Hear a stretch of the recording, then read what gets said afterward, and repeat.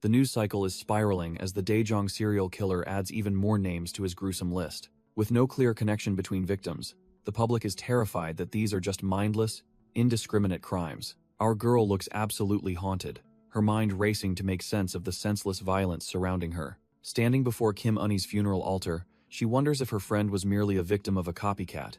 Outside, the city remains indifferent, with people going about their lives while a predator hides in plain sight. She returns to the WBC headquarters, hoping the familiar grind of work will dull the sharp edge of grief. With a soft click, she sets down her ID, trying to reclaim her identity as a professional journalist. The sound of typing fills her office as she stays fueled by caffeine, hunting for a hidden pattern. News of a slaughtered family surfaces, proving the killer isn't planning on stopping his trash tier spree anytime soon. Her chair creaks as exhaustion hits her, making her realize how deep this rabbit hole actually goes. Saya La is hitting a wall, her head throbbing from the sheer weight of the investigation. It feels like the entire world is spinning out of control while she drowns in her own thoughts. Suddenly, a voice snaps her back to reality, leaving our girl completely dumbfounded and wide-eyed. Her colleague Yoon Yo-han looks worried, asking if those nasty headaches are starting to act up again. Turns out they aren't at the office, but grabbing a meal in a loud, crowded restaurant. She tries to play it cool, waving him off and claiming she was just lost in thought. Johan isn't buying it, reminding her that the last time she said that, she ended up losing her lunch. Another coworker chimes in, noting that it's only natural considering the trauma she faced just weeks ago. Even with good food and drinks on the table, the atmosphere remains heavy and suffocating. Sayla stares off, knowing that some scars from this job just don't heal with a simple meal. Sayla flashes back to a happier time, sharing drinks and laughs with her dear friend and Johan. Her friend was always the life of the party, laughing without a single care in the world. But that laughter was silenced forever when Sayla had to identify her cold, battered body. The medical examiner asks for a final confirmation, his clinical tone making the nightmare feel all too real. Through her tears, she confirms the identity, heartbroken by how pale her once vibrant friend has become. The horror intensifies as she notices a cryptic number carved right into the back of the victim's hand. This is the work of Number, a trash-tier monster who treats human lives like a simple tally. Back at the table, Johan wonders aloud exactly how many people have fallen victim to this psycho. Their coworker grimly adds that the death toll has officially crossed 40, including all the sick copycats. Another colleague laments how the world is going crazy, wondering why the police are so utterly useless. Her colleague vents his frustration, downing his drink while wishing those bastards would just face a firing squad already. Sayla remains cold and numb, pointing out that even a death sentence won't bring her friend back. The group falls into a heavy silence as the weight of the tragedy crushes the mood at the table. She reflects on how useless it is to just react to crimes after the damage is already done. Gripping her head, she wonders if they need a fundamental way to weed out future criminals before they strike. Her gaze turns predatory as she considers the dark idea of hunting down killers before they draw blood. Johan watches her closely, sensing that something dangerous is brewing behind her intense, unwavering stare. She admits to the group that these dark thoughts have been the only thing occupying her mind lately. The city streets feel colder and more unforgiving as the group finally leaves the restaurant for the night. Johan tries to break the tension, calling out to Sayla as they step into the dim night air. Johan tells our girl to take the bright path home since it's packed with security cameras for safety. He pauses for a second, looking like he's got something heavy on his mind before stopping her. Our boy shoots his shot, suggesting she find someone nice who might be closer than she thinks. Sayla just laughs it off, thanking him for the concern without realizing he's talking about himself. He watches her walk away with a bittersweet smile, clearly hoping his message actually landed this time. Little do they know, a pair of dark boots is dangling from a rooftop right above their heads. The killer, known as Number, watches from the shadows, his cold gaze fixed on the unsuspecting pair below. Back at the office, the case files show there's absolutely no connection between any of the recent victims.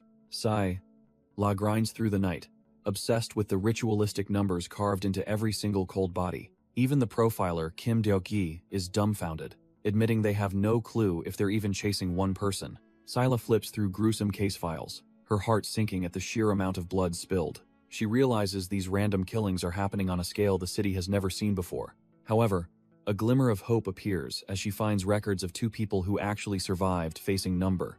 The first survivor, Lee Ja-yeon, trembles while recalling how she only escaped through pure, dumb luck. During the interview, Sayla listens intently as the girl describes a normal day turned into a nightmare. Tears well up in the survivor's eyes as she struggles to process the trauma of that fateful evening. She vividly remembers the cold steel of a blade pressing against her, certain her life was over. But instead of finishing her, the killer just stood over his other victim, leaving her traumatized. Next, Sai-la meets Choi Chang-won, who insists the path they took was a common route. He explains that he was just hanging out with his crew when the situation suddenly went south. Choi Chang-won recalls the chilling moment he realized the bustling street had suddenly gone deathly silent. As Sai-la takes notes, the survivor struggles to describe the overwhelming sense of dread that followed them. He remembers his crew being cornered in a dark alley, realizing their fate was already sealed by number. Our girl Sai-la can't help but feel dumbfounded by the sheer inconsistency of these brutal encounters. Looking at the blood-stained crime scenes, she wonders what possible criteria the killer uses to spare some. Standing behind the police tape, she questions why a ruthless predator would risk leaving any witnesses alive. Lee Ja-yun breaks down, recalling the terrifying voice that whispered to her while she prepared for death. The poor girl was backed against a wall, certain that the hooded monster was about to strike. But as she looked into that glowing blue eye, the killer seemed to be searching for something specific. After hearing the killer was looking for someone else, Sai-la wakes up, gasping from the haunting nightmare. Sai-la is losing her mind because the police are gatekeeping the victim's numbers, leaving her completely in the dark. She lies there, wondering how a predator this bold can even operate within the borders of Korea. The killer is so brazen he doesn't even hide the bodies, almost like he's mocking the entire system. Back at her desk, she stares at the blank screen, desperate for any shred of evidence to surface. Our girl is dumbfounded to find her tip mailbox completely jammed with messages from the public. Her eyes widen as she spots something that looks far more serious than the usual trash-tier rumors. Turns out, a mysterious sender claims to have the inside scoop on the ritualistic killer known as Number. She leans in close, praying this isn't just another sick prank meant to waste her time. Her fingers fly across the keypad as she decides to take a gamble on this unknown source. As the evening hours tick by, she introduces herself and asks for an interview regarding that cryptic email. Night falls over the city as the moon hangs low, setting a grim stage for this secret meeting. Our girl arrives at the location, feeling a surge of adrenaline because the lead is actually panning out. Little does she know, Number watches from the shadows, already planning his next move to gather more material. She remains blissfully unaware, convinced that digging deeper into this case will finally bring her the truth. The sound of her boots echoes through the empty street, marking every step toward a potential trap. Each click of her heels feels heavier, as the silence of the night begins to feel suffocatingly loud. Her heart starts to race, sensing that the atmosphere has shifted into something far more dangerous than before. Suddenly, she freezes when the killer's long, predatory shadow stretches out before her, signaling she isn't alone. She recalls the survivor's warning about how the busy streets suddenly empty out right before the killer strikes. Her breath hitches as she desperately commands herself to stay calm despite the sheer terror flooding her veins. Sai-la tries to convince herself the rhythmic footsteps behind her are just a mere coincidence. She remembers the survivor's story about a lone man following victims, making her blood run cold. Glancing back, she sees the dark figure lurking, realizing her gut feeling was right all along. Pure terror finally takes hold as she realizes the predator has officially chosen his next target. Before she can even scream, the killer lunges forward with terrifying speed, closing the gap instantly. She lets out a desperate cry as the monster finally makes his move to claim her life. His heavy boots slam against the pavement, signaling that there is absolutely no escape from this nightmare. Our girl hits the ground hard, staring up at the shadow that is about to end her story. As a gloved hand reaches out to silence her, she realizes just how close death truly is. Suddenly, Yoon Yo-han bursts onto the scene, throwing a heavy strike to keep the trash-tier killer away. Lee Sai-la is dumbfounded to see her colleague Yoon Yo-han appearing out of nowhere to save her. Our boy doesn't waste a second, firmly grabbing her hand to pull her away from certain death. He urges her to move as they bolt down the dark alley with the killer right behind. While sprinting, she questions his presence, but he explains he was just nearby for work. Yoon Yo-han glances back and realizes with horror that this trash-tier psycho is the infamous ritualistic killer. The monster doesn't let up, his heavy footsteps echoing as he relentlessly pursues his fleeing prey. Lee Sai-la knows they need witnesses and suggests heading toward a place packed with people. Yoon Yo-han agrees, hoping the crowded restaurant district will finally force the killer to back off. Spotting a narrow shortcut, they realize it's their best chance to reach the safety of the main street. She rounds the corner at full speed, desperate to escape the nightmare lurking in the shadows. Lee Sai-la stops dead in her tracks, her eyes wide with a sudden, chilling realization. She scans the area desperately, but the safety of the main street is nowhere to be found. Confusion washes over her as she realizes the shortcut didn't lead where she expected at all. Our girl is trapped in a trash-tier dead end, surrounded by nothing but cold, unforgiving brick walls. She spins around to warn Yoon Yo-han, screaming that they have run straight into a lethal trap. Instead of helping, Yoon Yo-han swings a heavy pipe with a terrifying, cold expression in his eyes.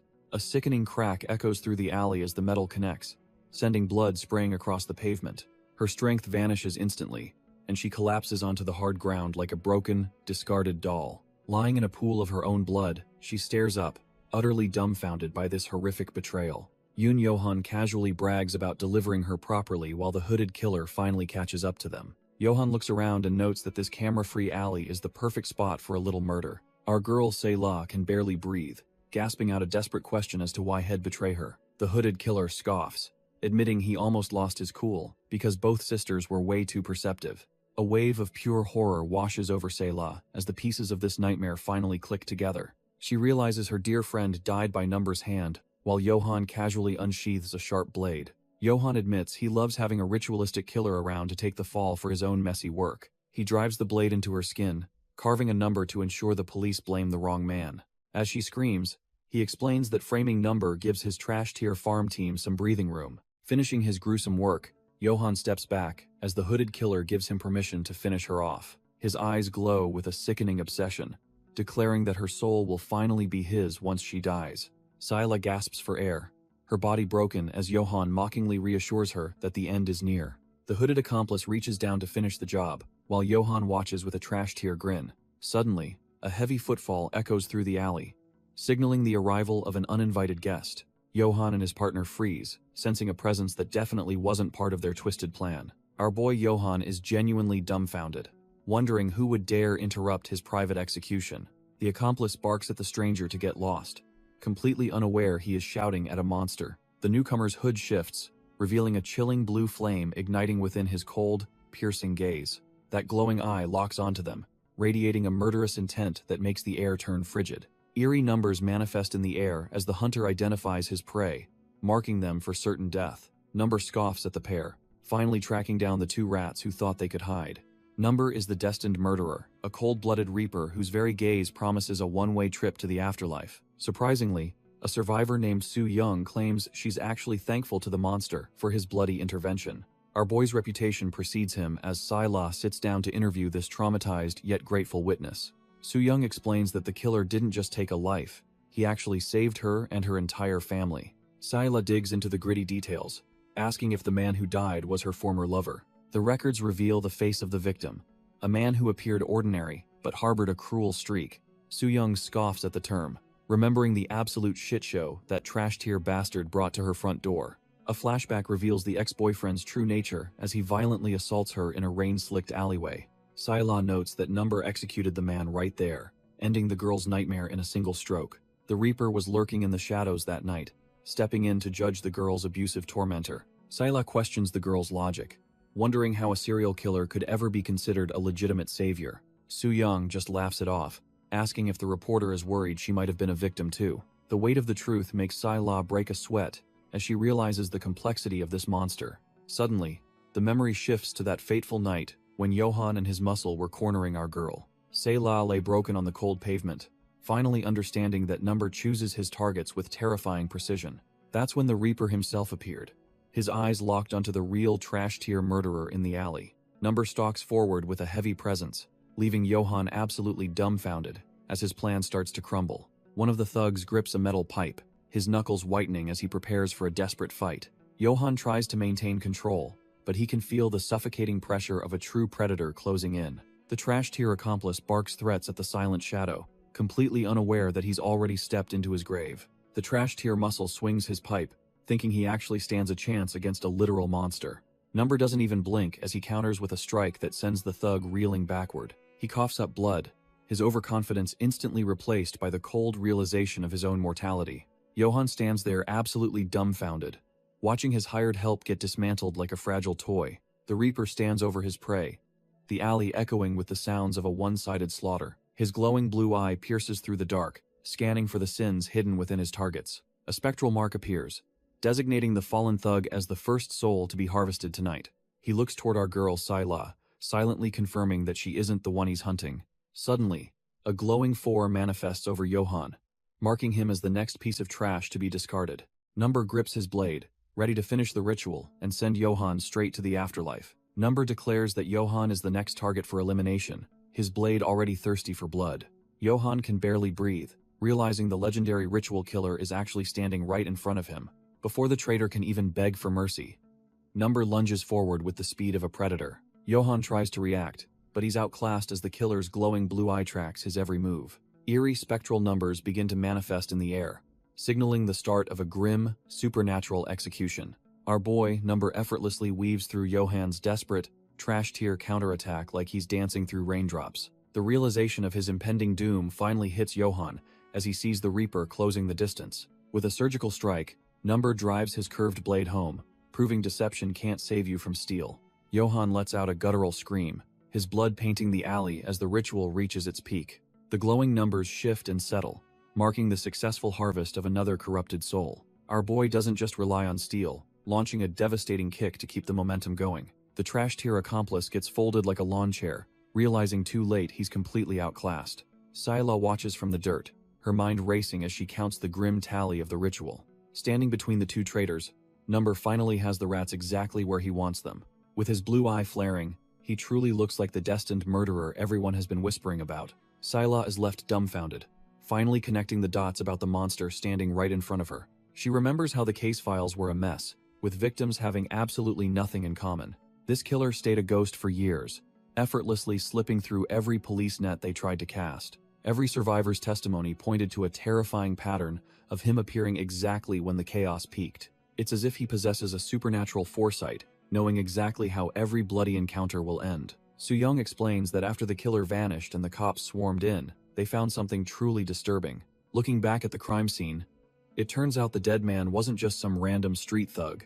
Inside his bag, the police discovered enough gasoline and burners to turn the entire neighborhood into an inferno. Sayla listens in horror, realizing the monster she's hunting might actually be a twisted kind of guardian. Su-young recalls her ex-boyfriend grabbing her hair, unaware that death was standing right behind him that night. If the killer hadn't slit that bastard's throat first, the encounter would have ended in a much worse tragedy. Without that intervention, Su-young's entire family would have been burned alive inside their own home by the lunatic. Back in the present, our boy Number looms over Johann like an inescapable shadow of final judgment. The traitorous rat tries to defend himself with a tiny blade, but his trembling hands betray his terror. Number doesn't waste words, delivering a bone-shattering strike that sends the trash-tier journalist flying into the dirt. Our boy doesn't hold back, delivering a bone-shattering kick that leaves the trash-tier journalist gasping for air. Johann's hand claws at the dirt, his pathetic attempt at a counterattack completely crushed by Number's overwhelming presence. Watching from the sidelines, Sayla is absolutely dumbfounded as she starts putting the pieces of this puzzle together.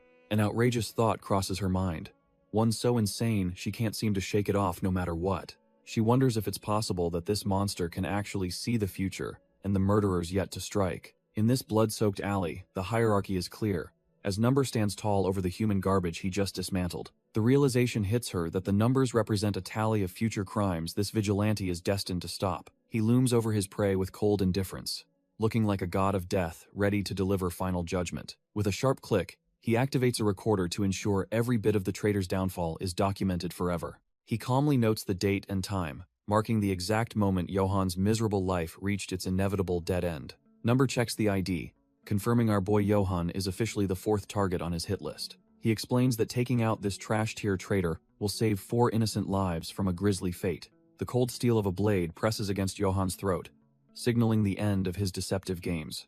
Number pins him down and calmly asks if he has any last words or final wishes before dying. He even offers to grant a small request or deliver a message if it's within his power. Johann can only choke on his own blood, his body failing as the reality of death sinks in. The traitor just laughs, mockingly asking who would ever go to their grave willingly, like a coward.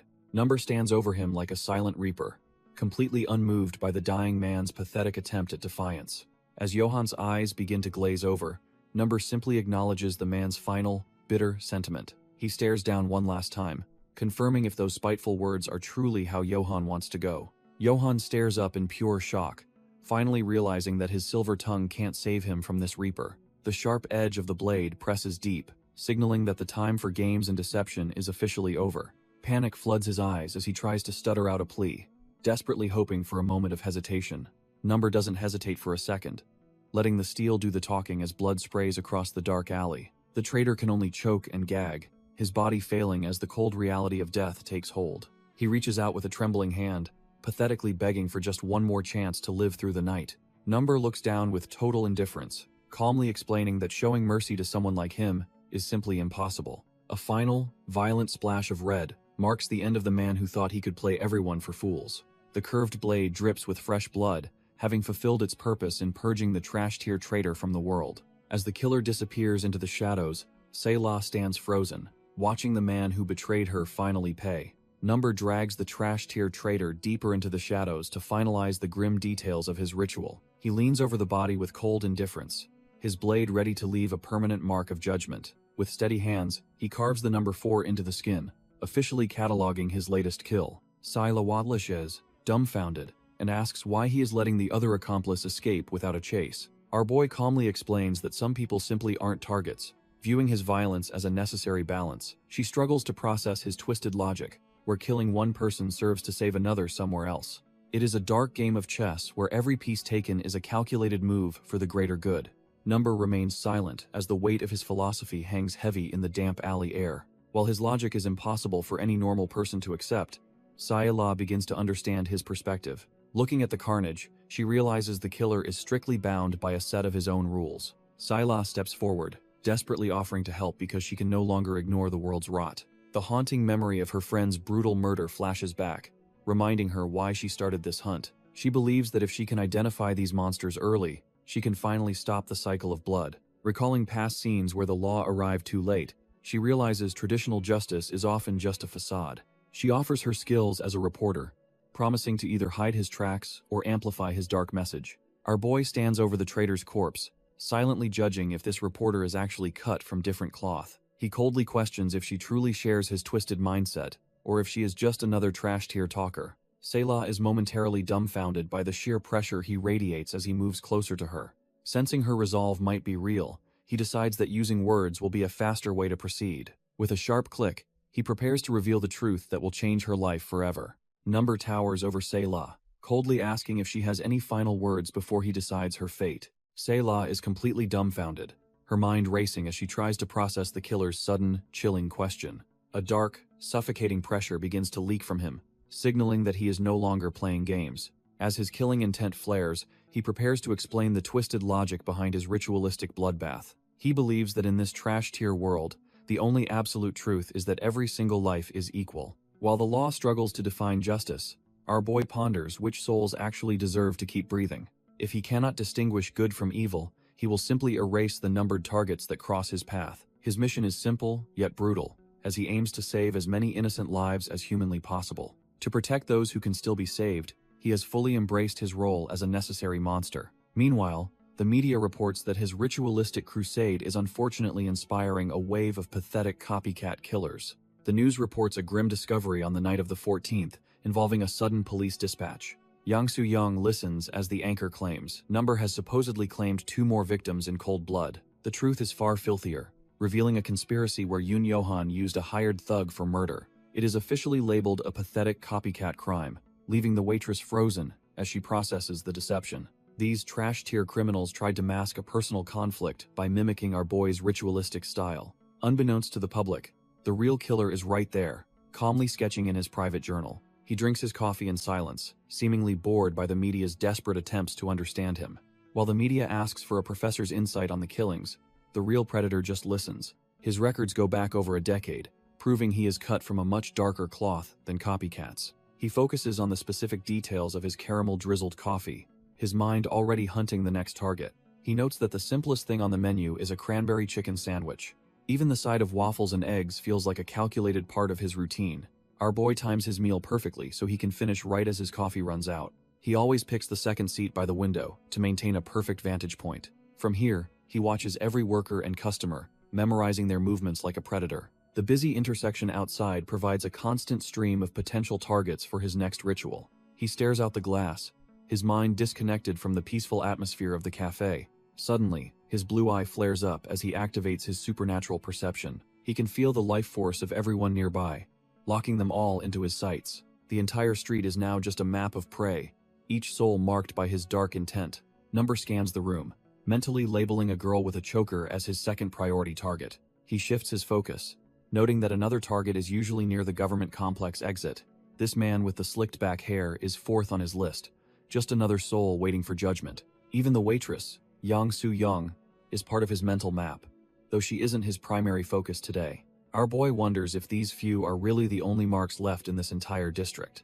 Suddenly, he catches a glimpse of something unexpected that completely shifts his priorities. His eyes lock onto a man in a suit whose ritualistic number is flickering with intense energy. Meanwhile, Yang Su-young returns with his order, only to find the seat unexpectedly vacant. She stands there dumbfounded, wondering how her customer could have vanished into thin air so quickly. All that remains is a full cup of coffee and enough cash to cover the bill. A rowdy group of thugs clinks their glasses, celebrating another day of being absolute trash-tier humans. The Hanshin gang is out in full force, making sure everyone in the bar knows exactly who they are. Right across from them sits the Gugjae gang, another group of lowlifes cut from the same cloth. The atmosphere turns toxic as the two groups start a shouting match, completely ignoring the terrified civilians nearby. The poor waiter approaches with a trembling heart, hoping to de-escalate the situation before things get bloody. Suddenly, a bottle flies through the air and shatters, sending shards of glass toward the innocent bystanders.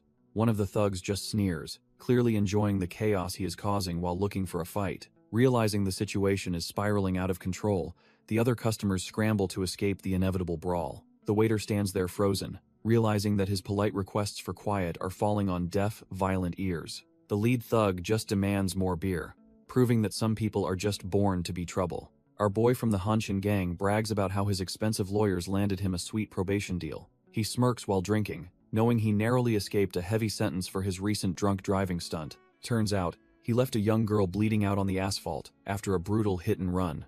Instead of feeling remorse, this trash-tier human wonders why people expect him to fix what is already broken. He recalls the girl's father wailing in the hospital, begging for justice, while his daughter lay there crippled. The thug just felt annoyed, thinking the old man should just accept their bad luck and move on. He laughs, explaining that a little physical intimidation from his crew finally shut the grieving father up. After downing an ungodly amount of soju, the group is finally ready to call it a night.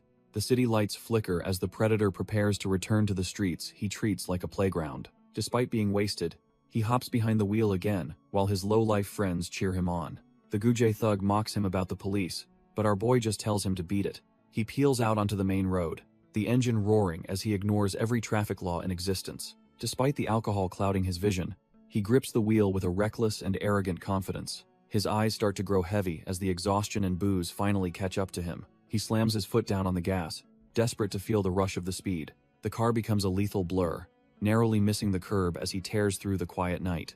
Bystanders can only watch in disgust as the local menace treats the public streets like a personal racetrack. Cold sweat beads on his forehead when he realizes he is slowly losing control of the vehicle. Suddenly, a chilling voice from the shadows of the back seat commands him to turn the vehicle immediately. The Hanshin thug is dumbfounded as Number presses a blade to his throat, forcing him to steer. Tires scream against the asphalt as the luxury sedan suddenly yanks into a sharp, violent turn. Pedestrians dive for cover, terrified by the reckless driving that turns the quiet street into a death trap. Inside, our boy Number keeps his blade steady against the Hanshin thug's throat, maintaining absolute control. He coldly dictates the route, ordering the trash-tier gangster to head toward the outskirts without hesitation. The thug can only curse his luck, realizing he's trapped with a monster who isn't playing games. A strange blue light flickers, a supernatural signal that only those tied to the ritual can truly sense. Number explains that this flickering is a grim omen, proving the thug's time is rapidly running out. The gangster's eyes widen in pure terror as he realizes his fate is already sealed by a higher power. Looking at the skid marks, Number reveals that the thug was destined to kill someone within hours anyway. He demands the driver move to the passenger seat, offering him one final chance for any last words. Number starts a grim countdown, forcing the thug to floor it as the final seconds tick away. The Hanshin thug is sweating bullets, realizing he's just a pawn in a game he can't win.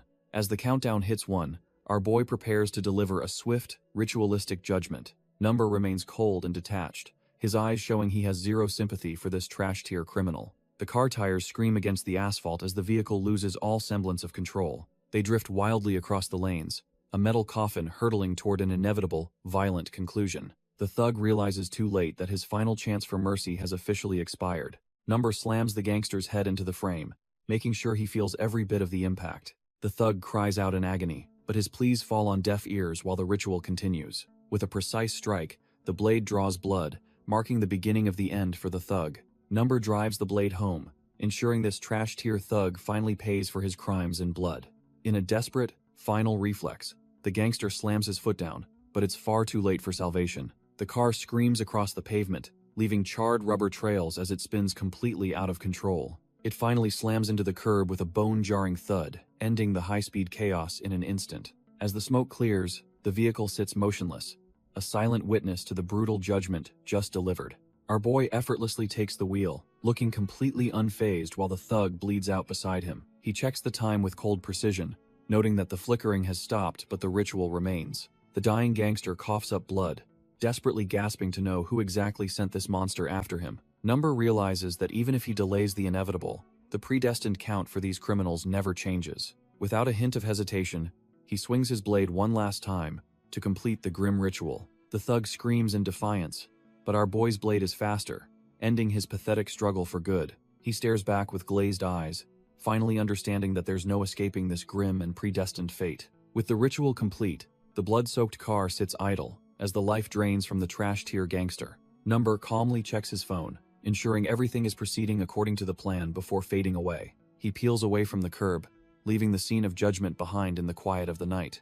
The city remains oblivious to the justice served in its dark corners as the sun begins rising. Later, he stops by a cafe where Soo-young greets him warmly, completely oblivious to his recent bloody work. He leaves the payment on the counter, keeping his interactions brief, and his presence as ghostly as ever. As he descends the stairs, he finds Sai-la waiting, her eyes searching for the truth he hides. Looking at her, he realizes it's finally time to make a decision that will settle things very soon. As Number heads down the stairs, he nearly runs into Soo-young, who is struggling with heavy boxes. She offers a quick apology while trying to squeeze past, unaware of the killer standing right there. Our boy pauses, his supernatural perception kicking in as he visualizes her role in the grand design. Suddenly, a sharp sting of pain shoots through her head, making her flinch at the worst possible moment. Her foot slips on the cold metal step, and she realizes she is about to take a nasty fall. The boxes fly into the air as she loses her balance, gravity finally winning the battle. Number just watches with a cold, indifferent expression, showing no intention of helping the poor girl. She tumbles backward while the ritualistic number 26 glows faintly, signaling her place in the sequence. His eye reveals a hidden mark, proving that every movement here is dictated by the ritual's dark rules. The boxes crash against the floor with a loud bang, echoing through the stairwell as she hits the ground. Soo-young winces as a sharp pain flares up, her body reacting to the ritual's dark influence. She looks back in a panic, certain that gravity is about to win this clumsy battle. Suddenly, our boy catches her arm with predatory speed, preventing her from taking a nasty spill. She stammers out a flustered apology, feeling completely dumbfounded by the stranger's sudden, silent help. The cafe manager rushes over in a panic while Number just stands there with an indifferent expression. Soo-young bows and apologizes for the mess, her voice trembling as she tries to save face. Our boy remains silent, his cold gaze fixed on her, as if he is reading her very soul. As they gather the scattered cards, he realizes she is already locked into the ritual's grand design. He notes her beige, curly hair, memorizing every physical detail to ensure the sequence remains perfect. Even her worn-out sneakers and height are logged, confirming her role in the upcoming dark events.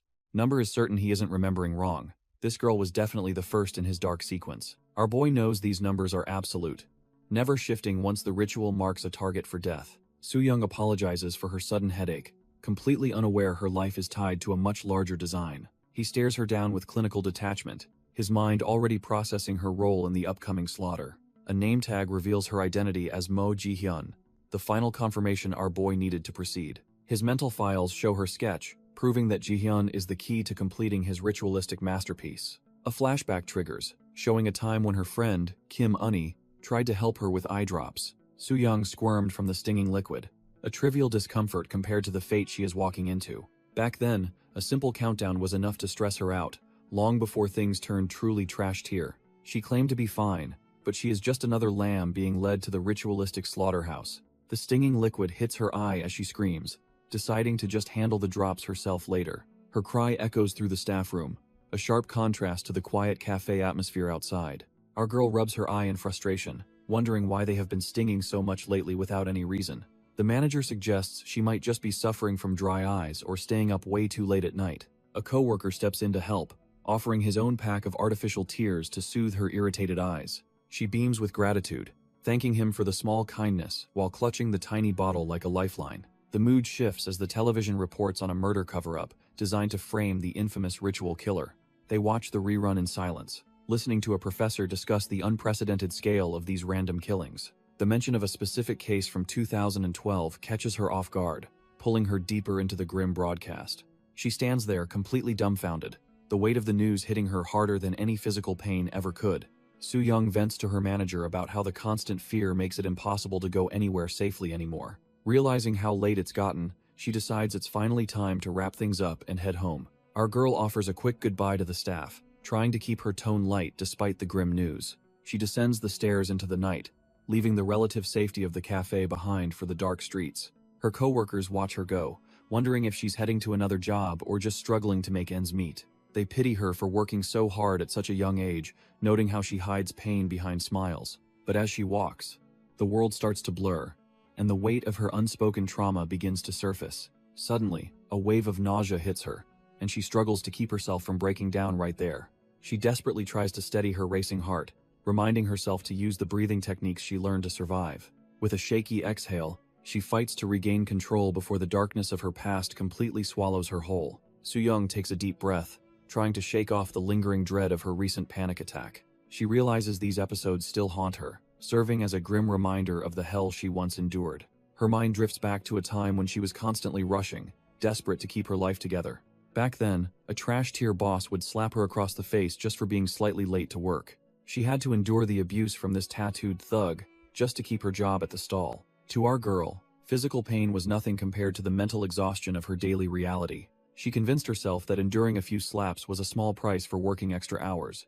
By playing along with his twisted rules, she could earn just enough to survive another day. Whenever her energy flagged, she'd give herself a small pat-pat to keep from breaking down. Even if it was forced, she'd look at her smiley pin and remind herself to keep moving forward. Our girl is just trying to keep her head down while grinding through another exhausting shift at the stall. She focuses on the orders, but a sudden feeling of being watched makes her skin crawl with unease. One of the customers stares at her with a look of realization that sends a chill down her spine. When he suddenly calls out a name from her past, Soo-young feels like her heart just stopped beating. She tries to ignore the recognition, but the cold sweat on her neck betrays her growing sense of panic. The group at the table is completely dumbfounded, wondering why their friend is making such a scene over a server. Another guy joins in the scrutiny, trying to figure out if she is actually someone they used to know.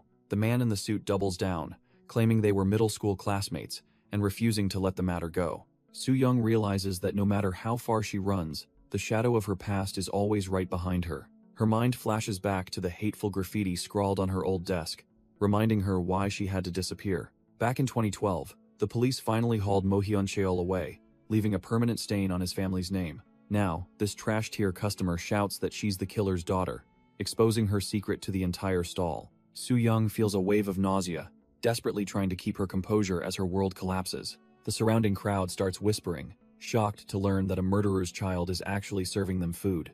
Her vision blurs as the trauma of her past stings her eyes like a physical blade. The man just smirks, acting like he's doing her a favor by recognizing her after all these years.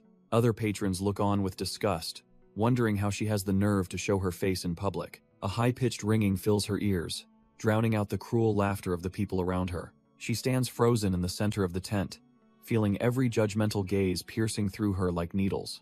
Outside, the indifferent city streets continue to hum, while our girl's life shatters into a million pieces. Soo-young stumbles into the dark alley, her lungs burning as she tries to escape the judgmental crowd. She clutches her head in agony, the trauma of being a murderer's daughter finally breaking her spirit. Suddenly, she remembers those cold, piercing eyes that have been haunting her every waking moment. Our girl collapses against the cold brick wall, wondering if she will ever find a moment of peace. The narrow alleyway feels like it is closing in, trapping her in a nightmare she cannot escape. High above the filth, Number watches her every move with the cold indifference of a predator. He notes her every detail, from her messy hair to her worn-out sneakers, confirming she is the one. A sudden noise echoes through the silence as a discarded box shifts, signaling his presence nearby. His supernatural perception activates, locking onto her soul as the ritualistic marks begin to manifest. Soo-young gasps in terror as glowing numbers materialize in the air, marking her for a dark, predestined fate. Number stares down in silence, wondering about the true identity of the girl he just marked. Our girl is left trembling, her mind racing as she questions who this hooded figure really is. Suddenly, the past rushes back like a flood of blinding camera flashes from a decade ago. The police struggle to contain the mob as they escort her father, the nation's most hated monster. Reporters scream for answers, but the trash-tier criminal remains chillingly silent even after his confession. Back home, her mother breaks down while the public demands to know why a killer deserves protection. Little Soo-young points at the screen, her heart sinking as she recognizes her own father on the news. At just 8 years old, her world shattered, forcing her to trade her name for a life in hiding. In the present, she pleads with her boss on the phone, desperate to keep her fragile life together. She clutches her old scrapbook, the only remnant of a childhood stolen by her father's blood-stained legacy. Soo-young watches her mother desperately scream over the phone, fighting for a paycheck while their world falls apart.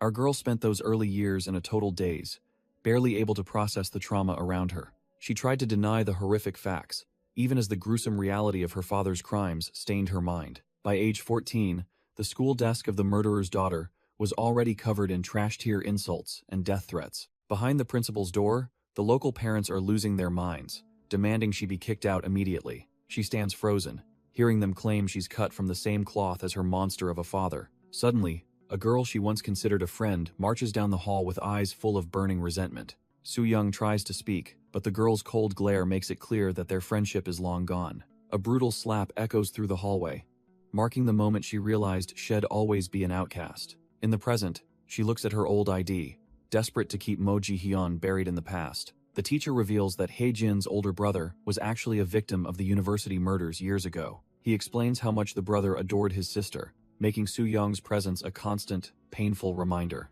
When asked if she knew about their bond, our girl can only sit there in stunned silence. Soo-young tries to defend herself, explaining her father abandoned her long before the killing spree even started.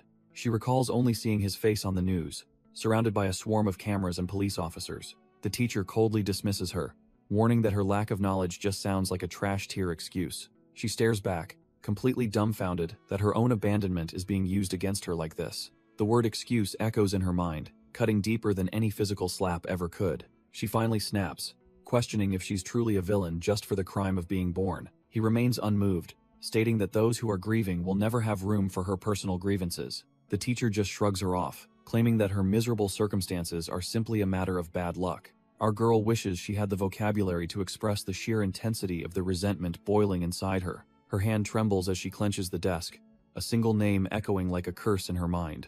It is the name of the monster who destroyed her life, Mo Hee-han Cheol, the father she truly despises. Later, the world continues its peaceful pace in a park, oblivious to the girl's internal devastation. She sits isolated on a bench, watching the happy crowds while feeling completely disconnected from humanity. Suddenly, a sharp pain flares in her eyes as her reality begins to distort into something supernatural. The pedestrians are suddenly branded with glowing numbers, revealing the hidden timers of their impending deaths. She gasps in pain, her head throbbing as she struggles to process this terrifying, ritualistic insight. Exhausted, she slumps back on the bench, haunted by the realization that her life is becoming a nightmare. Soo-young is reeling, wondering if this supernatural nightmare is actually her new reality. She starts figuring out the trick, realizing that squinting her eyes brings those haunting numbers into focus. The numbers vary in size and intensity, making her realize this isn't just a simple clock or timer. She collapses on a bench, desperately hoping this is just some weird, rare disease and not something worse. The weight of it all makes her want to scream as she tries to make sense of the chaos. Just then, our boy Baek-min shows up, casually asking if she's drowning in worries again. She brushes him off as a mere baby, though he reminds her she's only a month older than him. Even though she called him there, she keeps up the prickly attitude while they sit in the park. Suddenly, he tosses a small box her way, catching her completely off guard. She's dumbfounded when she sees it's hand cream, wondering why he's suddenly acting so thoughtful. Baek-min reminds her that tomorrow is her birthday, wondering why she's acting so surprised. Soo-young is caught off guard, her face flushing as she realizes he actually remembered. He suggests grabbing some food and hitting up a PC cafe like they used to do. He stares at her intently, his sharp eyes searching for what's really bothering her. Suddenly, he panics when he sees tears welling up in her eyes, asking why she's crying. She desperately tries to laugh it off, claiming it's just a weird reaction to the gift. Baek-min stays silent, clearly not buying her flimsy excuse for a single second. Her mind flashes back to the trash-tier treatment she's endured, from her father's shadow to public harassment. Sitting on that bench, she finally admits that things have just been incredibly heavy lately. They sit in silence under the trees, the weight of her secret still hanging in the air. Baekmin recalls a guy named Kim Min-soo, wondering if he was the one from Class 5. He sighs, telling our girl that out of everyone, she just had to run into that trash-tier guy. Soo-young clenches her hands, admitting that those old memories still make her feel physically sick and helpless. She remembers the principal's office, where a group of angry women gathered to demand her middle school expulsion. These parents were relentless, arguing that even if it wasn't her fault, they had to be realistic. They cruelly questioned if a child with a father in prison could ever grow up to be stable. With money tight and no education, they assumed she would eventually slip into a life of crime. But Soo-young tells Baekmin she was determined to prove them wrong and live a healthy life. She just wanted to be a normal, independent adult, far away from the dark legacy of her family. Looking out at the park, she vows she will never become a cold-blooded murderer like her father. Baekmin sighs, wondering why she feels the need to prove herself when she is already enough. Soo-young just laughs it off, teasing him that a student like him wouldn't understand the real world. Our boy decides it is time to stop the heavy talk and just have some crazy fun instead. He offers his hand, promising that a day of pure joy will prove she is a healthy person. Soo-young blushes, considering their options like a board game cafe or hitting up a PC room. He jokingly shuts down the gaming idea because she is trash tier at shooters, sparking a playful argument. They end up at the PC cafe anyway, where Soo-young screams in frustration during a heated match. Next, they hit the karaoke room, pouring their hearts out and failing to hit those high notes. As night falls, they wander the neon-lit streets, cooling off with some snacks after their wild marathon. For a brief moment, the weight of her father's shadow vanishes, replaced by the simple joy of ice cream. Soo-young's eyes widen as a chilling sensation washes over her, signaling that something is horribly wrong. Suddenly, a ghostly timer manifests in her vision, counting down the final moments of a life nearby. As the clock ticks down to 3 minutes, Baekmin remains completely oblivious while enjoying his sweet treat. She looks visibly shaken, making her friend wonder if their fun night has suddenly taken a dark turn. He asks if she is truly alright, while our boy keeps munching away, unaware of the supernatural countdown. Even though he acts casual, he starts feeling a heavy pressure, wondering if someone is actually tailing them. They continue through the crowded alley, passing by a suspicious man who seems a bit too interested in them. The duo keeps moving forward, but the tension in the air is thick enough to cut with a blade. Behind them, a couple of trash-tier thugs realize they almost blew their cover and laugh about the call. One tells the other to quit being a moron and stay sharp as they continue their creepy pursuit. A hidden lens tracks their movement, with the observer demanding a steady shot as they walk away. The footage reaches a trash-tier streamer who begins dissecting their night for his growing audience. He finds it twisted that our girl is out here living such a happy, normal life. Though the recording ends, he mentions a tip that they were spotted heading toward the nightlife district. He plays it off as typical teen trouble, but he's clearly hunting for a way to spark outrage. The real bombshell is the filming date, which happens to fall on a very dark anniversary. That day marks the memorial for the 13th soul taken by the infamous killer Mo Hee-hon Chol.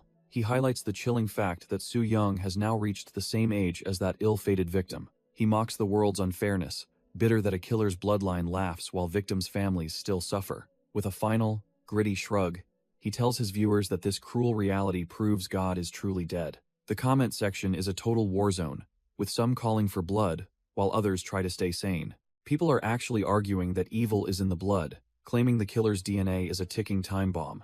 Our boy Baekmin wanders through the quiet neighborhood, completely unaware of the digital storm brewing over his head. He passes by some trash-tier locals who are busy making trouble, but he's got his mind on other things. Meanwhile, the authorities are struggling to hold back the vultures, trying to turn a tragedy into viral content.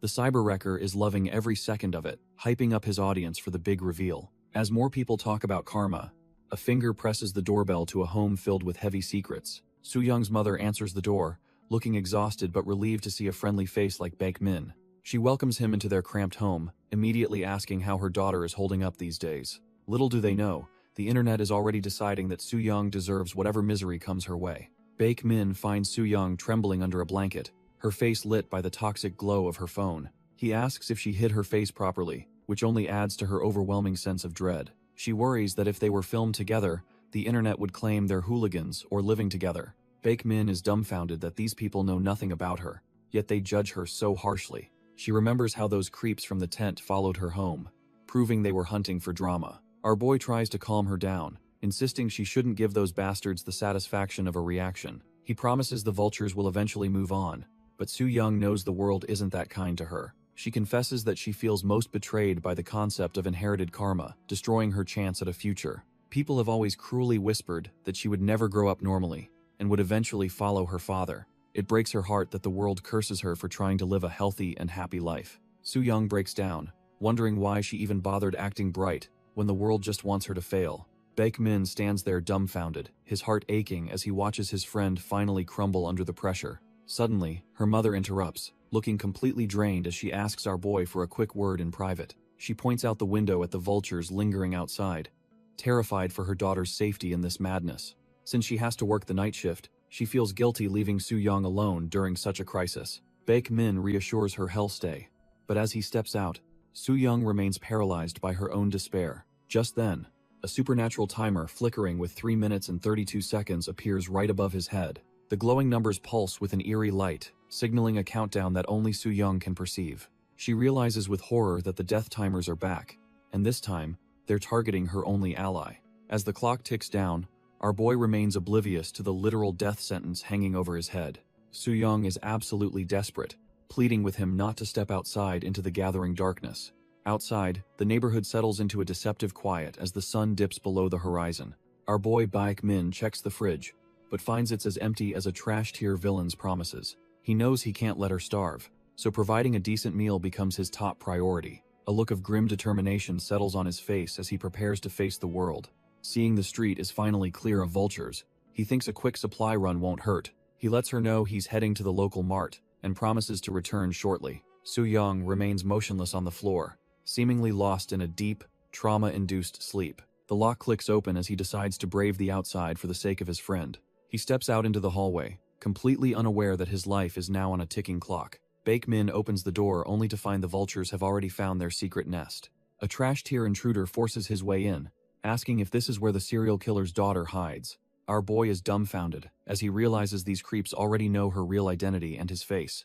A greasy streamer shoves a camera forward, demanding a three-way interview with the infamous Mo Ji-hyun. Inside, Soo-young remains lost in her nightmare, completely unaware that the real monsters are at the door. Baek-min tries to stand his ground, shouting that they're trespassing and threatening to call the cops. These vultures aren't budging, planting their feet firmly to ensure the door stays wide open for their content. A heavy hand slams against the frame, cutting off any hope of a quick escape. One of the older creeps looms over him, his presence suffocating as he stares down our boy. Baek-min desperately reaches for the handle, but he's losing control of the situation fast. The trash-tier intruder stares coldly, completely ignoring our boy's desperate demands to let go of the door. Baek-min freezes when the man recognizes his school uniform, realizing this creep knows way too much. The man reminisces about how his own daughter attended that same school over a decade ago. Our boy is dumbfounded as the vibe shifts from simple harassment to something much more personal and twisted. Turns out, Soo-young is now the exact same age as the man's daughter when she was murdered. He rants about the world's unfairness, his grief curdling into a dark, vengeful obsession right before our eyes. Suddenly, the intruder loses his patience and violently shoves Baek-min aside like he is nothing. He marches into the home, hunting for the girl while our boy scrambles to find his footing. The creep relishes the irony of the killer's daughter being within reach, his shadow swallowing the room. He pulls out a heavy hammer, deciding it is finally his turn to deliver some sick, vigilante justice. The intruder swings his hammer with a sickening thud, letting years of bottled-up hatred finally explode. Baek-min collapses instantly, his head split open as the other trash-tier thugs watch the vigilante justice unfold. Hiding just inches away, Soo-young trembles while watching her only protector's life leak onto the floor. The man looks utterly possessed, demanding to know why anyone would risk their life for a killer's daughter. He drags our boy up by his shirt, unaware that a glowing death timer is counting down his final moments. While he rants about settling the score, Soo-young stalks behind him, her fear replaced by a sharp, murderous intent. Baek-min's eyes grow heavy as the timer hits its final stretch, the world blurring into a haze of pain. In that moment of peak trauma, Soo-young's vision finally snaps into focus, revealing the hidden truth of the ritual. She recalls seeing these numbers before, realizing now that every second of their friendship was a ticking time bomb. It turns out the fate of everyone around her has been written in these glowing digits all along. Baek-min's life is literally ticking away, with barely a minute left before the ritual claims him. Soo-young realizes the world only sees her as a monster's spawn, a target for the cyber wrecker's lens. The internet's trash tier comments prove they just want someone to blame for their own miserable losses. If the world wants a villain, she decides she might as well give them exactly what they're asking for. She grips the kitchen knife, ready to end the cycle of pain by becoming the monster they fear. Suddenly, a cold hand clamps down on her wrist, stopping her from throwing her life away so easily. Soo-young stares at the steel, dumbfounded as she sees her own fractured reflection staring back at her. The blade also reflects the crazed face of the grieving father who pushed her to this breaking point. Number effortlessly takes control of the weapon, his presence chilling the very air in the room. He calls her by her father's name and asks if those pathetic thoughts are really her last words. Number strikes with clinical precision, making it clear that her pathetic attempt at suicide won't happen today. He looms over her, coldly stating that her personal sob story and reasons for dying mean absolutely nothing.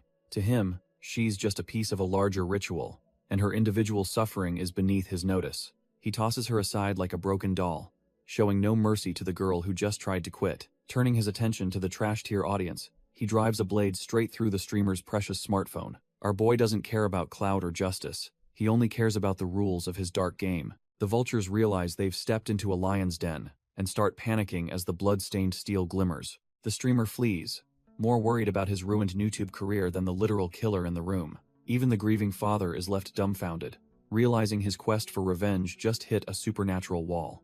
Soo-young collapses, her lungs burning as she realizes she's been granted a terrifying reprieve from the abyss. Soo-young is completely broken, her mind fractured as she stammers in absolute terror. The grieving father loses it, screaming that he is going to end her life right then and there. She just lies there, bloodied and dazed, waiting for the final blow to land. Suddenly, our boy steps out of the shadows and puts the old man in a lethal chokehold. Number coldly informs the man that he is not the only one who plays by these rules. With a sickening crunch, the life drains out of the father as he realizes he messed with a monster. The threat is neutralized, leaving Soo-young staring at the dark figure standing over her. She looks up with glazed eyes, desperately trying to figure out who this masked savior actually is. He does not offer comfort, just a chilling gaze that makes her wonder if she is truly safe. He notes she is still breathing, and that her ritual numbers have not vanished from his sight yet. Soo-young lies there absolutely dumbfounded, her mind racing as she tries to process the chaos around her. She suddenly realizes that the terrifying numbers floating above everyone's heads are visible to more than just her.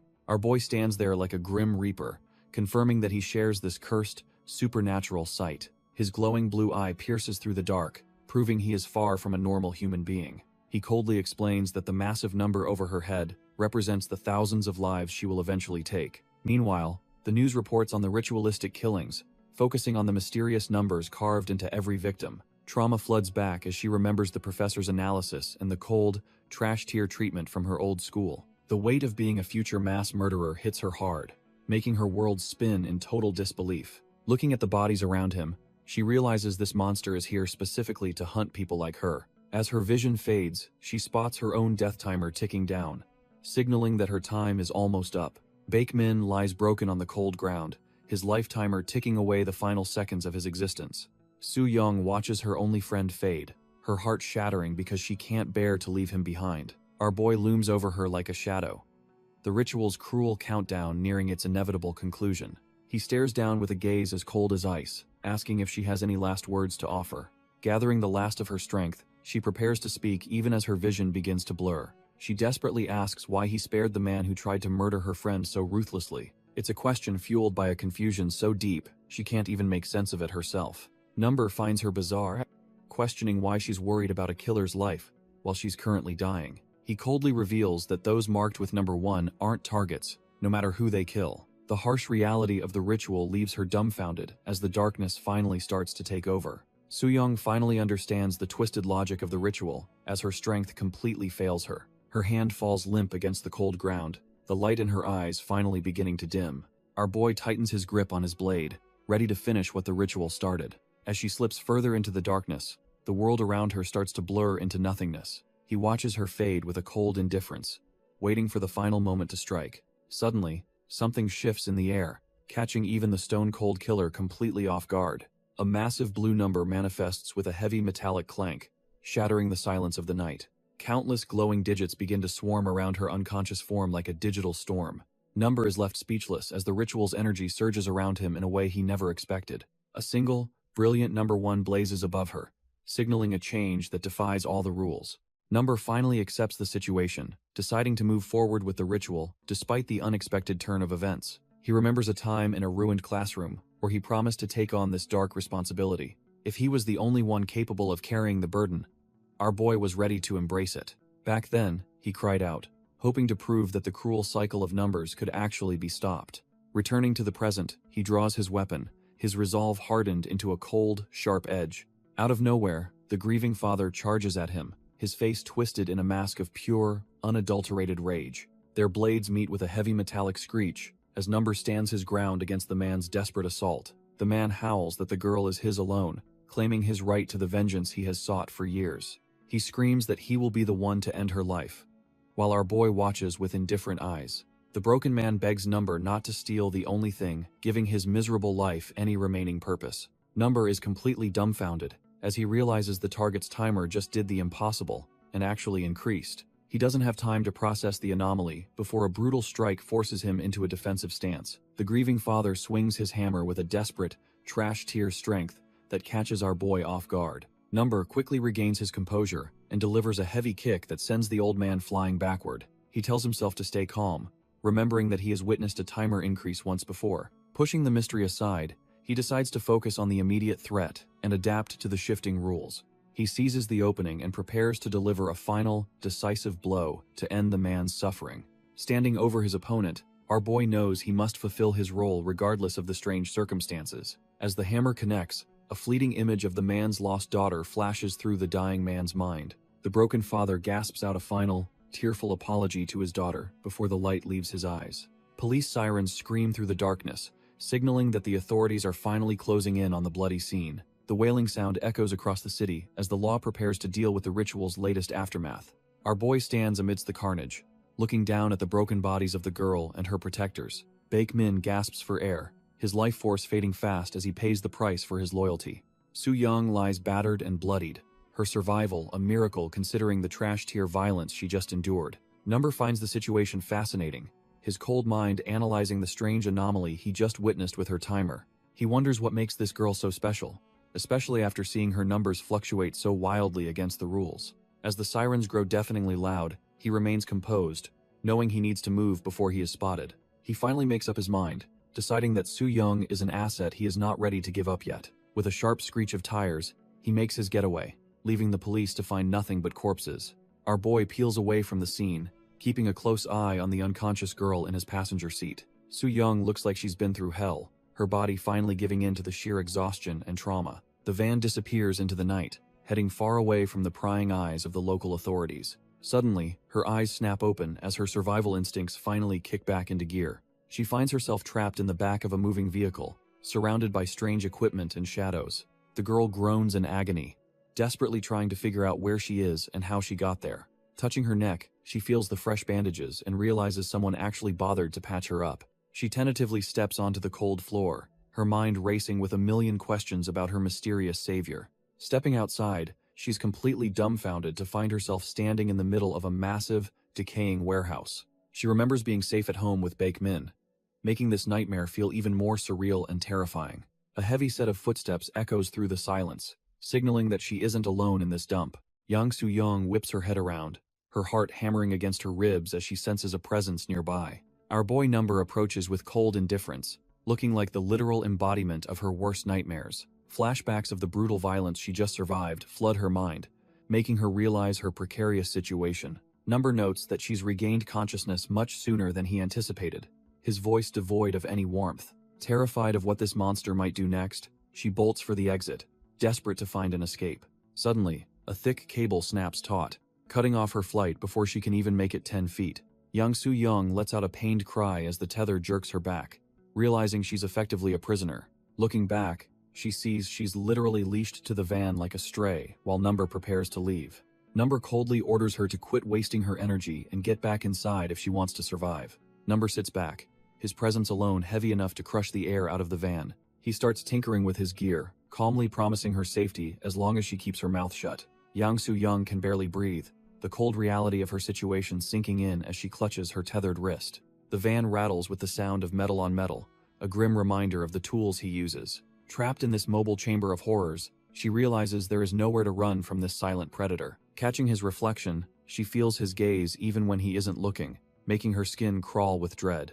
Suddenly, a memory clicks into place, and she realizes she has seen this man before at her old job. The news reports flash in her mind, connecting this mysterious figure to the infamous ritualistic serial killer. Number claims to see things others cannot, his targets marked by a fate only he can execute. A terrifying vision of blood and thousands of future victims haunts her, revealing the true scale of his mission.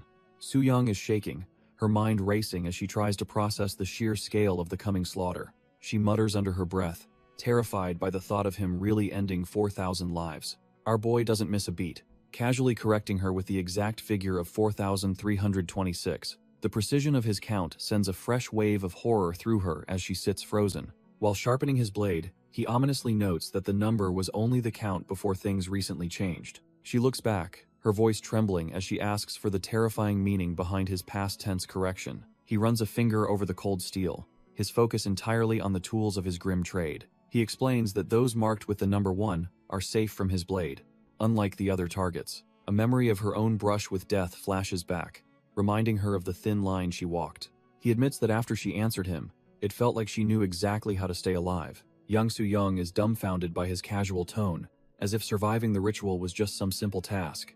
Our boy drops a bombshell, revealing that her friend Min is only breathing because of her actions. Relief washes over her as she realizes her loyal friend actually made it out of that nightmare alive. Number explains that the grieving father was destined to survive and kill, eventually becoming his next ritual target. The weight of being a target sinks in, making her realize how cold-blooded this entire game truly is. Suddenly, the realization hits her like a truck, and she turns back to demand the truth from him. He coldly admits to executing the man because he was about to end her life right then and there. She falls silent, staring at his grim collection of blades, while trying to process his twisted sense of protection. She wonders why the man's death timer never dropped, unlike the way hers did before she lost consciousness. He snaps back, asking if she is blaming him when she was the one who initially tried to kill. Our girl freezes as he starts dropping some heavy lore about the reality of their situation. He makes it clear that once a number is set, it's an absolute mark that never shifts. It doesn't matter if you're broken or buried. Your destined count is a fixed point in time. As he heads to the van, he explains that fate isn't something you just wiggle out of. She sits there trembling, realizing she's trapped in a car with a literal force of nature. Our boy slams his hand down, demanding her full attention as he reveals her unique status. He points out the impossible truth that she somehow managed to actually lower her own count. With a chilling gaze, he asks if she finally gets why she's so important to his ritual. Shez left sweating and dumbfounded.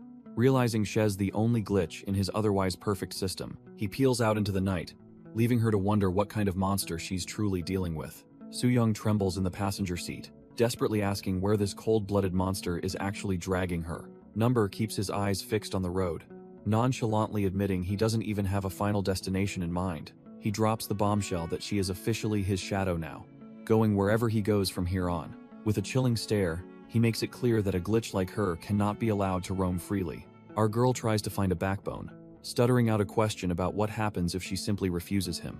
He tosses her a phone, mockingly telling her she is free to try her luck at escaping his grasp. She stares at the device, realizing that even with a lifeline, she is still completely trapped in his world. He warns her that returning to her old life means a permanent existence as a hunted, desperate animal. The news is already painting her as a killer, making it impossible to ever clear her name alone.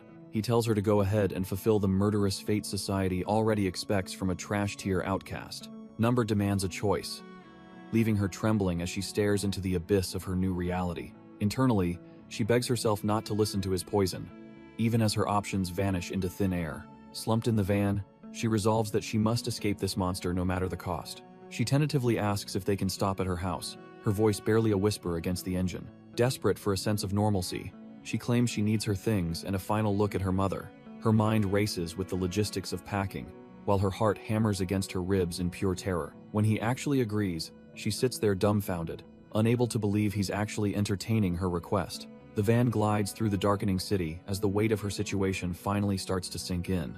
They arrive at her old apartment, a place that no longer feels like the sanctuary it once was. Clad in a beanie to hide her face, she stalks through the hallway like a shadow in her own life. Soo-young nervously adjusts her cap, praying the police have finally finished their sweep of the area. Number coldly notes he'll park in a blind spot to avoid any prying digital eyes. He gives her a strict 30-minute window to grab her things and vanish back into the night. To her shock, The plan actually works as she slips past the torn remnants of police tape. She stands in her trashed home. The silence, a grim reminder of the chaos that destroyed her life. Our girl starts frantically stuffing a bag with essentials, focusing on survival items like ramen and hidden cash. Every second feels like an eternity as she realizes this is her only chance to ditch that monster. Her mind races with a plan to bolt in the opposite direction the moment she hits the street. She takes a heavy step forward, her heart pounding against her ribs like a trapped bird. But as the reality of being a fugitive sets in, she wonders where she can even run to. A cold eye watches from the shadows, ensuring she doesn't try to slip away during her errand. Outside, his black van waits like a silent predator, ready to whisk her away to the next nightmare. He warns her that if she actually returns as ordered, she might just pass his twisted little test. Soo-young is visibly shaken, realizing her survival now hinges on the mercy of a calculated killer. He makes it clear that any thought of escape will be met with a swift and permanent end. Suddenly, a crazed figure emerges from the shadows of her trashed home, clutching a jagged, broken bottle. She spins around in pure terror, her heart hammering as she realizes she isn't alone in the apartment. The grieving father lunges at her with a desperate roar, his mind completely consumed by a murderous rage. She screams and shields herself, certain that this is where her luck finally runs out for good. The broken glass glints in the dim light, as the attacker prepares to deliver a final, lethal strike. The crazed figure is actually Baekmin, who freezes in shock upon realizing he almost attacked his friend. Soo-young is completely dumbfounded, her heart still racing as she stares up at her only remaining ally. He nearly breaks down with relief, expressing how grateful he is to find her alive and well. Still shaken, she asks what he is even doing back in this dangerous, trashed-out apartment. She points out the jagged bottle, forcing him to sheepishly apologize for nearly taking her head off. He explains he only crept back to grab a bag he had left behind once the police vanished. Finding the door wide open made him think someone was inside, so he grabbed the first weapon available. He admits he was terrified those trash-tier bastards from the mob had returned to cause more trouble. Her relief turns to guilt when she notices the fresh, heavy bandages covering his battered face. He tries to hide his injuries, but the physical price of his loyalty is written all over him. Soo-young is eaten alive by guilt, realizing her friend paid a bloody price for just knowing her.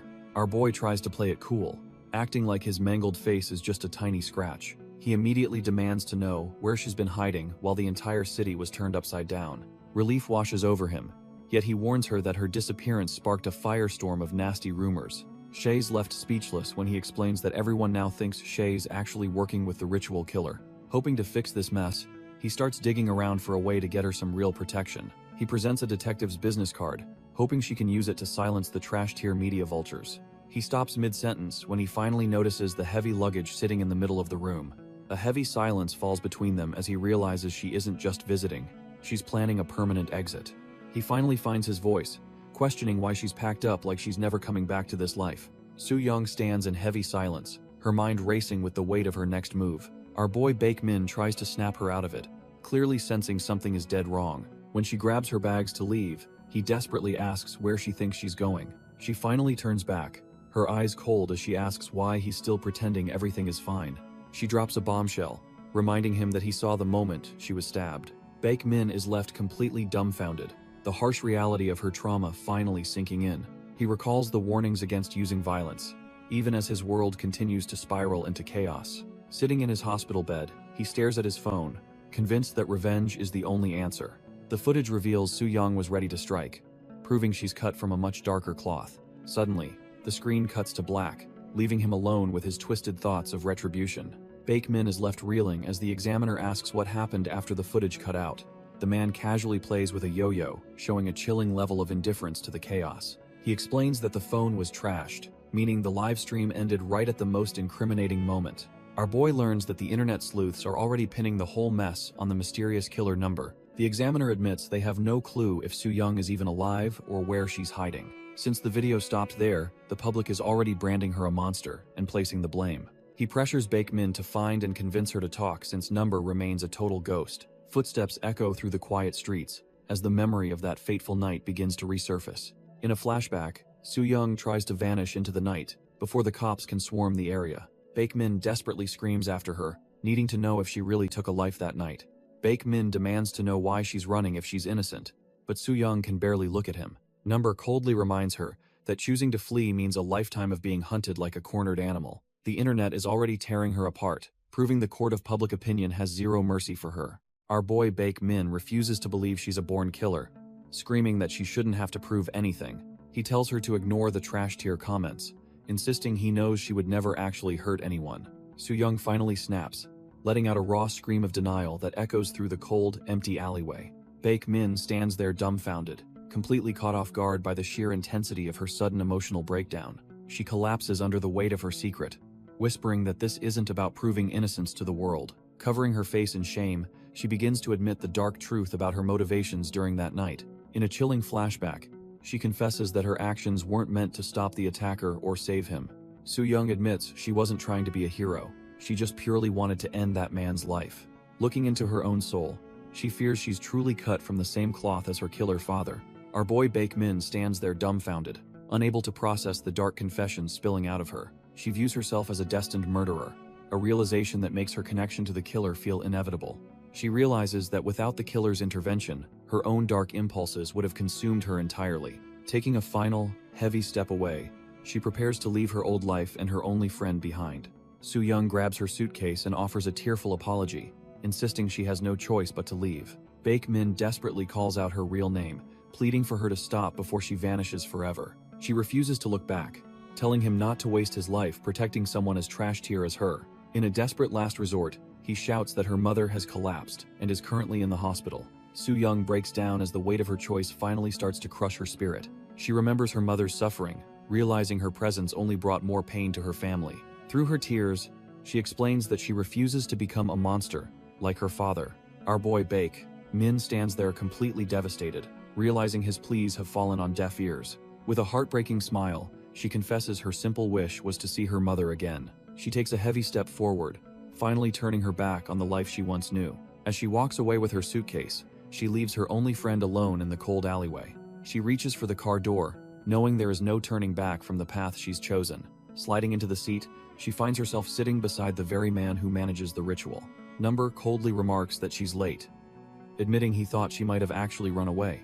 Soo-young questions if his true mission is to eliminate those who are destined to become murderers. Number remains cold, asserting that someone has to do the dirty work and he's the only one capable. She hopes that by staying with him, she can finally stop worrying about taking another person's life. He shifts the car into gear, casually telling her to relax because he has everything under control. As the van speeds away, he silently vows to execute her the second her kill count ticks up. Basking in the morning light, our girl feels the weight of her choice as her old world fades. Meanwhile, the medical examiner idly plays with his yo-yo while investigating a recently disturbed crime scene. He surveys the messy apartment, realizing their target was here and left in a massive hurry. He informs Sayla that the girl is definitely alive, though her suspicious behavior raises new questions. Sayla demands the CCTV results, hoping to catch a glimpse of where the girl might have gone. The medical examiner holds up a photo, his face obscured as he prepares his next move. It depicts Soo-young during her cafe days, looking completely oblivious to the dark fate following her. His eyes narrow with a cold intensity, urging his team to move faster before the trail goes cold. Meanwhile, Soo-young sits in the car, her eyes welling up as she realizes there is no turning back. The narrative shifts to a chillingly quiet hallway, where a past tragedy began to unfold. A terrified victim frantically dials emergency services, her voice trembling as she begs for someone to save her. She desperately provides her address, hoping the police can reach her before the monster outside breaks in. Tears stream down her face while she whispers that the killer is standing right outside her apartment door. Number stands there like a silent reaper, a dark silhouette waiting patiently for the ritual to begin. She bites her nails in a panic, wondering why the law is failing to stop this living nightmare. The victim's voice cracks as she begs the operator to explain why the law won't protect her. The police coldly remind her that loitering isn't a crime, leaving her completely defenseless in that dark hallway. She screams in pure desperation, asking if they really plan to wait until she's dead to finally act. Right outside her door, the killer waits with a chilling patience that would make anyone's blood run cold. Fast forward to the present, and a lone car winds through the mountains, far away from the city's chaos. 9 hours have passed, and Soo-young finds herself mindlessly eating just to keep her strength up. While she munches on her meal, Number sits in the back of the van, focused on his mysterious notes. The cereal is bland and soggy, a perfect reflection of the hollow life she's now forced to lead. She finally breaks the silence, asking our boy if there's anything else to eat besides this trash-tier breakfast. Number doesn't even look up, his cold focus remaining entirely on the ritualistic plans laid out before him. Number tells her to check the second drawer if she wants something other than her usual trash tier breakfast. Soo-young just feels dizzy thinking about the endless cycle of eggs and chicken breasts she's forced to endure. She finally asks our boy if he ever gets tired of living off nothing but soy milk and cereal. He coldly retorts that he has variety, but honestly, the taste is the last thing on his mind. For a guy like him, the routine is everything because it's the only thing that can be repeated. As she begrudgingly eats, he admits that unexpected variables are the only things that actually manage to bother him. It's now November 24th, marking the 4th day she's been traveling alongside the nation's most infamous serial killer. She realizes that while they are technically together, she's basically just dead weight doing absolutely nothing of value. Number warns her to stay hidden since the cops already know her face and are likely hunting her. He gives her a cold ultimatum, stating that if he isn't back by 1 a.m., she's on her own. Soo-young sits in the dark van, realizing that Number's routine is as cold and calculated as his kills. Our boy blends into the shadows, hunting for his next target among the crowd with terrifying, silent precision. She remembers him visiting her old workplace, realizing he was always there, watching her like a silent ghost. Back then, her life was simple, serving families and living a normal existence far from this ritualistic nightmare. She even shared laughs with her manager and coworkers, back when her biggest worry was just a shift. The weight of her reality hits her hard, as she lets out a heavy, trembling sigh in the silence. Clenching her fist, she's haunted by the crushing doubt of whether siding with a killer is actually right. Looking at the van tucked away in the grime, she wonders how her life became this trash-tier nightmare. Under the cold, indifferent night sky, she realizes there is absolutely no turning back from this dark path. Soo-young dozes off in the van while our boy looms over her like a dark, silent omen. She suddenly jolts awake, her heart hammering against her ribs as the reality of her situation rushes back. Number stands there, drenched in fresh blood, looking like he just crawled out of a literal slaughterhouse. He carelessly tosses his ruined, gore-stained shirt aside as if the lives he took were just minor inconveniences. The metallic stench of death fills the cramped space, making her stomach churn with pure, unadulterated dread. Trembling, she asks about his body count for the night while he settles into the seat beside her. He coldly confirms he took out 2 targets because their ritual numbers were reaching a critical, dangerous threshold. Even if force was required, he insists it was necessary, leaving her speechless and drowning in moral doubt. Suddenly, a searing pain spikes through her eye, signaling that her cursed gift is acting up again. Number immediately senses her sudden change in demeanor and turns his attention toward her. He asks what is happening while Soo-young struggles to hide the agonizing pressure building behind her eye. As she finally turns around, her vision shifts and her eye begins to glow with an eerie light. A massive, glowing timer suddenly manifests right next to Number, leaving her absolutely paralyzed with shock. Everything starts to make sense as she finally deciphers the horrifying meaning behind these cursed, floating digits. She realizes these numbers are actually death timers, counting down the seconds until a person's life is extinguished. The tension peaks when Number coldly addresses her by her real name, Mo Ji-haeon, shattering her facade. He looms over her with an intense stare, pressuring her to reveal exactly what her supernatural eyes see. Our boy has her cornered, and Soo-young is left sweating bullets as her deepest secrets are laid bare. Soo-young tries to play it cool, acting like she has no idea what he is talking about. Number just stays silent, his heavy presence filling the small space as he weighs her suspicious words. Deep down, she knows there is no point in lying, yet a gut feeling tells her to keep quiet. She decides that revealing the truth about the death timers will not do anyone any good right now. Suddenly, a jagged memory of a violent crash flashes through the darkness, accompanied by a sharp, stinging pain. Back in the day, a staff member asks if he is all right after a mysterious incident at school. Our boy just puts on a fake smile, insisting he is perfectly fine despite the obvious trauma. But the truth is, his eye would not stop stinging, marking the beginning of his own cursed journey. Back in the present, Number sits in silence, realizing their situations are cut from the same cloth. The city stays cold and heartless while the sun dips low, signaling another night of grim business. Our boy ducks into the shadows, ditching the van in a cramped alley to keep a low profile. Number tells Yang Soo-young he is heading out for supplies and claims he will be back soon. Sitting alone, she remembers the simple days at the cafe before her life turned into this nightmare. Suddenly, her golden eye sparks to life, dragging her back into the world of those cursed death timers. She watches the glowing numbers haunt every pedestrian, realizing everyone is just a walking corpse on a clock. Yang Soo-young starts piecing the puzzle together, noticing the units on the timers change at a different rate. It turns out the numbers shift from minutes to hours depending on how much time the victim has left. She figures if the gap is wide enough, The timer even tracks the days until their final breath. Soo-young realizes the timers can stretch into years, making her wonder about the fate of everyone she knows. Our girl's mind drifts back to a time when her family was still whole, before everything went south. She remembers standing with her parents, just a normal kid, unaware of the monster lurking right beside her. Suddenly, the vision shifts, and she is left dumbfounded by a chilling realization about her own past. Her mother looked so worn down back then, clearly hiding a mountain of stress behind a fragile mask. Young Soo-young asks if she is doing all right, sensing that something is deeply wrong with her mother. Her mother just laughs it off, teasing her about not eating enough while she is living on her own. But those eyes did not lie, reflecting a deep-seated exhaustion that no amount of fake smiles could cover. The peaceful memory shatters as a violent pounding on the door echoes through her mind. Soo-young cowers as the sound of violent banging echoes through the thin walls of her memory. A voice outside snarls, threatening to make her pay if she ever dares to report him again. Huddled under her blanket, our girl desperately hopes that her threats of mutual destruction will keep the monster away. The door handle rattles violently as the aggressor challenges her to actually try and stop him. She trembles in total darkness, realizing that her words are useless against someone who has completely lost it.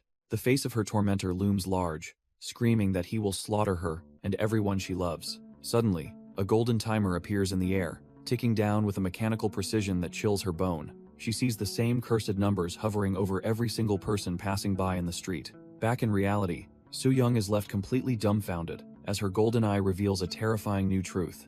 Yuna spots the trio and is dumbfounded to see their countdown numbers are identical. She can't wrap her head around what's happening as she stares in disbelief. Looking closer at the flickering numbers, she realizes they aren't ticking down like mere seconds. It hits her that they only have 8.5 hours left before disaster strikes. As the group heads off for shopping, our girl wonders if she should actually tail them.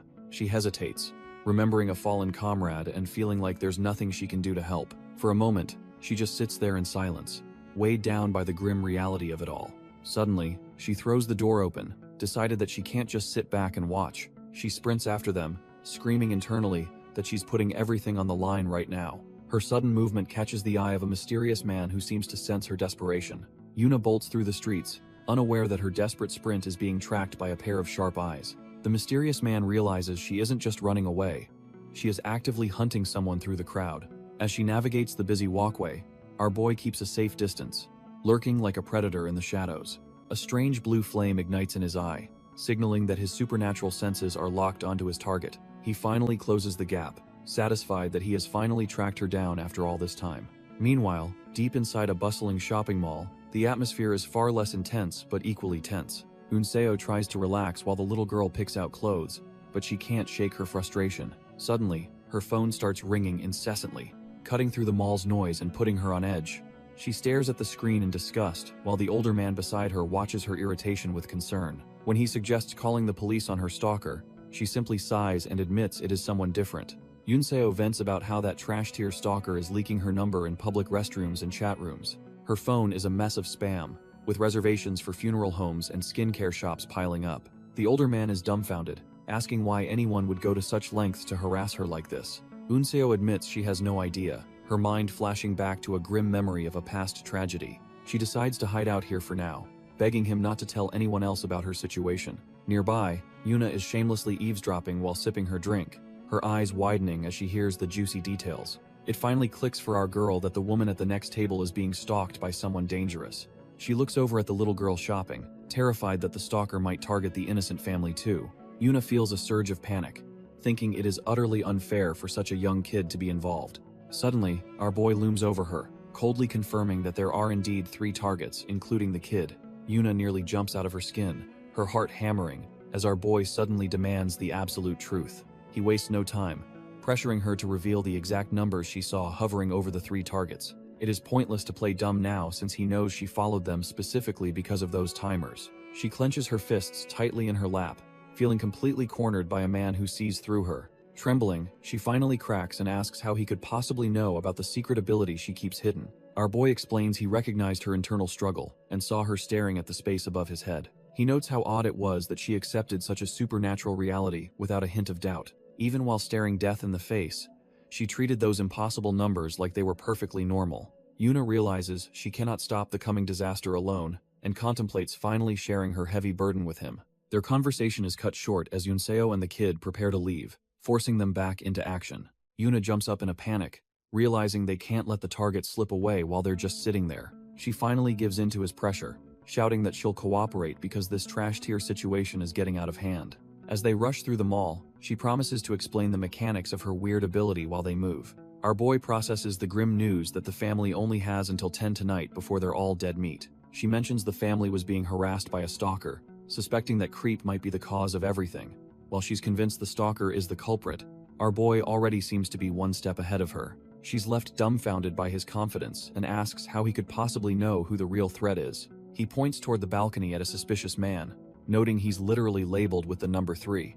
Yuna freezes in shock as she realizes that number perfectly matches the count of the intended victims. Up on the railing, a masked man in a red hoodie watches them, looking like a total nightmare.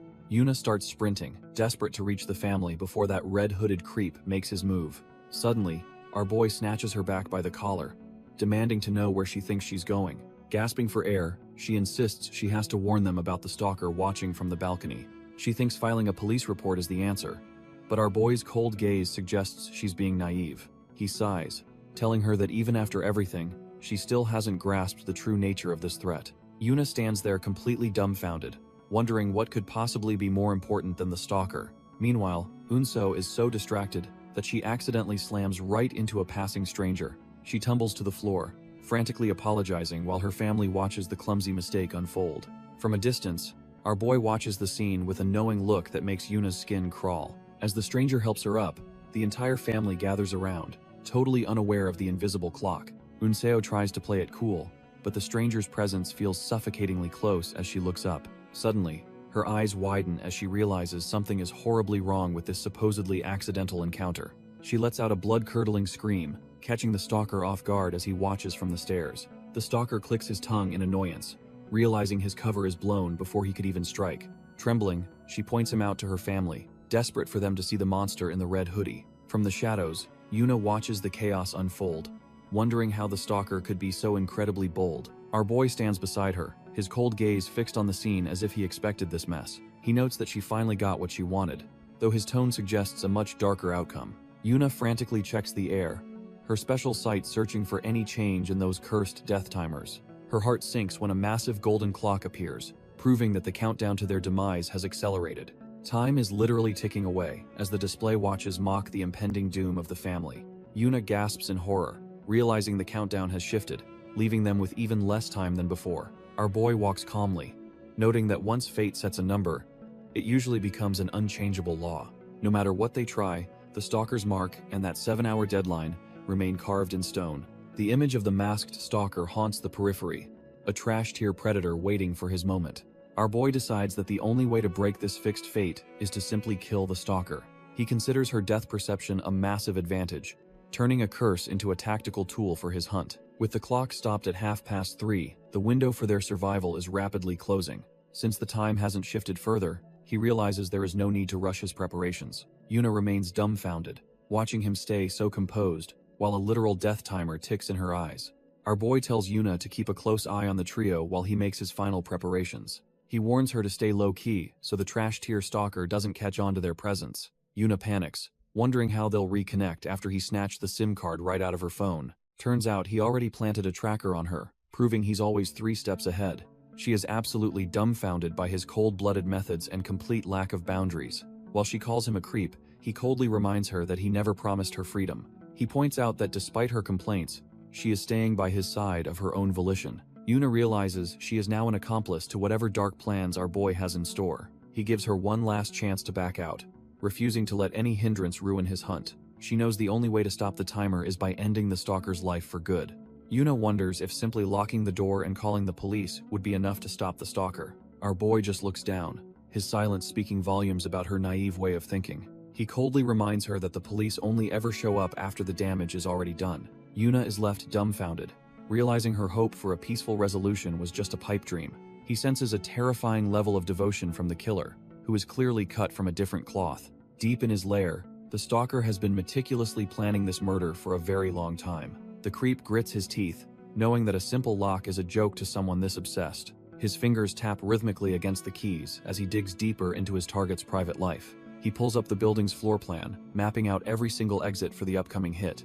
The apartment complex sits quietly, completely unaware that their sanctuary has already been compromised. The clock is ticking down, leaving just over an hour before the predicted disaster finally strikes. Two officers finish their sweep, while the anxious older man watches them from his doorway.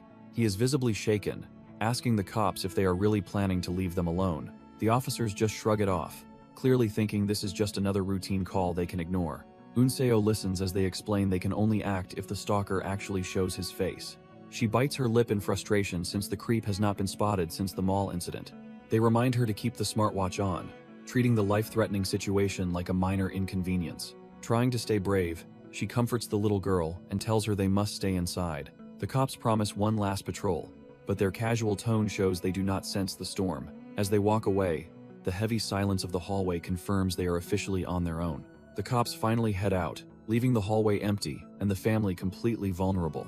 A shadow lingers behind the barred windows of a nearby room, watching the scene unfold in silence. Our girl Yuna peeks out, making sure the coast is clear before she makes her next move. She lets out a heavy sigh of relief, knowing she barely avoided being spotted by the authorities. Looking around the dusty, abandoned room, she realizes this construction site is the perfect place to hide. She remembers the black-haired guy's cold warning, telling her to see the harsh reality for herself. Staring at the massive apartment complex, she figures guarding the front door is the only way to stop it. However, his intense gaze haunts her, reminding her that fate isn't something easily changed by just standing guard.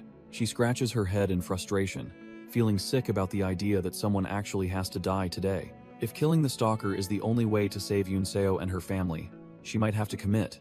Yuna resolves to help even if she lacks the strength to do it alone. Meanwhile, the trash-tier stalker creeps through the shadows, carrying tools for his sick plan. Our girl checks the time and realizes she only has 39 minutes left before the countdown hits 0. She watches through the bars as the creep moves closer to the family's front door. Suddenly, his heavy footsteps come to a halt, right in front of the neighboring unit. Yuna freezes in terror, realizing he has stopped just a few feet away from his target. The sound of tearing tape echoes through the hall as he prepares to seal his victims inside. She tries to get a better look, but finds herself blinded by his suspicious movements. Turns out the psycho is covering the windows with tape to ensure no one can see the horror inside. With the glass completely sealed, the countdown feels more like a death sentence than ever before. The trash-tier stalker slides a mysterious tube through the bars, beginning his lethal work in the shadows. Inside the quiet apartment, the shattered glass serves as a grim omen of the violence about to unfold. He lingers for a moment outside the window, ensuring his handiwork is set before moving to the next phase. The psycho pulls up his mask and stalks down the hallway, confident that his trap is now perfectly set. Yuna watches him retreat and wonders if the nightmare is finally over, though her gut says otherwise. The clock ticks down to a mere 26 minutes, turning every second into a desperate race against fate. Unseo catches a strange scent in the air, her senses screaming that something is horribly wrong in their home. She turns to her father and asks if he smells it too, while the little girl watches in silent confusion. Panic sets in as the father realizes the air is thick with the unmistakable, suffocating scent of leaking gas. He stumbles toward the kitchen, feeling dizzy and wondering if he was truly careless enough to leave the valve open.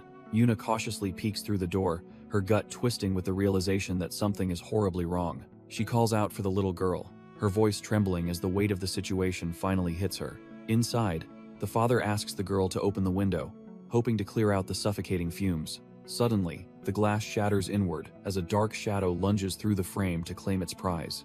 Yuna spots the gas tank and realizes this trash-tier stalker used it to force the family into a corner. The little girl stands dumbfounded, staring at the predator who just breached the safety of her home. The psycho in the red hoodie lunges forward, snatching the girl before she can even think to run. A blood-curdling scream echoes through the hallway, making Yuna realize she is rapidly running out of time.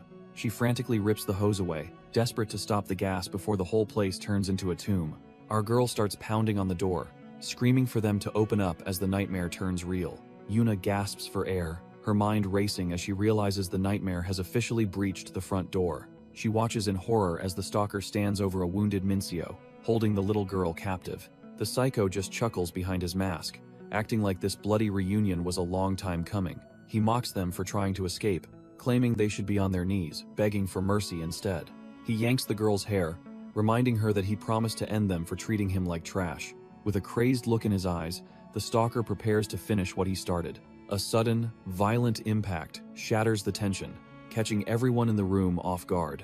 Both Una and the killer stare down at the floor, completely stunned by the unexpected turn of events. The stalker stands there dumbfounded, his brain struggling to compute how things just went south so fast.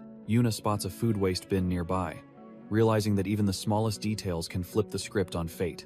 Una's phone suddenly vibrates, nearly making her jump out of her skin as she checks the glowing screen. The display shows a chilling command for a report, sent directly to a name she barely even recognizes. She is completely dumbfounded because this phone doesn't have a SIM card, yet the messages keep coming through. It finally clicks that this must be the mysterious number the protagonist was talking about just a while ago. Before she can process the mystery, the trash-tier stalker loses his mind, his face twisting in pure rage. Our girl doesn't hesitate for a second, throwing her entire weight into a desperate tackle to save the kid. She pins the psycho down and screams for the little girl to run as fast as possible. The poor girl doesn't need to be told twice, sprinting toward the exit with tears blurring her vision. She bursts through the door into the hallway, her heart hammering as she desperately searches for a way out. Back in the fray, Una takes a brutal hit to the face, the world spinning as she fights, staying conscious. The stalker lunges at Yunseo, his eyes burning with a murderous intent that chills her to the bone. Una watches in horror, realizing the situation is spiraling out of control faster than she can react. He pins the terrified girl to the floor, looming over her like a predator about to strike. His grip on the knife tightens as he prepares to end her life right then and there. The trash-tier psycho screams in her face, completely consumed by his own twisted rage and bloodlust. Our girl spots a fire extinguisher and desperately yanks the pin, praying this gamble actually works. She unleashes a thick cloud of white powder, catching the stalker completely off guard. The stalker is completely dumbfounded as his vision vanishes behind the chemical fog, leaving him vulnerable. He stumbles back, hacking and coughing while the room descends into a chaotic, powdery mess. Una quickly checks if Yunseo is okay and tells her to get out of there as fast as possible. Una's heart sinks as she realizes the situation is far from over. The mysterious death timer starts ticking again, giving her less than 13 minutes to prevent a tragedy. Time is literally running out, with the clock mocking her as it counts down to the final second. The trash-tier stalker recovers from the fog, gasping for air while clutching his blade with murderous intent. Our girl stands her ground, keeping the extinguisher aimed at the psycho as they face off. She desperately screams at him, demanding to know why he would go to such horrific lengths. The stalker just looks at her with a confused expression, as if her morality is completely alien. Suddenly, a twisted grin spreads across his face as he realizes she was the one following him. He taunts her, mockingly asking if she plans to report him or help write the murder headlines.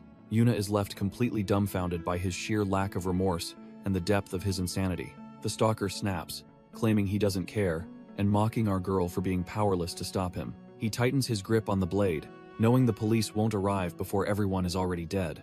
With a murderous roar, he lunges forward, determined to finish the job before help can ever reach them. Una barely has time to react as the psycho crashes into her with terrifying force. She freezes in pure shock, the reality of the situation finally sinking into her bones. In that split second, she starts to wonder just how many people have suffered like this. Visions of other trash-tier scumbags flood her mind, highlighting the endless cycle of suffering they cause. Una stumbles back in a daze while the stalker pursues her like a relentless shadow. The deranged man screams for her to return, his voice echoing with pure, unadulterated malice. Above them, a single light fixture flickers, bearing silent witness to the unfolding nightmare. The trash-tier stalker stands in the hallway, unaware that the mysterious man is watching his every move. He looks absolutely deranged, his face slick with sweat as he tries to maintain his grip on reality. Suddenly, the flickering light above him buzzes, adding a layer of tension to the suffocating silence. The creep starts scanning the area, feeling a sudden chill as if someone is breathing down his neck. The hallway stretches out before him, dark and empty, yet he can't shake the feeling of being hunted. He pauses in total confusion, wondering if his mind is finally starting to play tricks on him. A sudden, blinding flash from the ceiling light catches him off guard, momentarily searing his vision. The stalker is left dumbfounded, staring up at the fixture while trying to process what just happened. He eventually shakes it off, muttering to himself about whether the whole thing was just his twisted imagination. As the shadows deepen around him, the stalker remains oblivious to the fate creeping closer in the dark. Our boy finally makes his move, emerging from the darkness like a literal nightmare to corner the trash-tier stalker. He doesn't hesitate for a second, landing a heavy strike that sends the creep reeling back in pure shock. The masked hunter follows up with a series of brutal slashes, making sure the stalker pays for his crimes. Nearby, Yunseo is left completely dumbfounded, watching as the dark alley is suddenly painted with fresh blood. He coldly informs the wounded man that hell be allowed to speak only after the initial pain subsides. Looming over his prey, the dark figure asks the pathetic creep if he has any final words to offer. The stalker fumbles in the dark, his mind racing as he tries to understand who is dismantling him.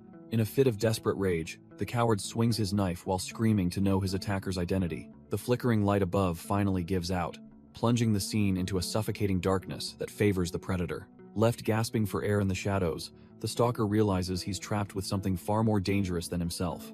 The stalker is out of breath, his mind racing as he grips his blade for one last stand. Yuna tries to scramble away, knowing the trash tier creep is still hot on her heels. Driven by pure malice, the stalker lunges forward and screams for her to come back. Suddenly, our boy in the mask intervenes with a heavy kick that sends the coward reeling. Yuna is left dumbfounded by the sudden violence, her heart hammering against her ribs. The impact sends the stalker crashing into the floor, right past the discarded fire extinguisher. The masked hunter looms over Yuna, noting how persistent she's been throughout this entire mess. He coldly reminds the bleeding stalker that all this pain could have been avoided by behaving. Spitting out blood, the broken man fumbles for words, desperate to know who is ending him. Yuna watches the grim scene, wondering if these people are even human after witnessing such brutality. The masked hunter plants his boots firmly, asserting total dominance over the pathetic scene unfolding on the floor. The trash tier stalker shrieks in a panic, desperately demanding to know what this monster actually wants from him. Yuna's gaze drifts toward the flickering ceiling lights as the heavy weight of the situation finally sinks in. She reflects on her dark lineage, realizing she chose to follow Number despite her father's own murderous legacy. A haunting memory of past violence flashes through her mind, making her wonder if she's truly escaped her fate. Closing her eyes tightly, she tries to shut out the grim reality of the blood being spilled nearby. When she finally opens them, the cold realization hits that there is no turning back from this path. The masked man reaches out toward her, his silent presence enough to make our girl freeze in terror. She watches him dismantle the predator, deeply questioning his twisted logic of killing people just to save others. As the stalker is crushed, Yuna realizes she has become an accomplice to a man who plays God. Number leans in close, telling the trash tier stalker he is going to ask him one last time. Yuna stands there completely dumbfounded, watching the cold-blooded efficiency of a man who kills to save others. She wonders if she actually hoped his twisted logic could create a world where her family stays safe. Number stares down the predator with a chilling gaze, asking if he has any final words before the end. The stalker is a broken mess, realizing too late that he is no longer the hunter in this alleyway. Nearby, Unseo is a total wreck, trembling on the cold ground as the trauma of the night breaks her. Suddenly, a hand reaches out through the darkness, offering a shred of hope to the terrified, sobbing girl. Our girl Yuna steps up, asking if Unseo can stand while trying to mask her own internal panic. Unseo looks up with tear-filled eyes, naturally wondering who these mysterious people actually are and what they want. Yuna just stammers, completely unsure how to explain that they are basically the vigilantes who just saved her life.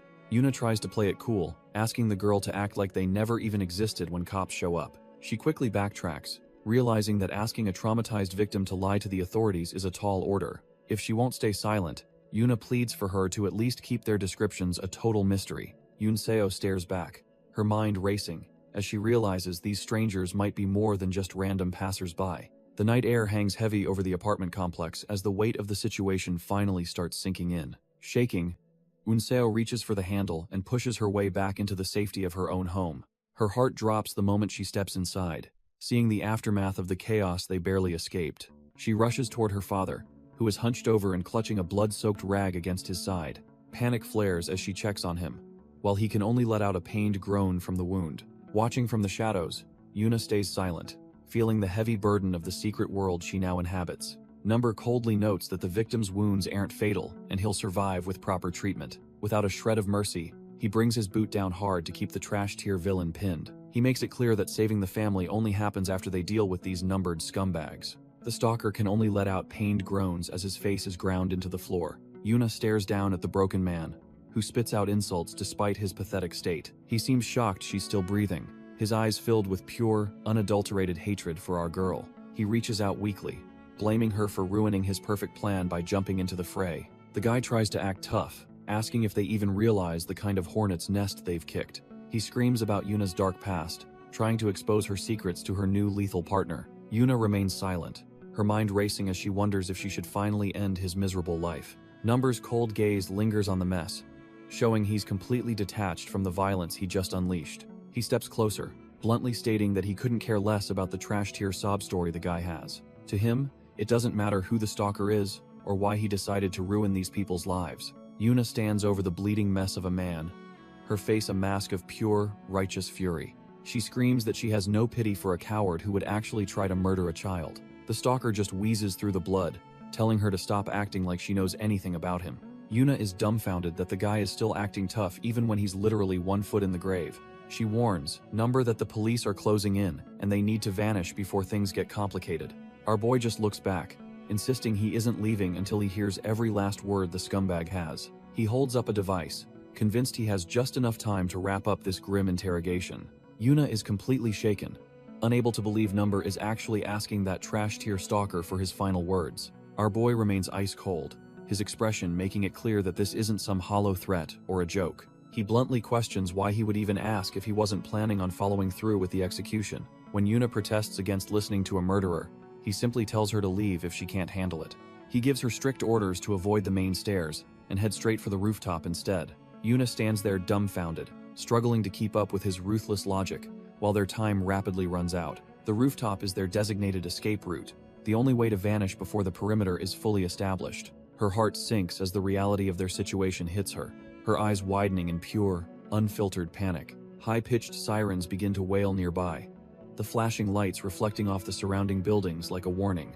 Multiple police cruisers finally arrive on the scene, effectively trapping them inside the complex if they don't move. Yuna scrambles up the stairs, her heart hammering as she follows the orders of a total psycho. Our girl is visibly shaken, wondering if she just traded one nightmare for an even more calculated one.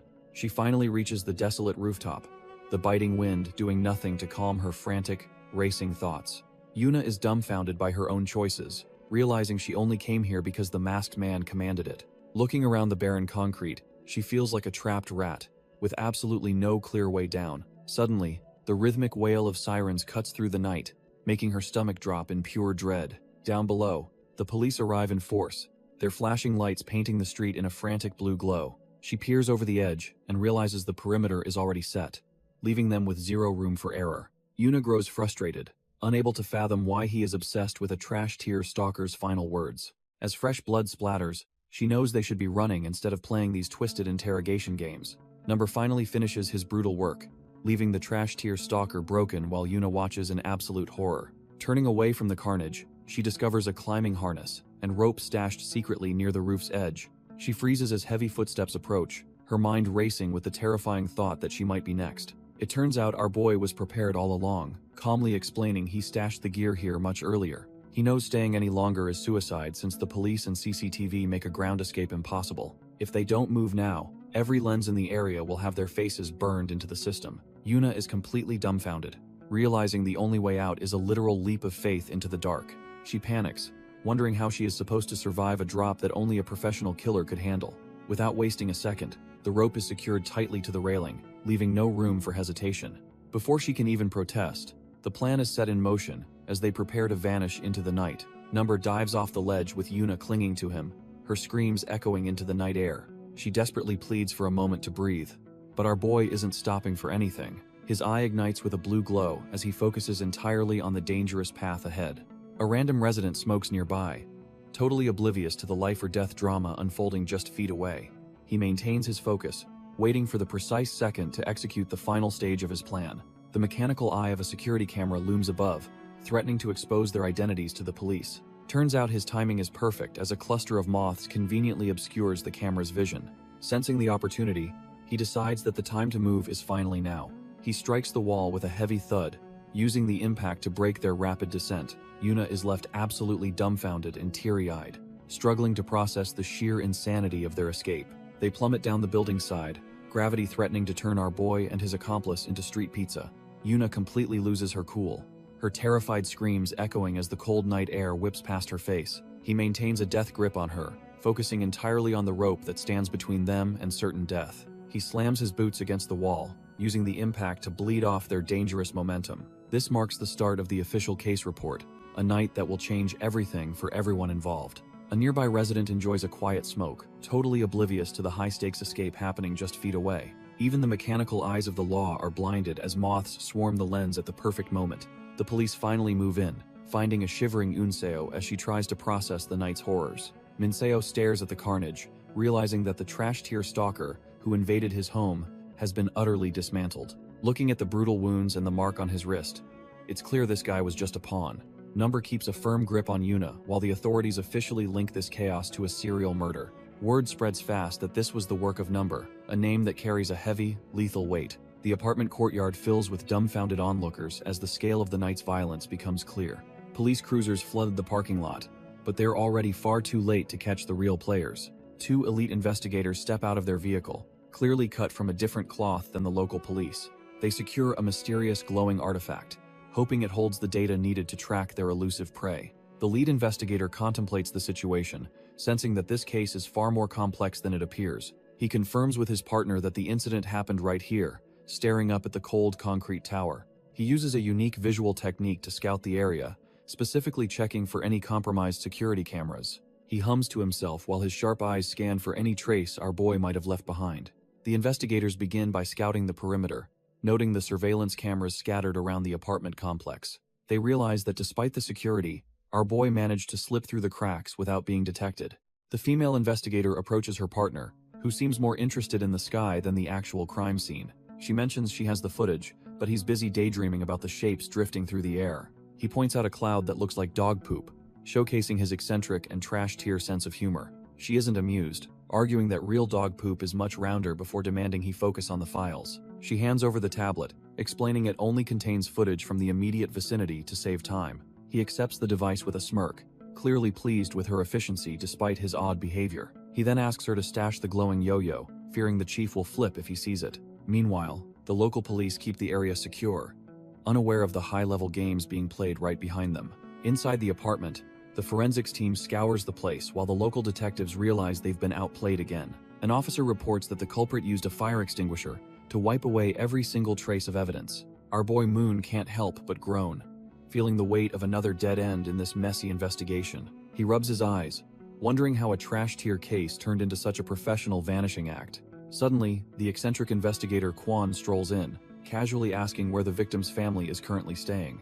The local detectives look completely dumbfounded by the man's lack of respect for the active crime scene. Quan ignores the tension, simply wanting the hospital address so he can track down the survivors himself. He checks his phone with a smug grin, clearly playing a much deeper game than the local cops. Moon snaps at him, reminding the flashy investigator that everyone else has been working since dawn. The forensic crew just watches the two clash, feeling the awkward tension thick enough to cut with a knife. Moon snaps at the intruder, asking if he'll take responsibility for contaminating the scene with his dirty shoes. Quan just wears a smug grin, sarcastically apologizing for interrupting the local team's hard work. He doesn't care about their trash-tier investigation, casually stepping right where he shouldn't, just to prove a point. Our boy Moon can only watch in silence as Quan announces they're off to check the CCTV footage instead. The flashy investigator offers a mock bow, telling the frustrated local team to keep up the good work. Moon is absolutely fuming, while the female detective tries to keep him from blowing a fuse right then and there. The female detective suggests he didn't need to be so aggressive toward people who came all this way to help. Moon looks like he's about to explode when his partner mentions that Quan actually seemed like a decent guy. As the investigators walk away, Moon's furious voice echoes down the hall, demanding that everyone get back to work. The female investigator notes the clear animosity, but Quan just sighs, lamenting how some people just can't see reason. Quan smirks, lamenting that he really wanted to be friends, but the local detective just wouldn't cooperate. He shifts his focus back to the tablet, meticulously scanning the grainy CCTV footage of the apartment stairs. His eyes glow with a predatory intensity as he realizes the local cops missed something huge. When the female investigator asks if they should check the hospital, he shuts the idea down immediately. He offers her the tablet, asking if she wants to see the ghost they're actually hunting.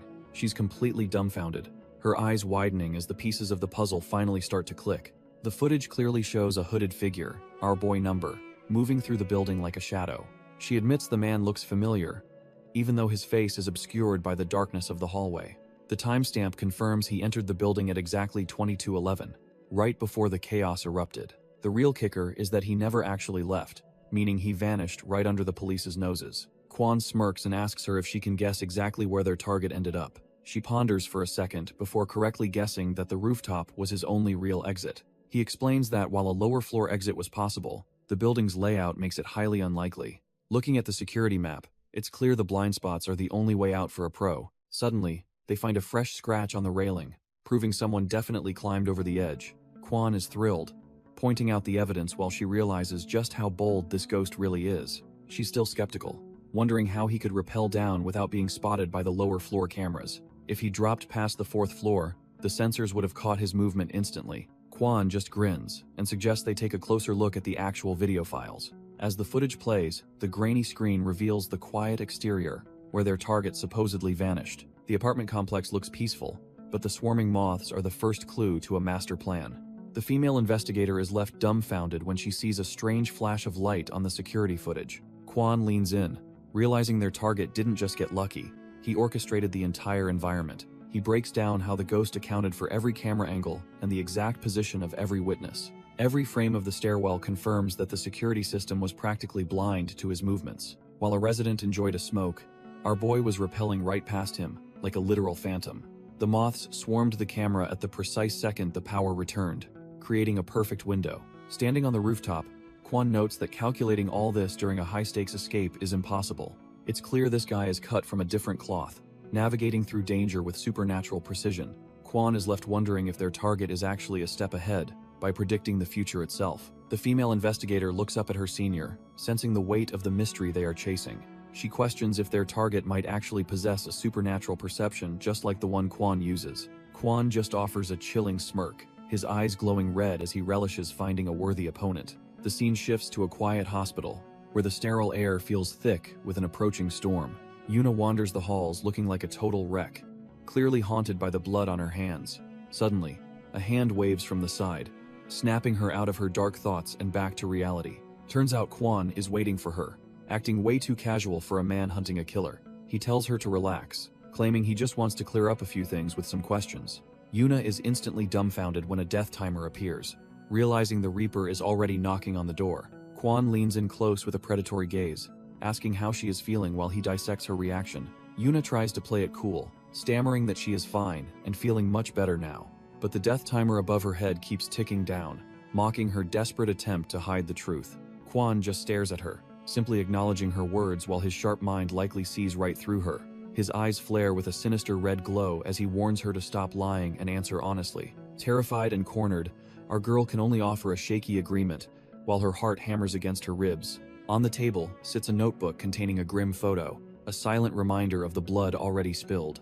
Yuna reflects on how many lies a person tells daily, wondering if it is just a handful of times. Turns out some studies claim people lie hundreds of times a day just to get through the routine. She swallows hard, realizing lies are often just a survival tool used to navigate a sudden, dangerous situation.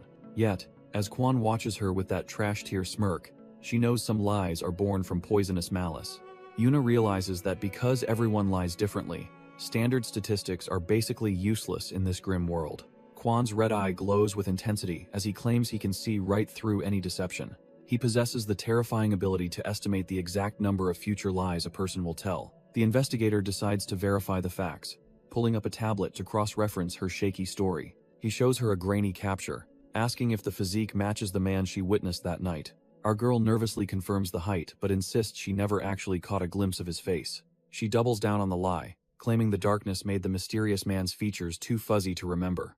Kwon simply acknowledges her answer, his predatory gaze remaining fixed on her as he processes the information. He shifts the focus, asking if Number had already subdued the stalker by a specific time. Yuna tries to keep her story straight, recalling that it happened shortly after the building's power cut out. Kwon presses her further, asking if the entire encounter lasted only about 3 to 5 minutes. He pulls up the footage showing Number entering the apartment exactly when the power cut out. Looking over the scene, he considers if the killer fled after predicting the future. The investigation hits a snag because moths conveniently obscured the cameras right when he supposedly left. Kwon calculates the timeline, noting a suspicious 15-minute gap between subduing the stalker and leaving. Our girl starts sweating bullets. Realizing her simple story is being picked apart by a pro, she desperately claims she only saw him briefly and stayed in the hallway the entire time. Suddenly, the invisible counter in the investigator's mind ticks down as another lie is registered. He stares her down with those predatory eyes, knowing for a fact she is full of it. His ability confirms she was actually inside with Number, exposing her trash-tier acting. Kwon realizes she was hiding something from the cops and wonders what her real motive was. He pivots the interrogation, asking if she was actually the one being stalked this whole time. Our girl is visibly shaken, her trauma resurfacing as the pressure from the investigator becomes unbearable. He brings up the specialized gear found at the scene, noting how prepared the attacker seemed to be. Her hands tremble as she tries to deflect, questioning why any of these details even matter right now.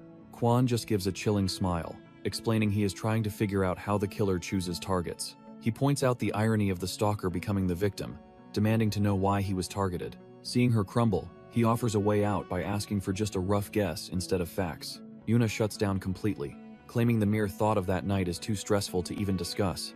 Kwon's ability stalls out because a flat-out refusal to speak does not count as a detectable lie. Kwon realizes he's hitting a wall and decides to change his tactics to break her resistance. He slides a photograph across the table, claiming he has one final question for our girl. It's a photo of Unseo, the girl Yuna saved from that trash-tier stalker just nights ago. Yuna is completely dumbfounded, her heart racing as she realizes the police are closer than she thought. She vividly remembers telling the girl to keep her mouth shut and pretend they never even met. Trying to stay calm, she claims she only recognizes the face from a recent news report. In reality, that family is just trying to move on, while the media circus surrounds their tragedy.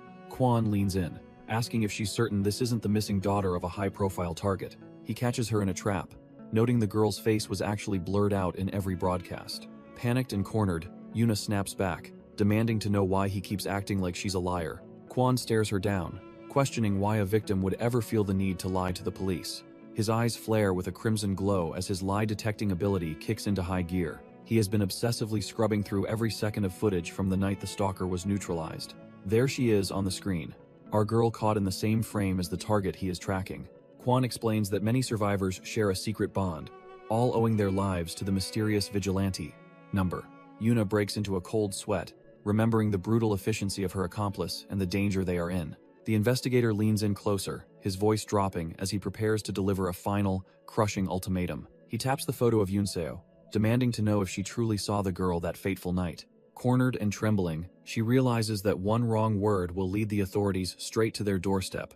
Outside the cold walls of the police agency, the net is finally tightening around our unlikely duo. Kwon finishes the briefing on the stalker's demise, leaving the room thick with the scent of a cold case. The brass are losing their minds over this wild goose chase, fearing their elite reputation is circling the drain. They start digging into Yuna's family history, suspicious that the daughter of a criminal might be hiding something big. Kwon acknowledges the theory that she joined forces with Number, though he keeps his true thoughts hidden.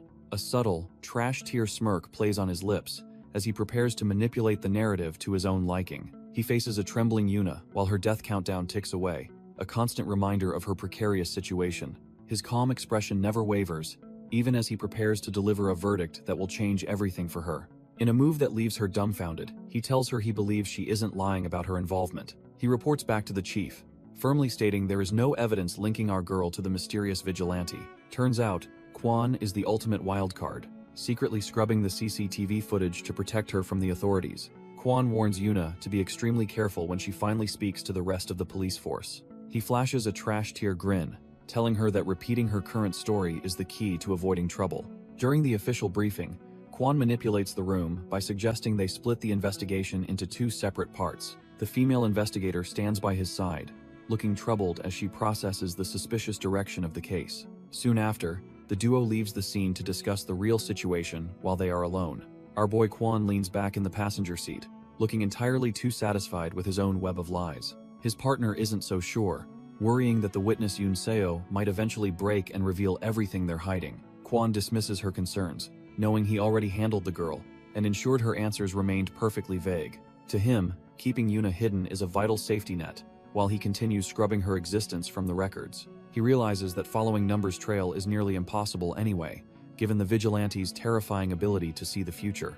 Our boy Kwon smirks, plotting to intercept the targets before his own colleagues in the police force can interfere. His partner remains silent while driving, clearly uneasy about the shady game they are playing with the law.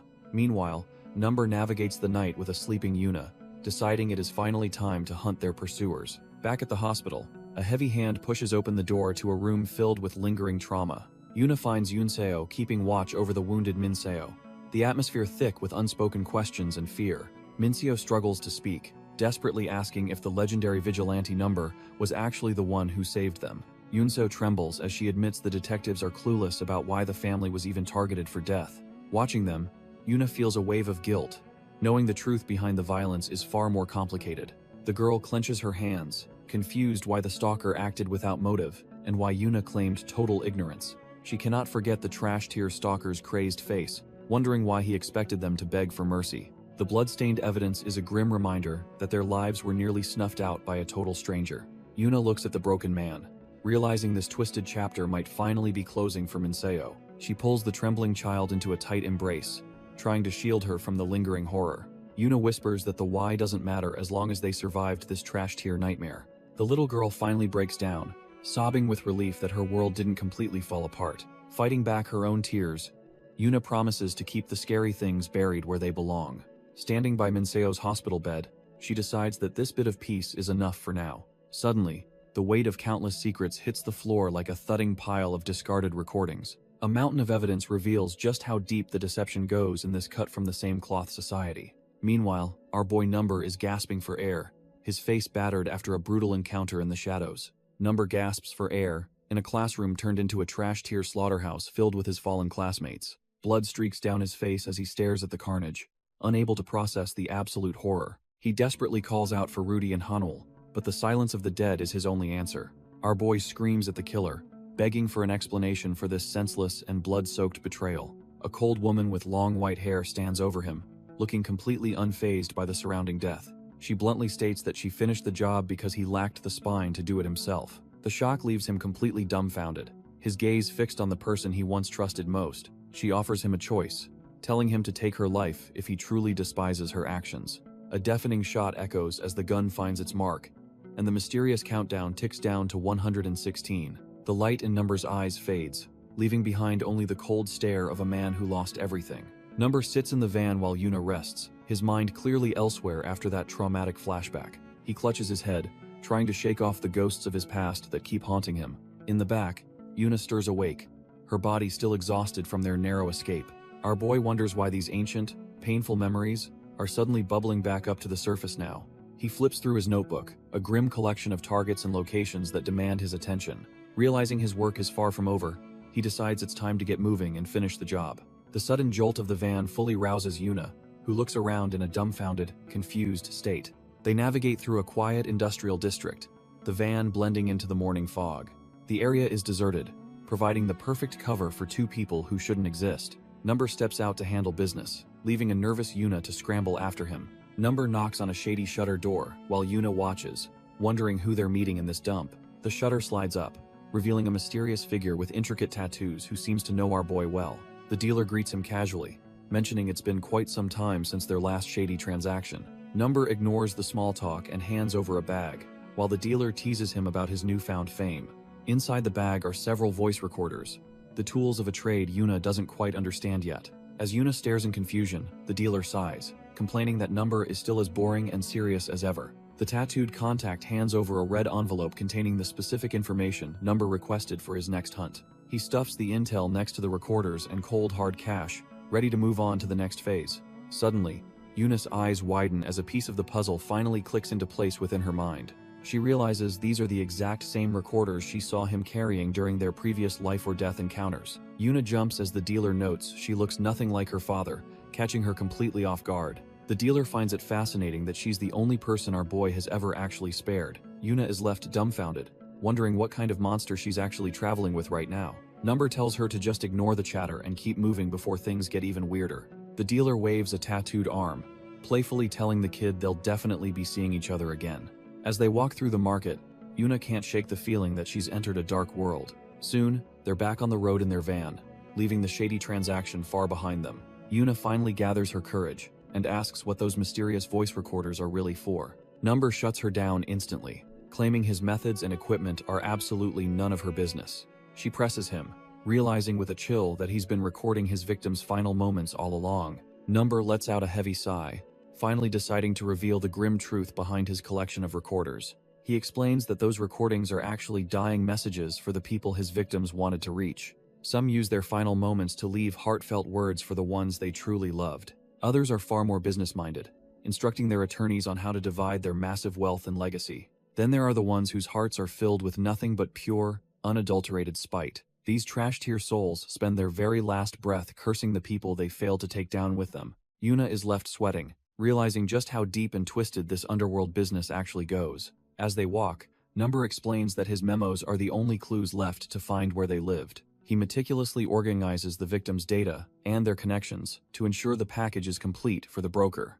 The tattoo dealer then handles the final delivery, making sure every message reaches its destination without a trace. Yuna points out that carrying recordings from a literal murder scene is just asking for a death sentence. Number coldly notes he scrubbed any evidence that would tip off the cops, but Yuna isn't buying it. Our girl just sighs, feeling like she's talking to a brick wall with this guy's logic. As they climb the stairs, she asks why he bothers with messages if his goal is just killing scum. She really doesn't see the point in being a postman for the dead, especially for trash-tier criminals. Yuna reminds him how close the police came last time because of one of these dying messages. She demands to know why he keeps taking these risks, but Number just stops and says, "They've arrived." Yuna stands there completely dumbfounded as the realization of where they are finally hits her. Number stands quietly before a memorial, looking like a completely different person than the cold-blooded killer she knows. He gently places some blue flowers in a vase, showing a rare, human side to his dark mission. Yuna watches him curiously and asks whose grave he's actually visiting with such care. Number admits he has no clue who was buried there, leaving her even more confused. He explains he's just fulfilling the final wish of a man he recently put in the ground.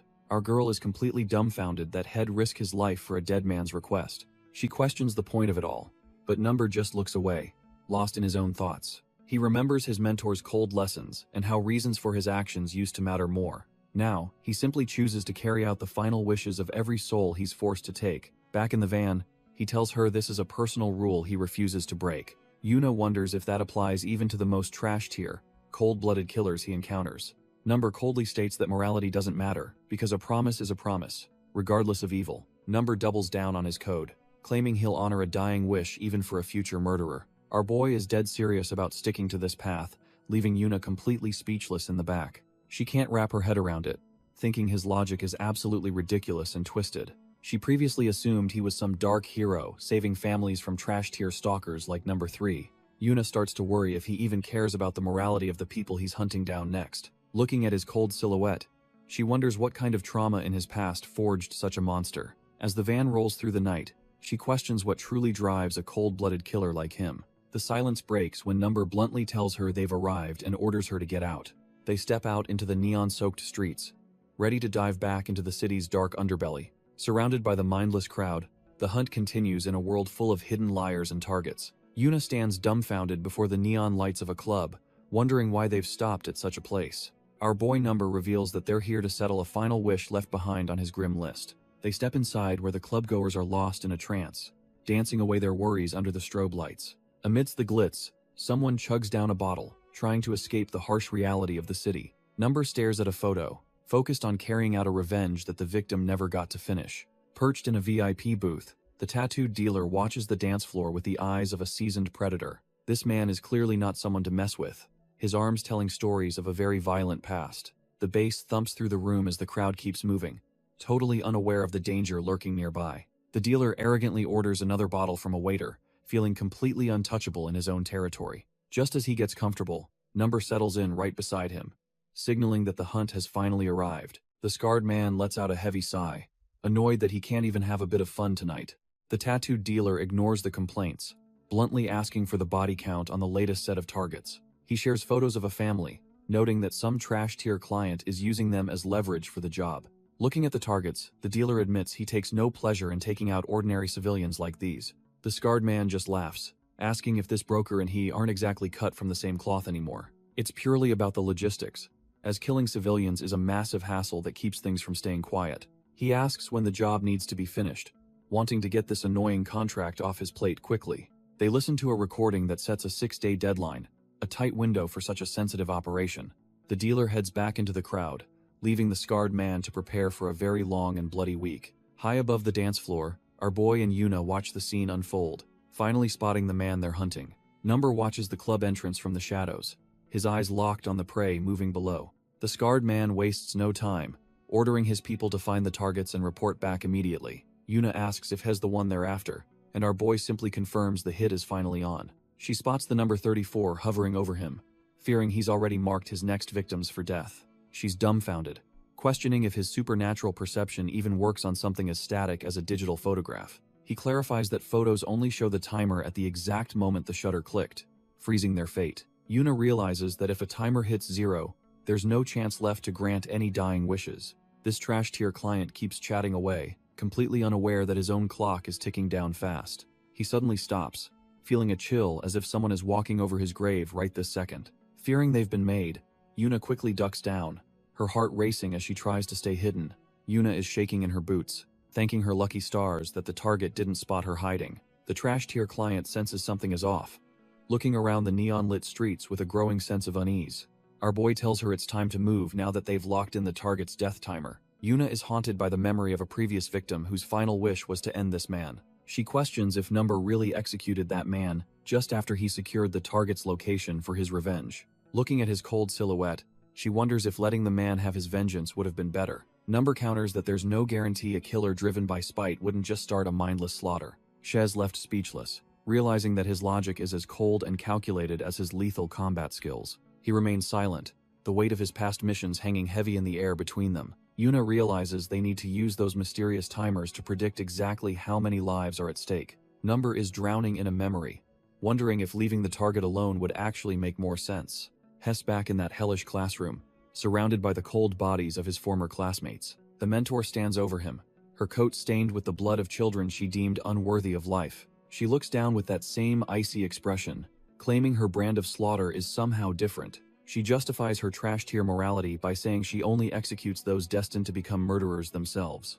Our boy screams back through his tears, demanding to know how she's so sure without seeing the timers. She doesn't care about the numbers, believing these kids were always destined to rot from the inside out. He begs for a real answer, unable to accept the cold logic that ruined his entire world.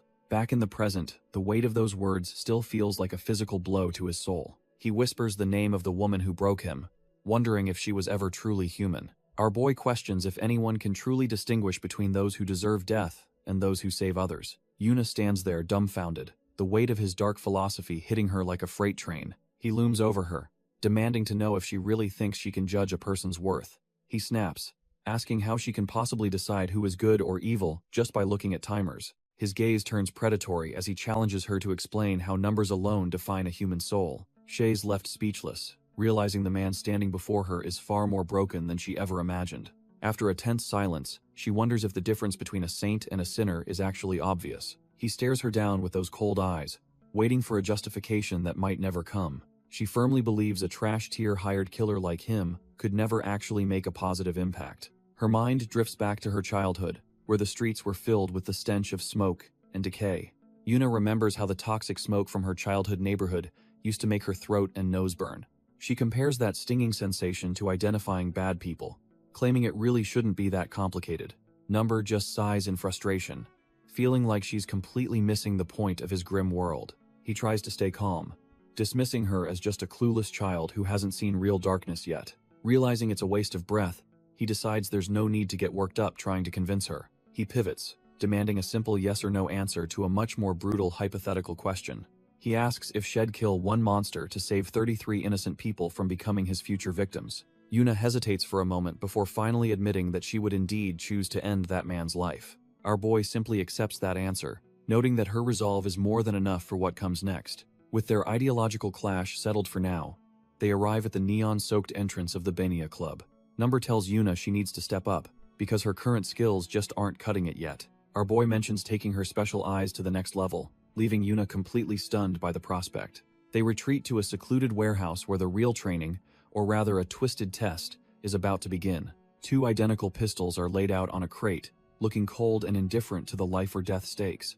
Yuna stares at the weapons, her mind racing as she wonders why things just took such a dark turn. She tentatively asks what the point of this is, her voice trembling in the quiet, dusty air. Number casually presses a barrel to his temple, explaining that one gun is empty while the other is loaded. He sets the lethal gamble back down, making it clear that this isn't some trash-tier game of pretend. The ultimatum is simple. She picks a gun, and he will pull the trigger right against her own head. Yuna is left dumbfounded and sweating, realizing that her mentor is dead serious about this insane game of chance. Yuna is absolutely reeling, desperately hoping this is just some sick joke our boy is playing on her. Number remains cold, explaining that picking the empty barrel is her only ticket to walking away unscathed. However, if she slips up and grabs the loaded one, her lifetimer hits 0 instantly. He points to his temple, reminding her that her unique eyes are the only thing that can save her. The realization hits Yuna like a freight train, leaving her completely dumbfounded by the weight of the choice. She suddenly recalls the terrifying sight of her own death timer ticking down to nothing during her darkest moments. Number notes that while the logic is simple, it's going to burn through every last one of her brain cells. Her mind starts racing as she tries to piece together how her perception of death actually functions. She flashes back to a time she saw her own countdown, a memory that still haunts her very soul. Number pokes her forehead, snapping her back to the grim reality of the life or death gamble sitting before them. Number tells her to lock in and visualize those death timers right in front of her. Our girl shuts her eyes tight, desperately trying to manifest the supernatural sight she usually can't control. Suddenly, a golden countdown flickers into existence, proving her powers are finally responding to her will. She gasps in disbelief, realizing the terrifying numbers are back and clearer than ever before.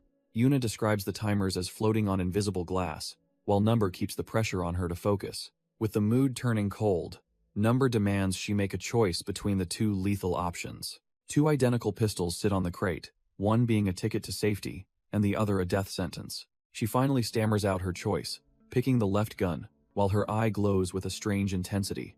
A 7-second timer appears as the cold steel of a barrel presses firmly against her temple. Number confirms her choice, ready to pull the trigger and see if her intuition was actually right. Yuna screams in pure terror as the countdown hits the final seconds with a gun to her head. She frantically yells that the numbers are dropping, desperate to stop the trigger from being pulled. Trembling and gasping for air, our girl realizes just how close she came to meeting her end. She demands to know if he actually intended to kill her, while he just stands there completely unfazed. Number casually explains that everything has a risk, even pointing the weapon at himself to prove a point. The mental toll is heavy, leaving her dumbfounded by the cold and twisted logic of her new partner. He tells her to apply this vision to every action, turning life into a calculated game of survival. By seeing the hidden traps and dangers, she can finally navigate the world without falling into a grave. It is all about finding the ideal route through the chaos to ensure she moves around safely. If she masters this, even a girl like her can handle high-stakes missions like a total pro. Yuna falls into a heavy silence, her mind struggling to process the sheer insanity of the situation. She finally admits she isn't quitting, convincing herself this is the only way to save innocent people. Yet, memories of being trampled by trash-tier thugs make her worry she will just mess everything up. She fears becoming a useless burden, but her partner looks at her with nothing but cold indifference. With a chilling glow in his eye, he explains that her failures won't change his ultimate success. He declares that nothing can stop him from eliminating his targets, leaving our girl completely dumbfounded. He tells her to stop worrying about pointless things because his plans are far from fragile. Meanwhile, the action moves to the neon-lit streets, where danger hides in plain sight among the masses. A scarred man in a tan jacket moves through the crowd, oblivious to the shadow behind him. Turns out, Number is already on the hunt, stalking the marked target through the busy night air. Number's method for seeing the future is a secret he shares with Jihaeon, making them truly unique. He navigates a world of blades, desperate to prevent any decrease in his tally of future murders. Failing to kill his targets is like being shackled to the deaths of the innocents he meant to protect. Our boy realizes that every survivor on his hit list is a direct threat to the lives of the blameless. He stalks the scarred client through the neon streets, refusing to let the target slip out of his sight. Moving through the masses, he understands that his mission requires a cold heart and an even colder resolve. Deep in the shadows, he vows never to compromise his beliefs, no matter how much the world pushes back. He won't allow the numbers to drop even slightly, as his entire existence depends on maintaining that lethal count. A can clatters loudly in the silence, and he instantly snaps into a defensive stance, ready for any threat. It is just a stray cat meowing, but he knows even a single drop in focus could prove fatal. The weight of fate begins to press down as the inevitable countdown starts to tick in his mind. Our boy narrows his eyes, sensing the shift in the air as his target finally makes a move. He lunges forward, but the target isn't some trash-tier thug. He's a professional who counters with lethal precision. Surprised by the speed, he barely manages to draw his karambit as the situation spirals out of control. The tattooed dealer smirks while trading blows, clearly enjoying the sudden dance of death in the alleyway. He mocks our boy for actually managing to dodge, realizing this isn't just another random stalker. The dealer admits he sensed a small fry following him but acknowledges that Number is surprisingly skilled. Suddenly, the atmosphere turns heavy, as a lethal deadline manifests between the two killers. Brandishing his own blade, the dealer demands to know the identity of the masked man hunting him. Number steadies his breathing, realizing this is only the second time he's ever faced a true deadline. The door bursts open with a thunderous crash, signaling the arrival of a new nightmare. These trash-tier thugs are completely dumbfounded, their faces pale as they realize their hideout is compromised. The tattooed dealer steps in coolly, confirming with his crew that they've finally reached the right spot. Feeling the room is a bit too crowded, he coldly orders his men to wipe everyone out. Total chaos erupts as blades and batons clash in a desperate, bloody struggle for survival. Amidst the carnage, the dealer remembers his primary mission is to eliminate the manager specifically. He carves through the opposition with terrifying ease, his blade moving faster than the eye can follow. His mind drifts to a target with white hair, perhaps a lead to his past mentor. He asks his subordinates if they've spotted the mark while painting the room red with his blade. Finally, he spots the scumbag client cowering in the corner, realizing his hunt is almost over. The scumbag client is sweating bullets as a cold blade inches closer to his terrified face. He coughs up blood, realizing that his life of luxury is coming to a violent, messy end. Our boy Byomjun leans in close, completely ignoring the man's pathetic pleas for an explanation. Instead of answering, he ruthlessly shoves a sharp blade right into the trash-tier client's trembling mouth. The man's hands shake uncontrollably as he realizes that begging won't save him from this nightmare. Byomjun just scoffs at the idea of not killing, finding the concept of mercy utterly hilarious. He stares into the client's soul, mocking the very thought that a snake like him deserves mercy. He calls the man an interesting specimen, while practically feeding him the cold steel of his knife. Tears stream down the client's face as he continues to beg for a second chance hell never get. Byomjun remains unfazed, his cold gaze fixed as blood sprays across the room, finally ending the hunt. A man in glasses commends Byomjun for the clean hit, leaving the messy cleanup in his capable hands. The manager curiously asks about the identity of the trash-tier thugs currently littering the blood-stained floor. Our boy Byomjun doesn't even blink, his cold expression showing he couldn't care less about the lives taken. Surveying the carnage, he scoffs and dismisses the fallen men as just another random, low-effort job. Meanwhile, the night deepens over a suspicious building, where more dark business is brewing in the city shadows. Outside a club, a couple of unsuspecting targets loiter around, completely unaware that their time is running out. Yuna captures their every move on her phone, marking them as the next names on her lethal list. Our girl breathes a sigh of relief after counting 7 targets, feeling the heavy weight of her mission.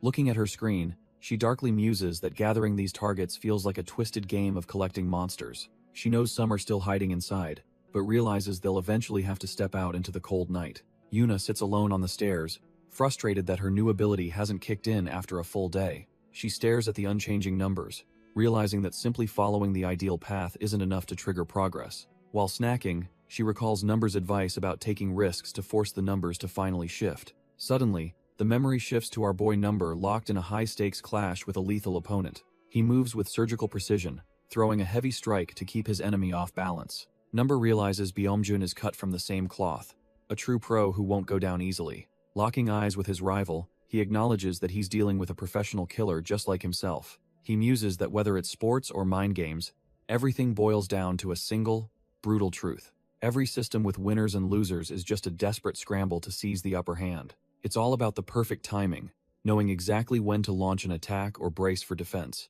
Number calculates exactly where to strike, visualizing the vital points needed to end this quickly. In the heat of the alley brawl, every environmental factor and combat choice becomes a split-second calculation. Our boy knows that mastering these variables is the only way to survive a professional encounter. Byomjun is left dumbfounded as his supposed advantage slips away and the rhythm shifts. Despite his confidence, the dealer feels a chilling sensation that something in this fight is fundamentally wrong. He believes Number should be lagging behind, yet the reality of the exchange tells a different story. The gap between their skills is closing rapidly, and Byomjun fears his opponent is already reading him. Instead of just reacting to the dealer's strikes, our boy begins to dictate the flow of the fight. It's as if Number is seeing the future, dodging lethal blows before they even leave the dealer's hand. Byomjun tries to dismiss the impossible thought, but Number's pressure is making him feel like trash-tier fodder.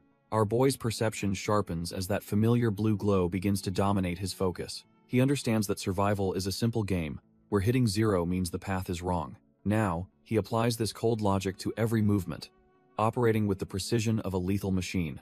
While Yuna still relies on her eyes to track the countdowns of those around her, Number knows that for them, the most important numbers are processed entirely within their own minds. His brain calculates every decision and its future consequence in a matter of mere milliseconds. This allows him to find the ideal path even as Byung-jun desperately tries to land a hit. Once that path is visualized, the outcome becomes a fixed reality that cannot be altered. A single, decisive strike cuts through the air, proving that the dealer's fate was sealed long ago. Number lands a nasty slash, leaving the dealer reeling as blood sprays across the room. Our boy doesn't give him a second to breathe, catching the dealer's pained expression in his sights. He follows up with a brutal kick to the chest, completely shattering the dealer's remaining defenses. The force sends Byung-jun crashing into the junk behind him, proving he's just another trash-tier obstacle. With his eye glowing blue, Number reveals his name is Choi Chang-hyuk and his target count. He explains that taking Byung-jun out is the only way to save 33 innocent lives today. Instead of fear, the dealer just grins, finally connecting the dots about who he's actually fighting. He starts laughing like a madman, claiming that everything finally makes perfect sense to him now. Comparing him to that cold-blooded albino mentor is a low blow that makes Number's grip tighten. Number is completely dumbfounded by the dealer's words, his mind racing as he tries to process the revelation. He immediately lunges forward, his hand clamping down on the man's collar with a grip like iron. Byung-jun just groans in annoyance, clearly tired of being manhandled by our boy despite the dire situation. Furious, Number demands he repeat himself, his eyes burning with a desperate need for the truth. He presses Byung-jun for answers about the albino mentor and what he knows regarding that mysterious girl. The dealer stays silent for a moment, his smug expression flickering as he realizes he's finally touched a nerve. Outside, the city remains indifferent to the life-or-death struggle happening within the shadows of the neon-lit skyscrapers. Nearby, the trash-tier thugs Byung-jun previously dealt with lie in pools of their own blood, completely forgotten. Byung-jun's mind drifts back to his days as a rising enforcer. Looking every bit the cold-blooded professional, he recalls the sharp crack of his pistol as he ruthlessly eliminated anyone standing in his way. Byung-jun looks completely dumbfounded as the memories of their first meeting start flooding back to him. He recalls walking into a bloodbath where the mentor had already slaughtered every single target in the room. She looked like a ghost standing among the corpses, her face splattered with the blood of her victims. When he asks who she is, she playfully claims to be a rival who just stole his paycheck. Byung-jun can't help but wonder if she was also sent there to handle the same contract. The mentor explains that she targeted them because they were the type of scum who bullied the helpless. He remembers the images of those trash-tier thugs using senseless violence against terrified children in the streets. The woman notes that since he showed up armed, he must have intended to kill them too. She gives him a haunting smile, while asking if he considers himself one of the good guys. Back in the present, Byung-jun remains silent, clearly shaken by the memory of that terrifyingly beautiful monster. Byung-jun mutters about their shared past in China, recalling how they both hunted the same target years ago. Our boy Number stares him down, unimpressed by the trip down memory lane while seeking real answers. Byung-jun claims he has no clue where the mentor is now since so much time has passed. Number's patience finally snaps as he realizes this trash-tier dealer is just stalling for time. He delivers a brutal strike, deciding that physical pain might be a better motivator than polite conversation. Despite the blood, Byung-jun just smirks and asks why Head ever give up her location to him. Number follows up with a heavy kick, determined to break his spirit and get the intel he needs. The force sends Byung-jun tumbling through the alley, his body crashing against the cold, hard pavement. He struggles to catch his breath, realizing that Number isn't playing around anymore. Number's eyes begin to glow with a lethal blue light as he prepares to end this interrogation permanently. The air explodes with a violent red haze as Number finally lets loose his pent-up rage. Byung-jun lets out a gut-wrenching scream, his body buckling under the sheer weight of the strike. Despite the pain, the slippery dealer finds a burst of adrenaline and scrambles toward the ledge to escape. Our boy winces in pain, realizing he strained his supernatural eyes far too much during the brief scuffle. He looks up only to find the rooftop empty, realizing the trash-tier informant has successfully slipped away. His mind drifts back to China, remembering when the mentor first taught them the true meaning of execution. Exhausted, Number slumps against the cold concrete, frustrated that they were both once cut from the same cloth. He focuses his remaining strength, figuring the rat is either heading to his private residence or his office. A black sedan screeches through the city, leaving the scene of the interrogation far behind in the dust. Inside, a battered Byung-jun tends to his wounds, cursing Number for being such a relentless monster. The driver is dumbfounded, asking who could possibly mess up his boss this badly, and Byung-jun simply blames Number. Just as he tries to catch his breath, his phone starts buzzing, pulling him back into the gritty chaos. Byung-jun picks up, hearing Manager Kim on the other end asking where the hell he is right now. The The manager sounds smug, claiming they finally caught the little rat that has been sneaking around since yesterday. It turns out our girl Yuna did not get far, now sitting battered and bruised in their clutches. Kim explains she is actually a high-profile target's daughter, the same kid who vanished right alongside their enemy. Hearing this, Byung-jun is absolutely stunned as he realizes just how much leverage he suddenly has over the situation. He lets out a dark laugh, thinking how things are finally starting to get interesting for a change. The car speeds off as he dismisses his driver, his mind already racing with a new, lethal plan. He warns Kim that Number is hot on his heels, ordering him to get the trash-tier thugs ready. Number rubs his eyes, feeling the heavy strain of his supernatural perception after years of relentless searching. Our boy hunkers down, knowing that letting this hard-earned lead slip away simply isn't an option anymore. He realizes he hasn't been this close to the mentor in years, and vows to finish it. On the other side, Byung-jun is practically gloating, eager to show Number exactly how they handle intruders. The sprawling city hides many secrets, but Number has finally pinned down the exact location he needs. He arrives at a desolate building, the air thick with the scent of an impending, gritty clash. The door creaks open as he steps into the darkness, fully aware he is being lured in. He descends the stairs, his heart cold as he prepares to face whatever trash-tier thugs are waiting. Peeking through the gap, he spots the players on the board and prepares his final, lethal approach. He finds Yuna bound while Byung-jun and manager Kim wait, making the leverage they hold painfully clear. Byung-jun smirks and welcomes our boy, clearly enjoying the fact that he walked right into the trap. Number freezes when he hears a familiar name, realizing the stakes are higher than he initially anticipated. Yuna looks completely drained, her face bruised as she stares back with eyes that have seen too much. Byung-jun mocks him, suggesting they are cut from the same cloth since he finally spared a survivor. The dealer offers a simple trade, promising to release the girl if Number just walks away forever. To drive the point home, manager Kim presses a blade against her throat, waiting for a single wrong move. Our boy remains silent, his expression hardening as he weighs the life of his accomplice against his mission. Suddenly, he coldly declines the offer, telling the trash-tier thugs to go ahead and do their worst. He claims her death would actually be a favor, leaving Yuna absolutely dumbfounded by his sudden, brutal betrayal. With a gaze colder than ice, he asks if they finally understand that he truly doesn't give a damn. Yuna is shaken to her core, remembering how Number once faced a barrel without even flinching. Byung-jun looks on in disbelief, wondering if this guy is actually insane enough to call his bluff. Our boy just starts walking forward, coldly accepting the dealer's violent challenge with a terrifyingly calm demeanor. He marches straight into the hornet's nest, completely unfazed by the sea of trash-tier thugs surrounding him. Byung-jun warns his men that fear is their only enemy, and they must stay aggressive to survive. He reminds the mob that even a monster like Number only has 2 arms to defend himself with. The dealer calculates that a synchronized strike from 15 men will definitely leave their target full of holes. The thugs ready their weapons and roar in agreement, preparing to swarm our lone protagonist all at once. Byung-jun watches with a grim expression, realizing this confrontation is about to get incredibly bloody and personal. Number tells him to start digging through his memories, because he won't stop until he gets his answers. Byung-jun spits out a curse, his pride wounded by the sheer audacity of the man standing before him. Number's eyes glow with a lethal blue light as he prepares to force the truth out of the dealer. Losing his patience, Byung-jun coldly orders his men to execute the girl to break our boy's focus. Yuna trembles in terror, her unique perception flaring up as the weight of impending death suffocates her. She desperately recalls Number's cryptic advice about understanding the difference between the numbers to survive this nightmare. The world turns into a chaotic mess of glowing countdowns, leaving her dumbfounded on which path leads to safety. Byung-jun doubles down on his murderous command, proving he is truly cut from the same cloth as the mentor. While Yuna struggles with her fear, Number reaches for his weapon with lightning-fast reflexes. The trash-tier thugs freeze in their tracks as a heavy click echoes through the warehouse, signaling a deadly shift. Number levels his gun at the dealer, while Yuna's golden eye finally begins to perceive the hidden truth. Yuna finally sees the path to survival as the countdown timer burns into her vision. Manager Kim is left completely baffled when his hostage suddenly slips through his fingers. Our boy doesn't hesitate for a second, leveling his piece with cold, murderous intent. A deafening blast echoes as he perfectly snipes the manager's arm to set Yuna free. Byung-jun realizes, with a sinking gut, that Number was never bluffing about his lethal precision. Suddenly, a heavy pipe swings through the air, aiming to crush our boy's skull. He takes a brutal hit to the side, causing his primary weapon to clatter away.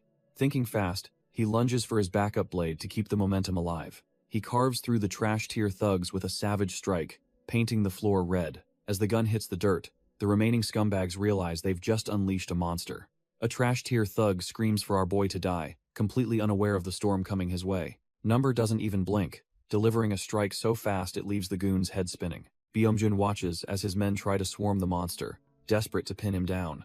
Our boy's gaze sharpens, his mind already 3 steps ahead of these amateur killers. The dealer's eyes widen as he realizes the sheer gap in their combat prowess. Byung-jun screams for them to open fire, claiming the previous shot was just a lucky blank. Number plants his foot and reaches for his blade, ready to turn this warehouse into a graveyard.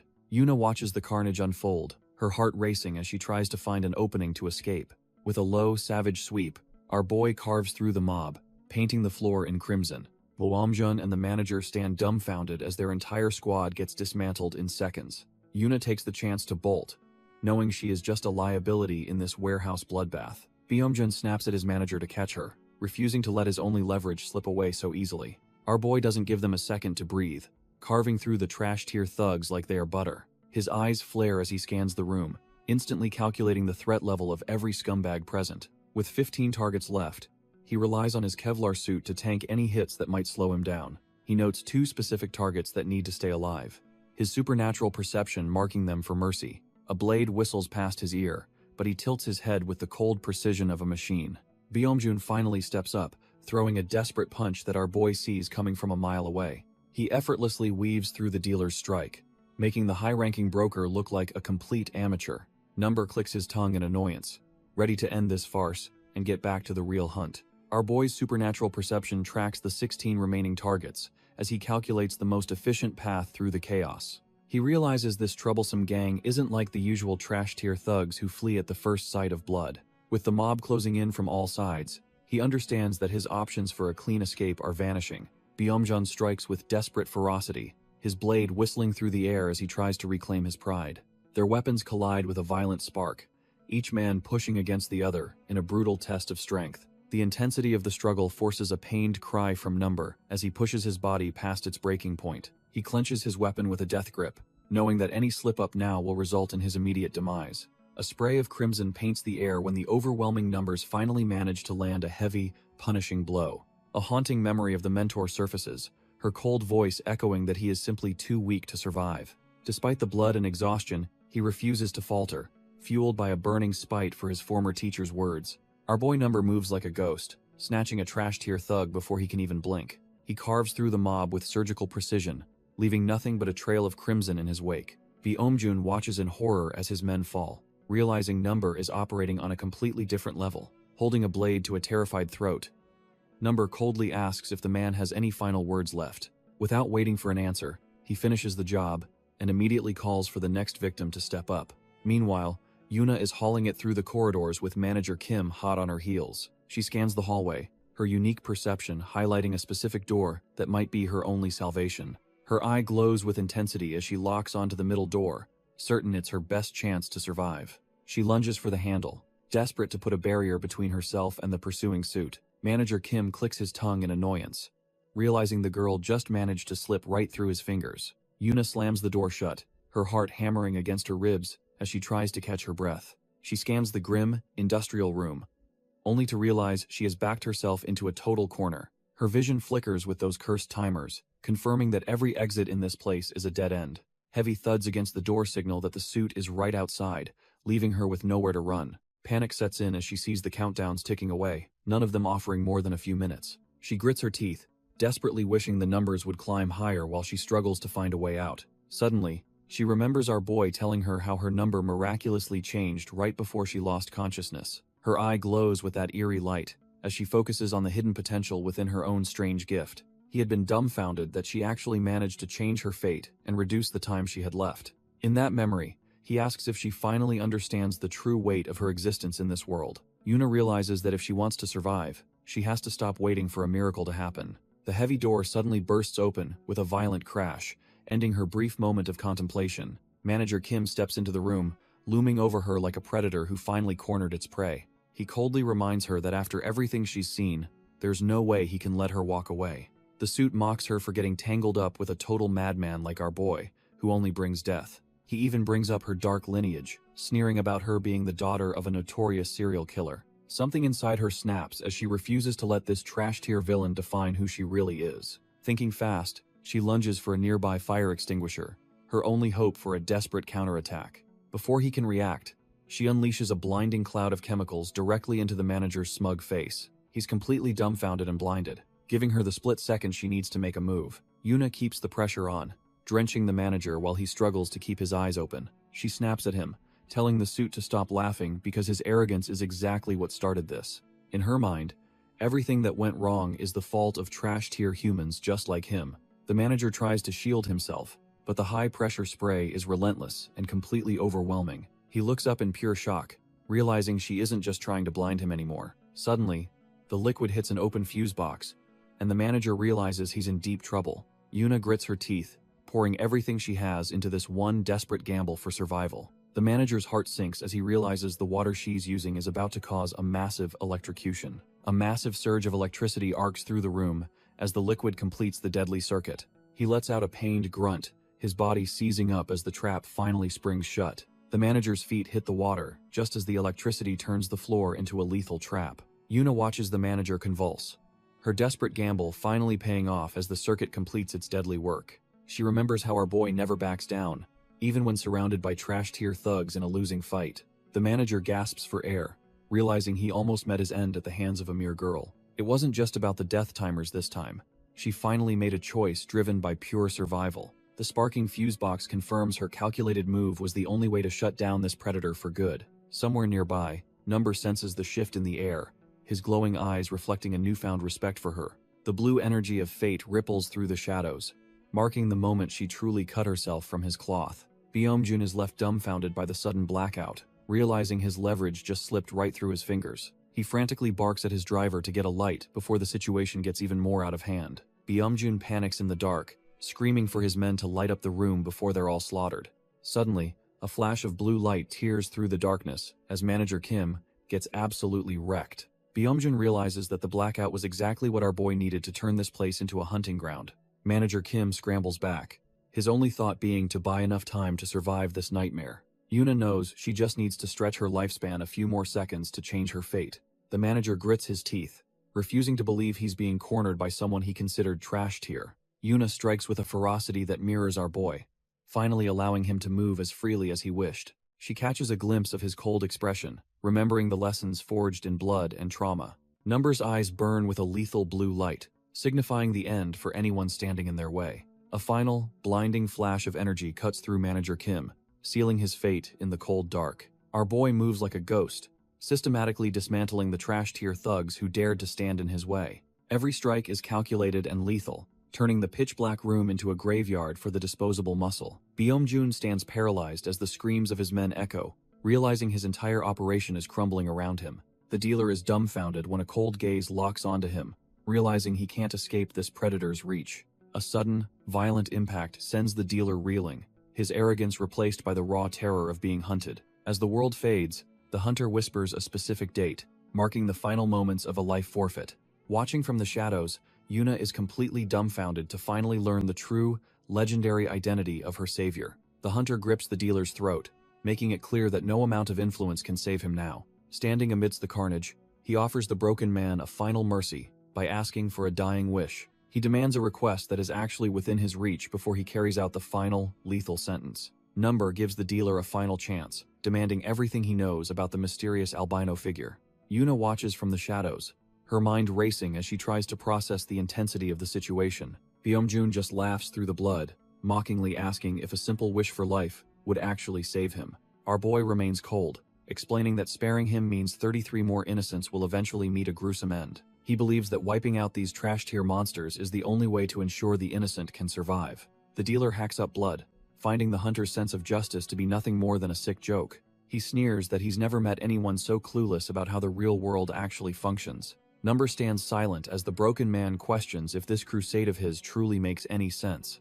Byung-jun warns that he is merely a tool, and his masters won't stop just because he is gone. If one blade breaks, the people pulling the strings will simply find another to replace it. Number scoffs at the dealer's logic, asking if that's supposed to change his mind. He grabs Byung-jun by the head, refusing to let him hide behind excuses any longer. Our boy asks if he's really expected to just watch innocent people die right in front of him. His patience wears thin as he demands to know exactly when that disaster in China went down. While Yuna watches from the shadows, He presses for how the mob knew about her special eyes. The trash tier broker finally cracks, revealing that the mentor has already arrived in Korea. Number is completely dumbfounded by the news, his grip loosening as the weight of it sinks in. Sensing a momentary opening, the dying man reaches for a hidden blade tucked away in his sleeve. He lunges with a desperate strike, hoping to take the hunter down with him in one final move. The steel rings out as the hidden blade is sent flying, ending the dealer's final gamble. Number pins the trash tier broker down, his cold gaze demanding the truth amidst the carnage. Byomjun just smirks through the blood, mockingly warning that the real nightmare is only just beginning. As his strength fades, the dealer realizes that this is a war between monsters he can't fathom. He scoffs that, if Number is struggling now, he stands no chance against the mentor's true power. The hidden blade clatters to the floor, marking the end of the broker's pathetic final resistance. With the interrogation over, the room falls silent, leaving only the stench of copper and failure. Byomjun collapses in a heap, his role in this twisted game finally reaching its bloody conclusion. Our boy stands there for a moment, the weight of the mentor's return pressing heavily on his soul. He signals to Yuna that they need to move before the situation gets even more complicated. She hesitates for a split second before stepping through the mess, following her lethal protector into the night. Yuna questions the fate of the manager. Remembering his timer meant he wasn't meant to die yet. Manager Kim lies broken on the floor, a trash tier obstacle finally cleared from their path. Seeing him stumble, Yuna anxiously asks if our boy is actually doing all right after that brutal fight. He can barely respond, his lungs burning as he desperately tries to catch his ragged breath. Each step Dowenda stairs is a battle against gravity for his failing, blood-soaked body. He realizes that pushing his supernatural limits has come with a price he might not survive. Yuna is dumbfounded as she spots something terrifyingly wrong with her normally unstoppable companion. Without warning, his strength vanishes entirely, and he begins to tumble down the cold concrete steps. His brain has finally reached its absolute limit, unable to process any more of this lethal reality. As Yuna screams in terror, Number's mind sinks into a dark, silent abyss of total unconsciousness. Our boy sinks deep into the dark, buried corners of a past he tried to forget. He drifts toward the origin of his trauma, where his lethal story truly began. Even as a kid, he was obsessed with stories of violence, searching for a way to survive. A young girl with white hair finds him, her curiosity piqued by the silent newcomer. She seems genuinely thrilled to have a new companion in this dreary, forgotten place. When she asks for his name, the boy can only stare back with hollow eyes. Standing before a rundown orphanage, he realizes he has absolutely nothing to call his own. He admits he doesn't even have a name yet, just a blank slate in a cruel world. He tries to grasp a fading memory of a woman, but the warmth remains out of reach. Turns out his reality started much grittier, among the cold tents of a desolate homeless camp. The memory dives even deeper into the past, back to when life was measured in spare change. Our boy realizes that no matter how hard he tries, his life before this moment is a total blank. A concerned woman leans in, asking if he's okay, while a mysterious biker stands guard behind her. She offers a hand, a rare gesture of kindness in a world that usually just kicks him down. She invites him to leave the cold streets behind, offering a chance at something resembling a real life. He stares back, his hollow eyes searching for a reason to trust a complete stranger in this trash-tier world. He wonders if that was the exact moment he chose to reach out and change his miserable fate forever. Later, while exploring his new surroundings, he stumbles upon something that would eventually define his entire existence. Tucked away in a dusty desk is a worn-out book, a hidden treasure in a room full of nothing. As he opens the pages, he finds himself captivated by a story that finally makes him feel alive. The book depicts a gritty world where a hooded vigilante delivers brutal justice to those hiding behind masks. It is a dark, violent story, filled with torture and blood, far removed from any typical children's tale. Our boy is completely mesmerized, finding a strange sense of comfort in the chaos on the pages. Every strike and every smash in the story feels like it is speaking directly to his hollow soul. He is so dumbfounded by the intensity that he does not even notice someone approaching him from behind. Suddenly, the mentor leans in with a playful grin, asking if he is actually enjoying the trash-tier violence. She laughs at his startled reaction, clearly pleased to find someone cut from the same cloth as her. She points out the rugged hero, mentioning how handsome he looks while dealing out his own brand of justice. Turns out, she snuck the book in herself and knows a secret path hidden from the prying eyes. She leads him to a pile of rubble in the woods where a mountain of forbidden stories awaits them.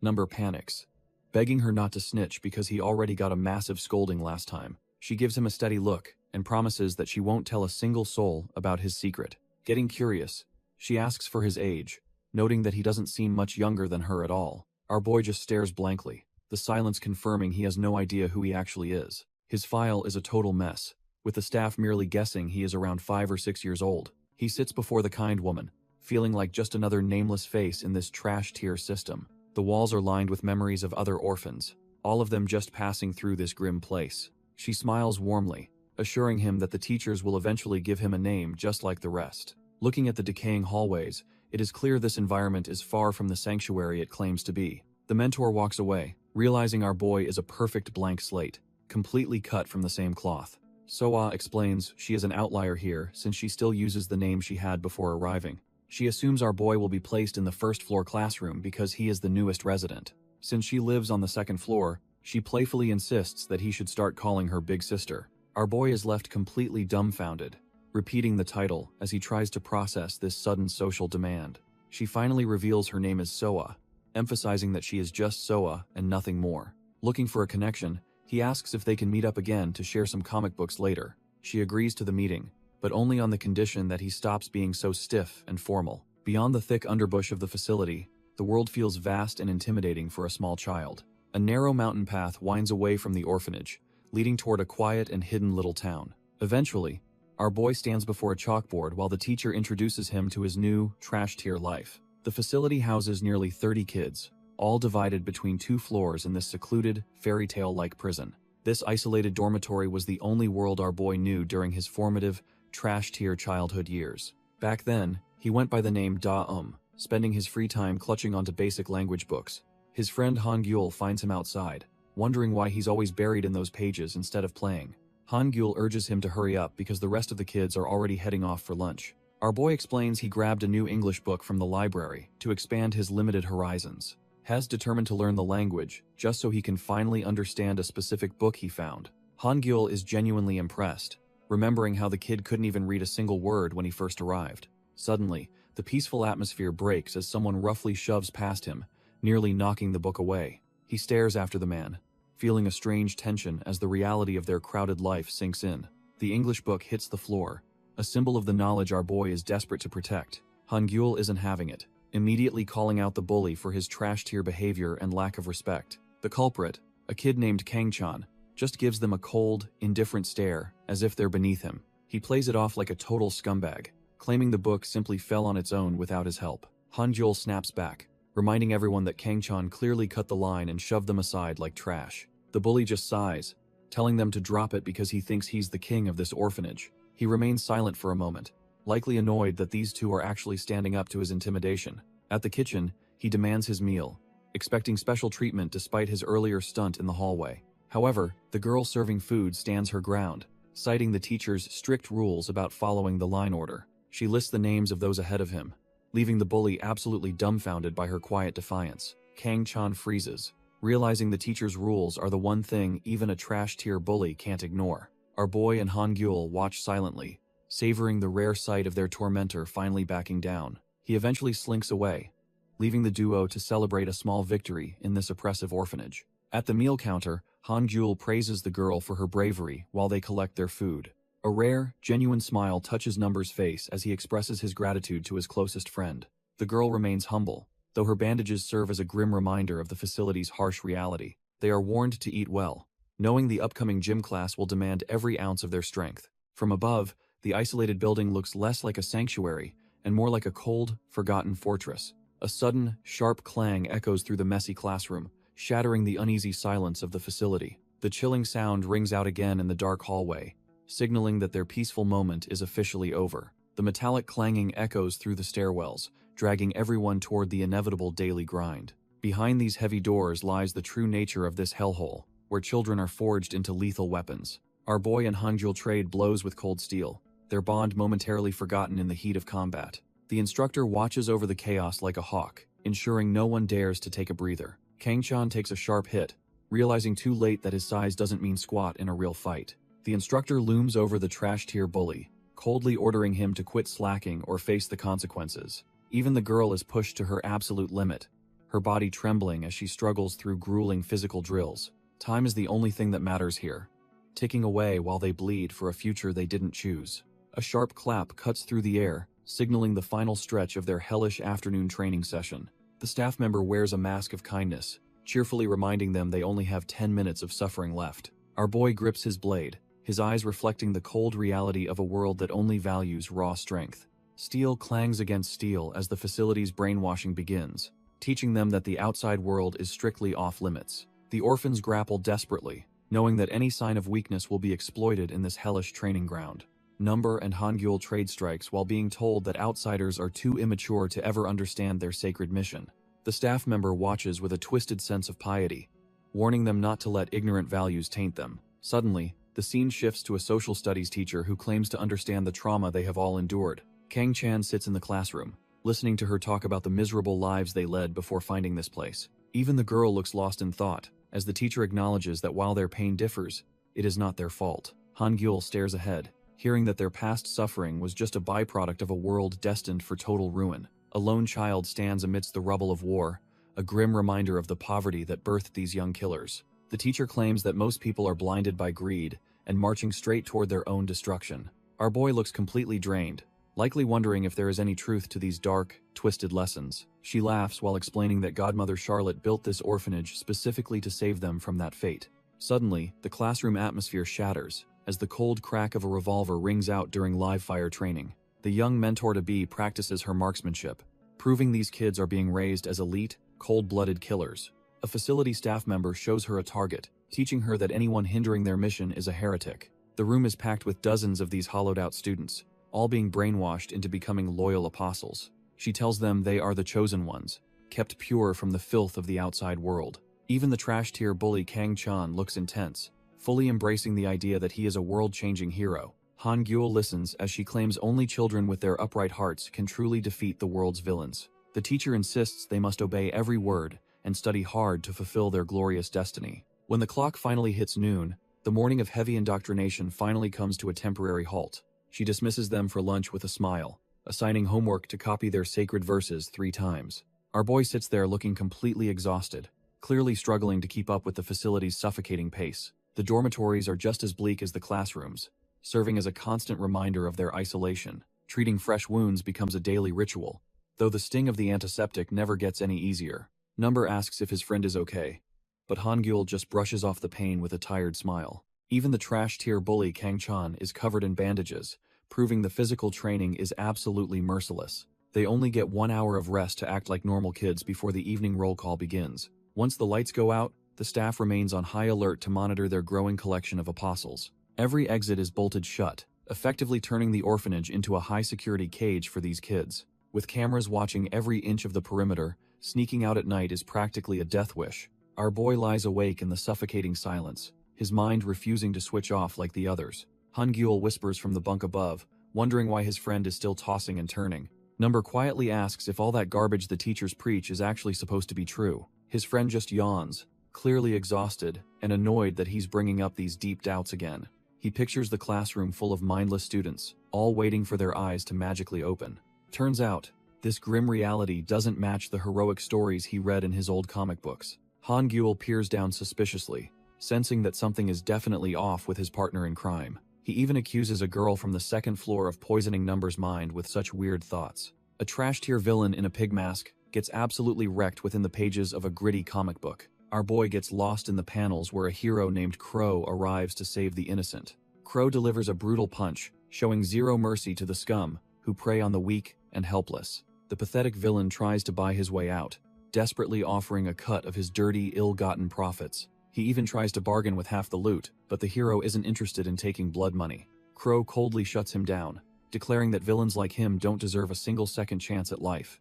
Young Number stares at the word, wondering who the real villains in his own world actually are. Meanwhile, the teacher screams about their holy mission to purge the world of evil for their godmother. The lecture is suddenly interrupted when he notices Soa standing right in front of his desk. She looks down with a chilling intensity, making it clear that his playtime with comics is officially over. Soa slams the desk with a bang, snapping our boy out of his trance before he gets busted. Da is completely dumbfounded, wondering why his mentor is suddenly acting so aggressive toward him. Turns out, the kind staff member just popped back in because she forgot her bag in the room. She spots them together and asks if they are being diligent students by studying late. The lady smiles and tells them not to skip dinner, while Soa plays the part of a perfect student. The second the door shuts, So-ah drops the act and aggressively grabs him by the hair. She scolds him for being a total idiot and nearly blowing their cover over a trash-tier comic book. She warns him that getting caught would lead to consequences much worse than just losing his property. If they get flagged now, their dream of finally leaving this hellhole becomes an impossible task. She complains about the struggle of smuggling gear in, while our boy just tries to recover. Number asks if she can take him along the next time she heads out. So-ah is caught off guard, wondering why he's suddenly interested in leaving the facility. He points to the English book, remembering her stories about a place filled with endless knowledge. Our boy admits he's tired of the trash-tier lies from teachers and wants the truth. So-ah stays silent, realizing they are cut from the same cloth when it comes to curiosity. She starts counting the days, realizing that the schedule might actually work in their favor. After a brief pause, she decides there's no real reason to keep him cooped up anymore. She suddenly gets pumped and tells him they're making their move this very night. Number is totally dumbfounded, stuttering that he isn't mentally prepared for such a sudden mission. She explains that if they don't strike now, they'll be stuck waiting for over a week. Our boy is completely thrown off by the sudden talk of conditions for their secret midnight escape. The full moon hangs high, signaling that the time for their risky maneuver has finally arrived. He stuffs a basketball under his blanket, hoping this trash-tier decoy keeps the guards from noticing his absence.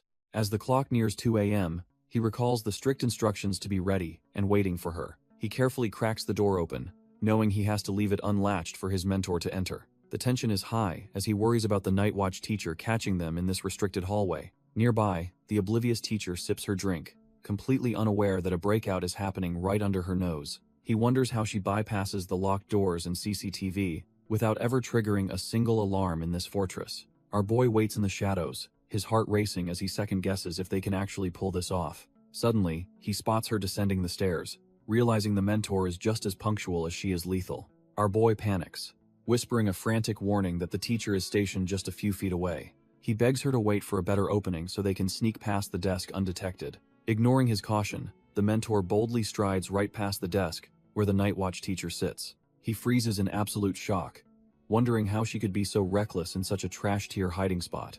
As the silence stretches, he realizes the teacher hasn't moved a single muscle despite the noise. His eyes drift to the mug on the table, sensing something is horribly wrong with this scene. Turns out, the teacher is completely out cold, her life likely snuffed out by the mentor's hand. She calmly beckons him forward, telling him to quit stalling and step out into the hallway. With a chilling smile, she invites him to join her for a little midnight stroll through the facility. He stares at her in disbelief, realizing his mentor is far more dangerous than he ever imagined. The night watch teacher sits there completely lifeless, a trail of drool being the only thing moving on her. Our boy can barely find his voice as he whispers out to her, hoping for any sign of life. His hands tremble with pure terror, realizing the woman who was just guarding them is now just a corpse. He stares into her glazed-over eyes, the cold reality of his mentor's lethality finally sinking into his bones. So-ah doesn't even blink, casually telling him to quit wasting time because their exit is finally open. He takes one last look at the tragedy behind him, feeling like a complete monster for just walking away. Every single door in this trash-tier facility is bolted shut, designed to keep the kids trapped like rats. Even the windows are reinforced with heavy padlocks, proving that nobody was ever supposed to leave this place. As they navigate the dark hallway, she explains how the teachers lock every exit to maintain their absolute control. She reaches for the final handle, ready to break the chains of their miserable existence once and for all. So-ah points out a forgotten storage window, explaining that the staff's laziness is their golden ticket out.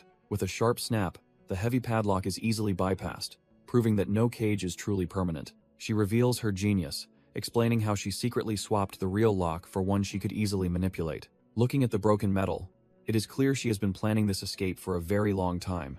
Our boy is completely dumbfounded, wondering how a fellow kid managed to pull off such high-level sabotage. So-ah just shrugs it off, admitting she has been hoarding useful junk from all over this trash-tier facility. Her stash is a literal criminal starter kit, filled with tools stolen right from under the teacher's noses. As she climbs out, she mentions a basement lab where she found the drugs used on their guards. Number realizes she is not just a survivor. She is a predator who has been studying their captor's weaknesses. Turns out, she even used the social studies teacher as a human guinea pig to test her concoctions. The timing had to be perfect, specifically aligning with the full moon when the guard rotations finally overlap.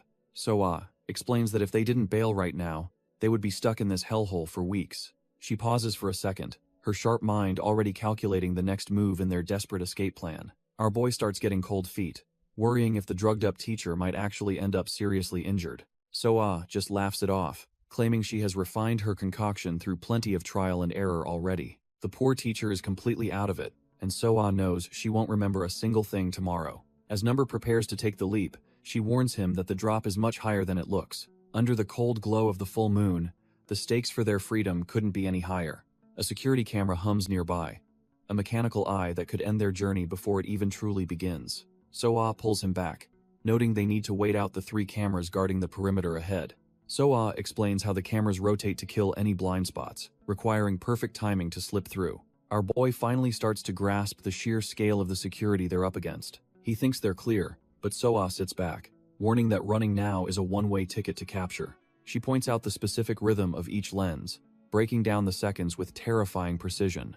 Number is left completely dumbfounded as she rattles off complex intervals like it's second nature. She calculates the next opening is hundreds of seconds away, leaving him questioning her sanity. Since they have a 3-minute wait, she tells him to get comfortable while he nervously agrees. Hes amazed, wondering just how many times she's practiced this escape to master the math. She starts mumbling numbers under her breath, keeping a rhythmic count that keeps them on track. Turns out she isn't calculating at all. She simply sees the world through these supernatural timers. So casually mentions she's been a wanderer since childhood, forcing the facility to ramp up its security measures. She laughs about her explorer's spirit, while our boy just stands there feeling completely overwhelmed by her intensity. Her gaze turns cold as she recalls the facility finally posting night watchers to stop her constant escapes. Number watches in silence, chilled by the way she keeps counting down the seconds with robotic precision. She notices his hesitation and asks if he's still haunted by the state they left their teacher in. He admits that her expression back then was utterly terrifying,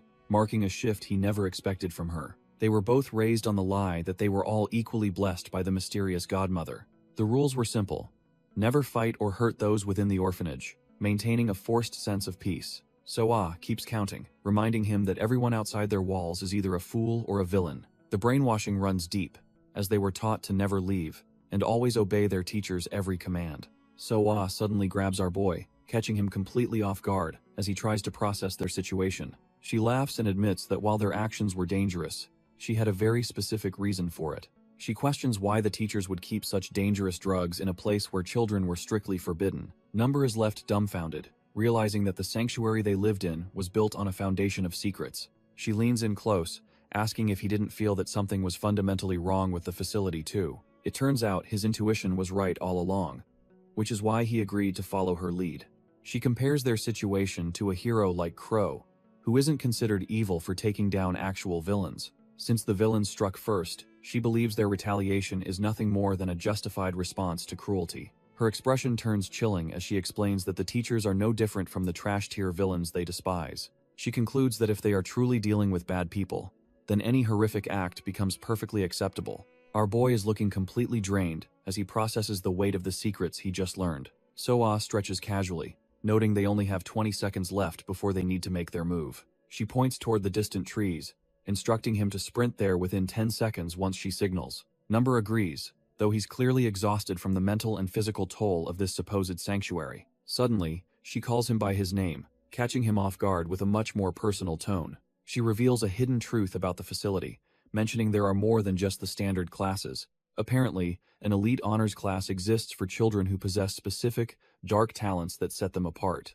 She plans to join that class next year, and wonders if he has the same potential. If he makes the cut, she promises to reveal her true intentions and every detail of her plans. Number is left dumbfounded, realizing she's offering him a seat at the table in her dangerous game. Number's eye sparks with that eerie blue light as he starts to recall when it all began. Looking back at those marked trees, the memories are a bit of a blurry mess for our boy. He wonders if it happened earlier or later while standing there with the woman who changed everything. Trying to piece it together is a headache, and he can't quite pin down the exact moment. So just keeps talking, her cheerful facade masking the dark reality of the honors class she mentioned. Back then, he just rubbed his eyes, convinced the strange blue glow was nothing but a tired hallucination. She points out the scrap pile, her own mysterious energy flaring as she explains the weight of numbers. This facility was the breeding ground, where he finally started to see the world for what it was. A year passes, and our boy finds himself in a classroom full of kids cut from the same cloth. The instructor claps her hands to get their attention, signaling the start of another twisted lesson. The teacher announces that after 6 months in Class 2, It's finally time for some personal counseling sessions. The news sends a ripple of unease through the students, who know these meetings are never just routine. Standing beside her, the science teacher prepares to call them in, his cold gaze scanning for any weakness. Our boy watches as the teacher calls for number 1, signaling the start of Han-gyul's turn. Looking at his official record, it's clear Han-gyul has been grinding in this hellhole for 7 long years. The instructor notes that while his stats aren't top tier, his sheer motivation sets him apart from the rest. Han-gyul simply admits that his driving force is a desperate, burning need to finally feel special. He recalls hearing from older graduates that reaching the honors class is the only way out of obscurity. The ultimate goal is serving the godmother directly, a position of absolute power that every orphan here craves. He truly believes that without this twisted family, he'd be nothing, showing just how deep the brainwashing goes. Han-gyul remembers his trash-tier past, where he was nothing more than a punching bag for his deadbeat father. He realizes that without this place, he'd still be shriveling up in that dark corner forever. The science teacher remains cold, his sharp gaze already shifting to the next student in this twisted academy. A girl named Yul steps up next, clearly drowning in doubt about her own lack of motivation. He notes she's a top-tier student in theory, but her actual combat training is a total disaster. He asks if she's simply too scared to punish evil, testing if she has the spine for their mission. Yul flinches at the pressure, desperately trying to claim that her hesitation isn't what it looks like. She admits she wants to be helpful, but feels pathetically small compared to the older, more lethal orphans. Inside the counseling room, the crushing weight of being weak in a world of monsters starts to sink in. The instructor then acknowledges Kang Chan, who looks completely dumbfounded that anyone actually remembers a nobody like him. The instructor notes that while Kang Chan is a total academic failure, he's a beast in physical training. He realizes the boy was personally coached by a certain lethal mentor, explaining his raw, trash-tier academic talent. During the evaluation, he asks if Kang Chan has felt any physical strain, specifically stinging eyes or migraines. Our boy looks completely lost and claims everything is fine, unaware of the deeper meaning behind the questions. The teacher marks his file, noting his status while moving on to the next potential weapon in the facility. Then it's young Daum's turn, and he admits to feeling a strange, regular, tingly sensation in his head. This revelation catches the instructor off guard, his cold expression breaking into one of genuine, shocked surprise. He demands to know when this started, and Daum nervously guesses it's been about a year. The teacher grows intense, frustrated that such a vital detail was kept hidden for such a long time. He leans in and asks the million-dollar question. Has the boy actually started seeing things yet?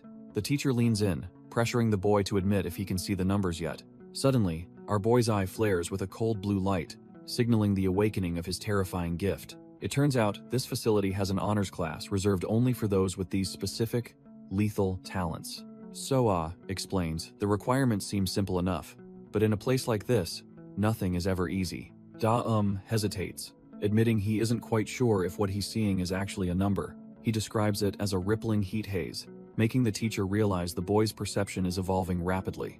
The instructor checks the files, noting that even top-tier candidates like Han-gyul are showing promising symptoms. Since Daum is the final student for the day, the teacher decides to wrap up the session. He orders the boy to gather a few specific classmates and bring them down to the underground lab. With the evaluation over, the teacher prepares for the next phase of their twisted experiment. The science teacher smirks to himself, thinking this year's batch of kids is finally showing some real potential. Their footsteps echo through the cold, sterile corridors as they head deeper into the facility's hidden depths. Our boy Daum leads Kang Chan and Yul through the dark, following the teacher's cryptic instructions. The air grows heavy, and Yul can't help but notice a foul, metallic stench lingering in the hallway. Kang Chan grows impatient, but Daum calmly checks his notes and points them toward the right path. Suddenly, that familiar blue spark ignites in his eye, signaling his supernatural perception is kicking into gear. He looks at his peers and sees those haunting numbers hovering over them like a silent death sentence. It's been a year since these digits first appeared, yet their true, grim meaning remains a total mystery. By now, he's mastered the ability to toggle this cursed vision on and off whenever he pleases. He deliberately hides his growth because the teacher's desperate obsession makes him feel incredibly uneasy. Our boy Daum once thought simply admitting he saw the numbers would secure his spot in the honors class, but he soon realizes his naive judgment was a total mistake as the group enters a room of horrors. The science teacher looms over a bound man, whose muffled groans fill the cold, sterile air with dread. He sneers at the captive, calling him a rat-like bastard who doesn't belong in their world. Turns out, this poor soul was caught sneaking into the forest, desperately trying to record the facility's dark secrets. On the table lies the evidence of his intrusion: a camera, a notebook, and a journalist's identification card. The science teacher warns the students that this is why they must remain vigilant whenever they leave the building. With a chilling click, the science teacher readies a handgun, signaling that the real lesson is about to start. He places the weapon on the table, the heavy thud echoing the grim reality of their next task. The deal is simple. The first student to pull the trigger on the captive earns a seat in honors. The kids are absolutely dumbfounded as the weight of the teacher's twisted ultimatum finally sinks in. The poor journalist just sits there, a hooded sacrifice waiting for one of these children to break. The science teacher singles out Yule, reminding her that she claimed to be fearless just moments ago. He forces the cold steel into her trembling hands, demanding she prove her worth by taking a life. He mocks her dreams of being everyone's strength, calling her out for what he thinks is a lie. Yule is on the verge of a total breakdown, her mind racing as she stares at the target. Her vision blurs and her hands shake uncontrollably, while the captive's muffled whimpers fill the room. Disappointed by her hesitation, the teacher sighs and wonders what on earth she's actually learned at this facility. Deciding he's seen enough of this pathetic display, he reaches for his own weapon to finish the job. The other students watch in horror as he prepares to show them exactly how a real apostle handles business. The science teacher leans in, asking if things feel a bit easier now that she's holding the power. He explains that this trauma is just a stepping stone to making her spirit stronger and more faithful. With the death timer ticking above her, he gives the final order to execute the captive right now. Yule's world shatters as she squeezes her eyes shut, unable to handle the weight of the cold steel. Suddenly, someone else's hands reach out to snatch the weapon away before she completely loses it. Hangul steps up to protect her, while our boy Number watches in pure shock at the sudden escalation. Without a second thought, Hangul pulls the trigger and sends a bullet straight through the bound journalist. As the muzzle flashes, Number can only mask his horror while the death timer finally reaches its end. The heavy silence returns as the gun clatters to the floor, the deed finally done. Hangul trembles, desperately hoping this nightmare of a test is finally over for both of them. Hangul desperately hopes the ordeal is over, but the look on his face says he knows better. The trash-tier teacher just chuckles, clearly amused by the naive hope radiating from the traumatized students. He slowly reaches for the curtain, preparing to reveal the next layer of this hellish evaluation. With a swift motion, he pulls back the veil to show them the true cost of their promotion. 3 more bound captives are revealed, proving the organization has plenty of lives to throw away. Our boy Number stands dumbfounded as he realizes the scale of the massacre they are expected to perform. The teacher explains it is a first-come, first-served race to the honors class, sending Yule into a spiral. Kang Chan and Hangul are left reeling, forced to choose between their humanity and their survival. As the gun is gripped tight, the weight of the choice begins to crush their remaining innocence. So-ah coldly prepares to lead the way, signaling the start of a test that will change them forever. Kang Chan gasps for air, the weight of the weapon feeling like a death sentence in his trembling hands. Our boy Number is shaking, his breath hitching as he struggles to aim at a living, breathing target. He realizes this isn't a test, but a forced execution meant to strip away their remaining human empathy. Hangul stands firm despite the horror while Yule sobs, realizing their promotions were bought with innocent blood. The science teacher oversees the carnage, ensuring these children are disciplined like animals to follow every lethal order. Their hands are metaphorically stained, a necessary trauma to shape their minds into something the organization finds usable. The science teacher loses patience and threatens Number, ordering him to hurry up and commit the deed.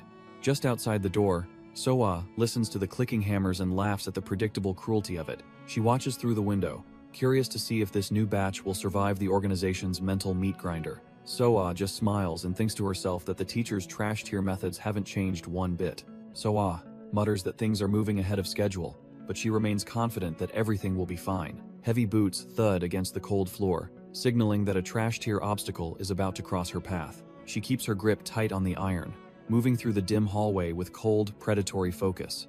As she stalks forward, she realizes her quiet exit is being interrupted by the facility's overzealous night security. She instantly analyzes the approaching stride, recognizing the right foot dominance of a teacher she clearly finds annoying.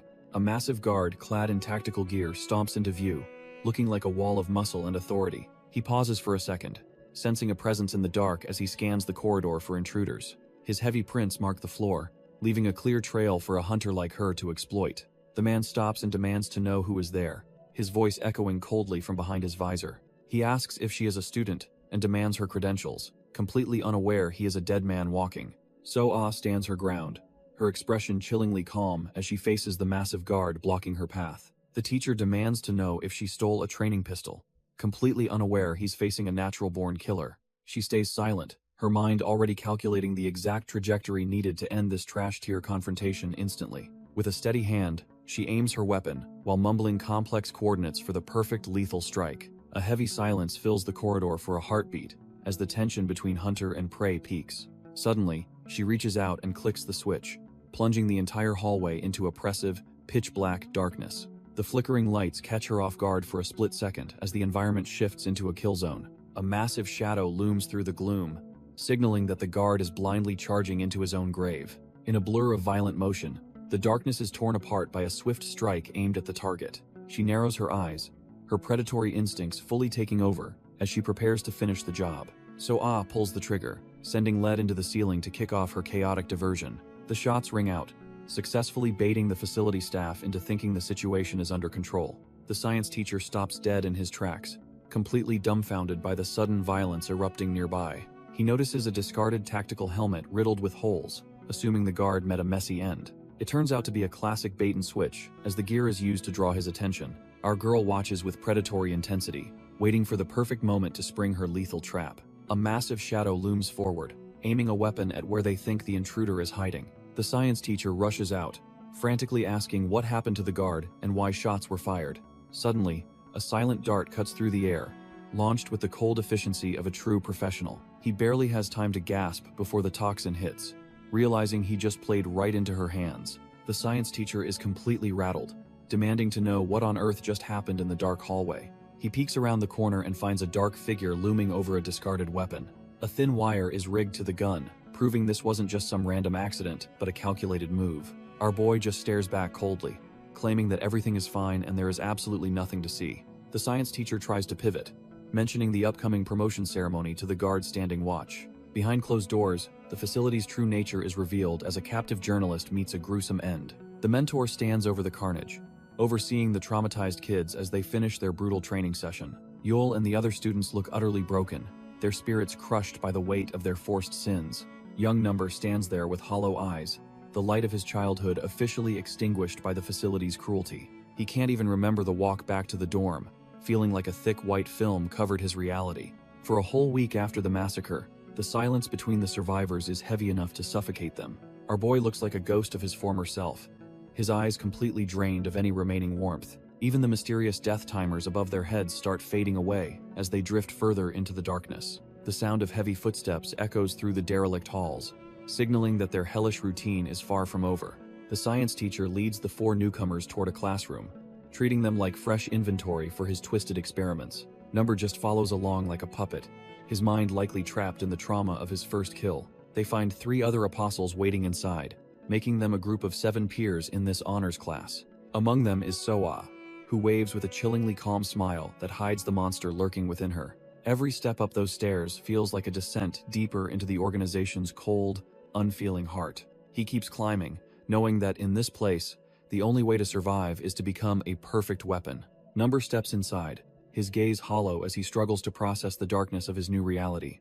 Up on the rooftop, So enjoys the breeze, looking far too serene for a cold-blooded killer. When our boy joins her, she greets him warmly, making him wonder why they are meeting up here. He looks absolutely exhausted, his spirit crushed by the weight of the organization's brutal training. She presents a new volume as a welcome gift, acting like they are just 2 normal students. However, her mention of their 6-year history together triggers a visceral, terrifying reaction deep within him.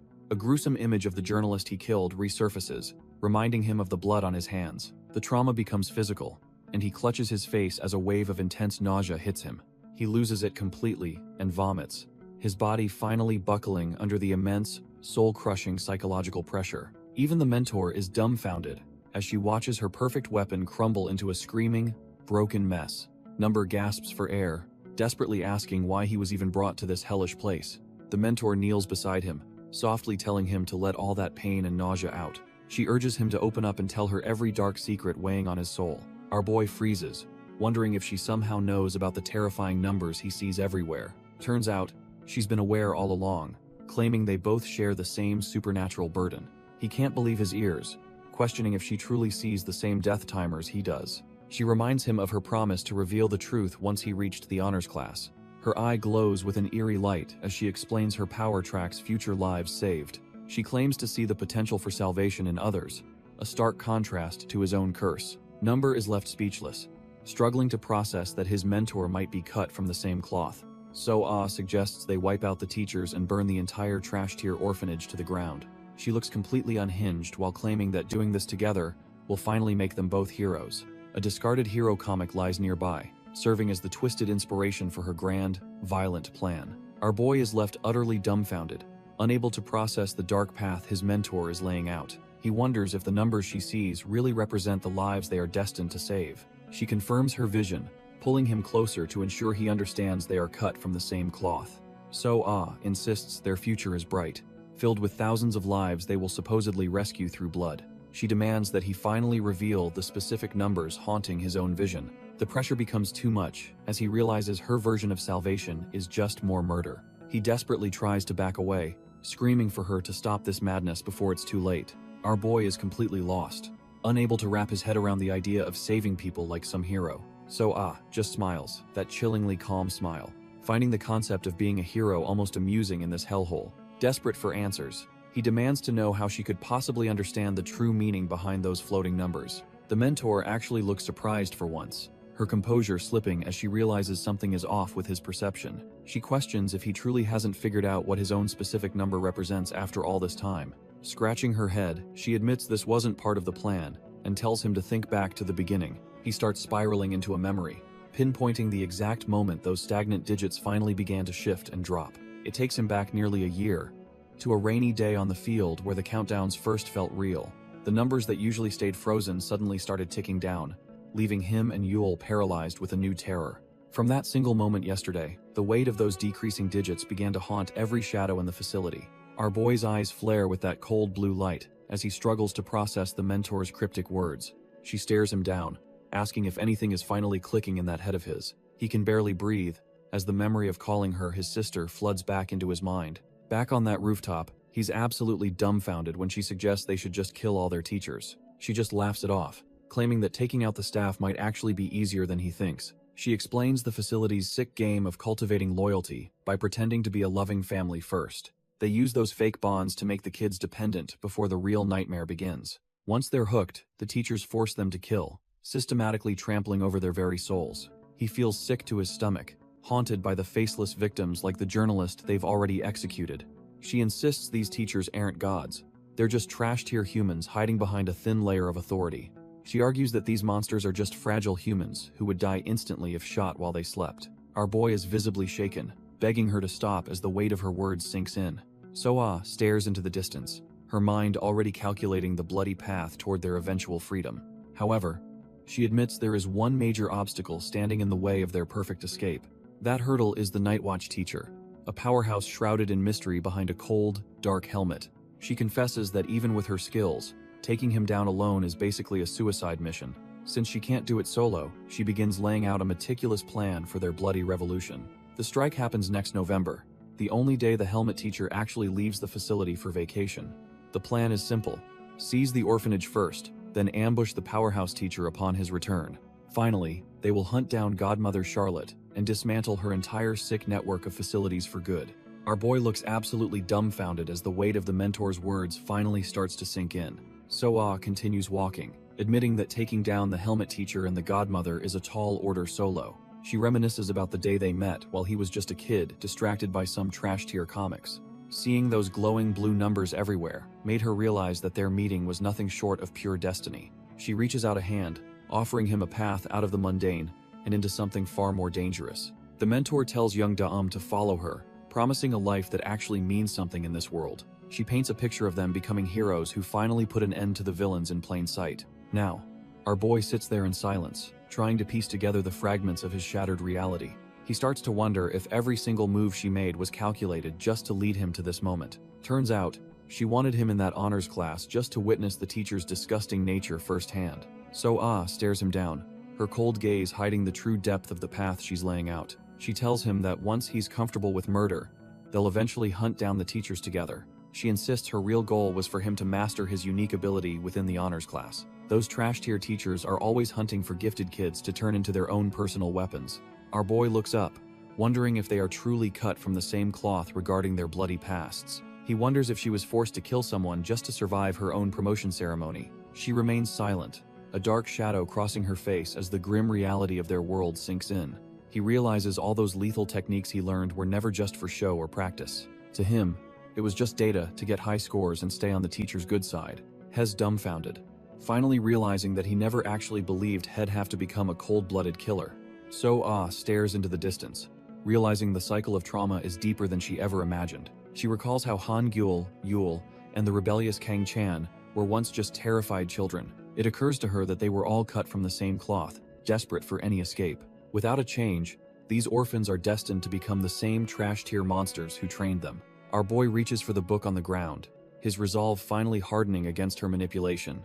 He looks her in the eye and firmly states that they are going to run away together. So-ah is left dumbfounded by his sudden spark of rebellion and the weight of his words. He explains his plan for November 17th, promising to find an opening for him and his friends. He grips the magazine tightly, realizing it is the last piece of his old self he needs. Number hands the book back to So-ah, signaling that his time as her pawn is officially over. Our boy trembles, desperately insisting he refuses to end up like the cold-blooded killer known as Crow. They stand on the rooftop, the distance between them growing as he rejects her twisted path. So-ah remains silent, her back turned as she lets his defiance echo through the cold evening air. He grips the magazine until his knuckles turn white, clinging to the last shred of his humanity. The weight of his past hits him, and he screams out in a desperate attempt to stay sane.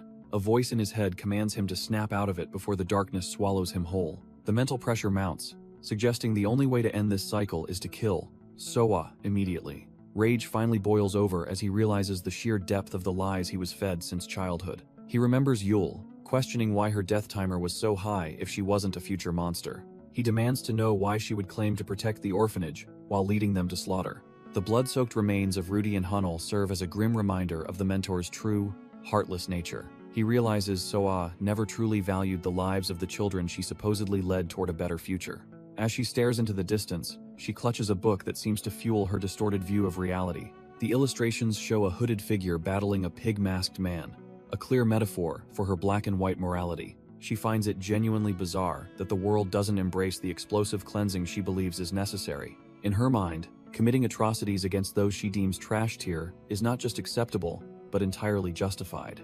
She looks completely dumbfounded, unable to comprehend why anyone would hesitate to follow her lethal logic. The pressure inside Number's head finally snaps, and he realizes he must kill her before it's too late. He thinks back to January 16th, the day he began documenting his secret plans to defy the organization.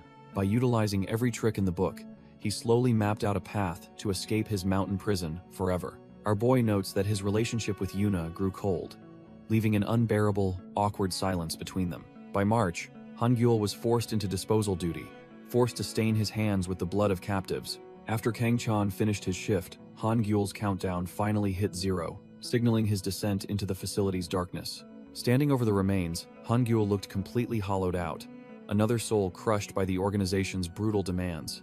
It was then that the true, terrifying meaning of the floating numbers finally clicked for our boy. Seeing the massive count over Yul made him realize just how much blood was destined to be spilled. He tried to shut it all out, desperately wanting to stop caring about the fate of his peers. By July, even his attempts to convince his friends to flee failed, as Yul became a listless shell. Meanwhile, Kang Chan's aggression spiraled out of control, his mind snapping under the weight of his mounting sins. It felt like everyone in that hellhole was just a broken puppet, discarded once their purpose was served. By October, the diary entries show our boy was already doubting if So-ah could actually pull off her plan. He spent his few quiet moments sketching, wondering how many children he could realistically save from this nightmare. But those private thoughts were never meant for the facility teacher, who looks on with a chillingly blank expression.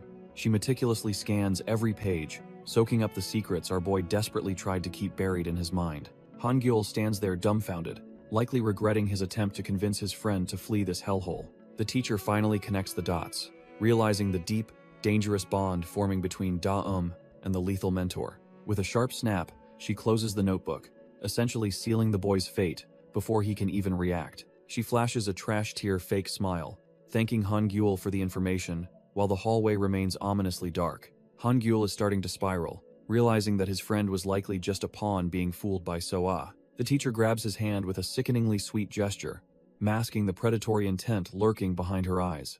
The teacher promises to handle her voice dripping with that fake, sugary concern. Han-gyul is left trembling, realizing he just threw his only friend under the bus for this trash-tier system. Meanwhile, the mentor is listening in, her earpiece picking up every single word of the teacher's manipulation. So-ah sits perched like a predator in the moonlight, completely unfazed by the facility's growing suspicion. She lets out a chilling laugh, finding the whole situation more entertaining than a sane person ever should. It turns out she's disappointed because that diary was a secret pleasure she wasn't ready to share yet. A heavy presence looms over the facility grounds as the tension reaches a breaking point. A mysterious night watch teacher arrives, looking like he's ready to enforce the facility's brutal status quo. His heavy boots crunch against the dirt, signaling that the time for games is officially over. The clock winds back to November 2012, inside a ruined building where the nightmare first took root. Someone grips a revolver with lethal intent, ready to turn this facility into a literal graveyard. So-ah steps through the doorway with the cold, calculated grace of a natural-born predator. We're diving 12 years back into the infamous number incident that changed everything for our boy. Desperate breathing and frantic footsteps echo through the dark hallways as the hunt officially begins. A facility teacher clutches her bleeding shoulder, realizing she is no longer the one in control here. She is absolutely dumbfounded that a mere student could turn the tables and leave her this broken. In a fit of pure desperation, the woman levels her piece, hoping one lucky shot saves her. But So-ah just walks through the lead storm like the bullets are nothing more than annoying flies. She wears a trash-tier grin while mocking the teacher for thinking she could actually dispose of her. Realizing she is completely outclassed, the teacher bolts. But there is no running from a monster like this. The teacher screams in terror, questioning if the girl really thinks she'll be safe after this betrayal. So-ah ignores the noise, focusing purely on the mechanics of crossing her hands to steady her lethal aim. She wears a chilling smile, treating the act of applying needle-like pressure to the trigger like child's play.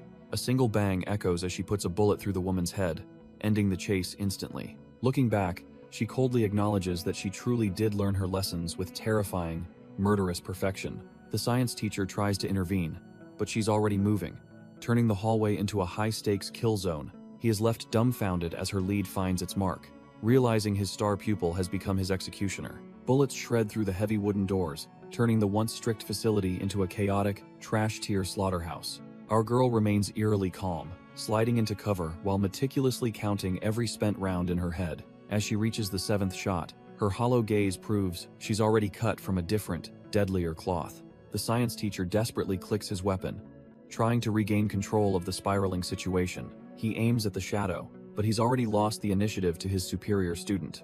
A white sheet suddenly cuts through the air, serving as the perfect distraction for her next move. So-ah appears from the darkness, looking like the personification of death itself as she closes the distance.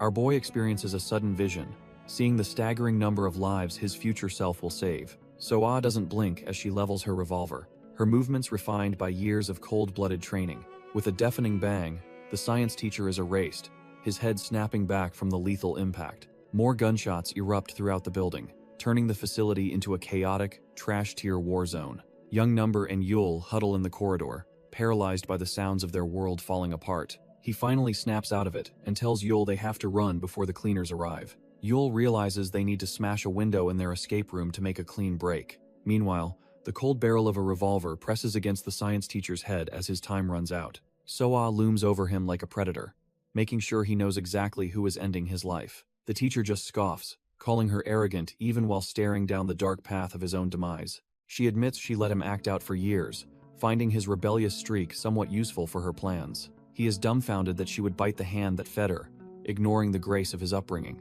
So-ah just encourages him to keep that energy, telling him he is playing his part perfectly. She wants him to stay trash tier, refusing to let him find any peace or admit his wrongs. With a terrifying grin, she tells him to struggle and die like the hideous villain he is. She demands her final moment of catharsis, ready to paint the room red with his blood. Just as So-ah thinks she has the upper hand, a cold blade suddenly presses against her throat.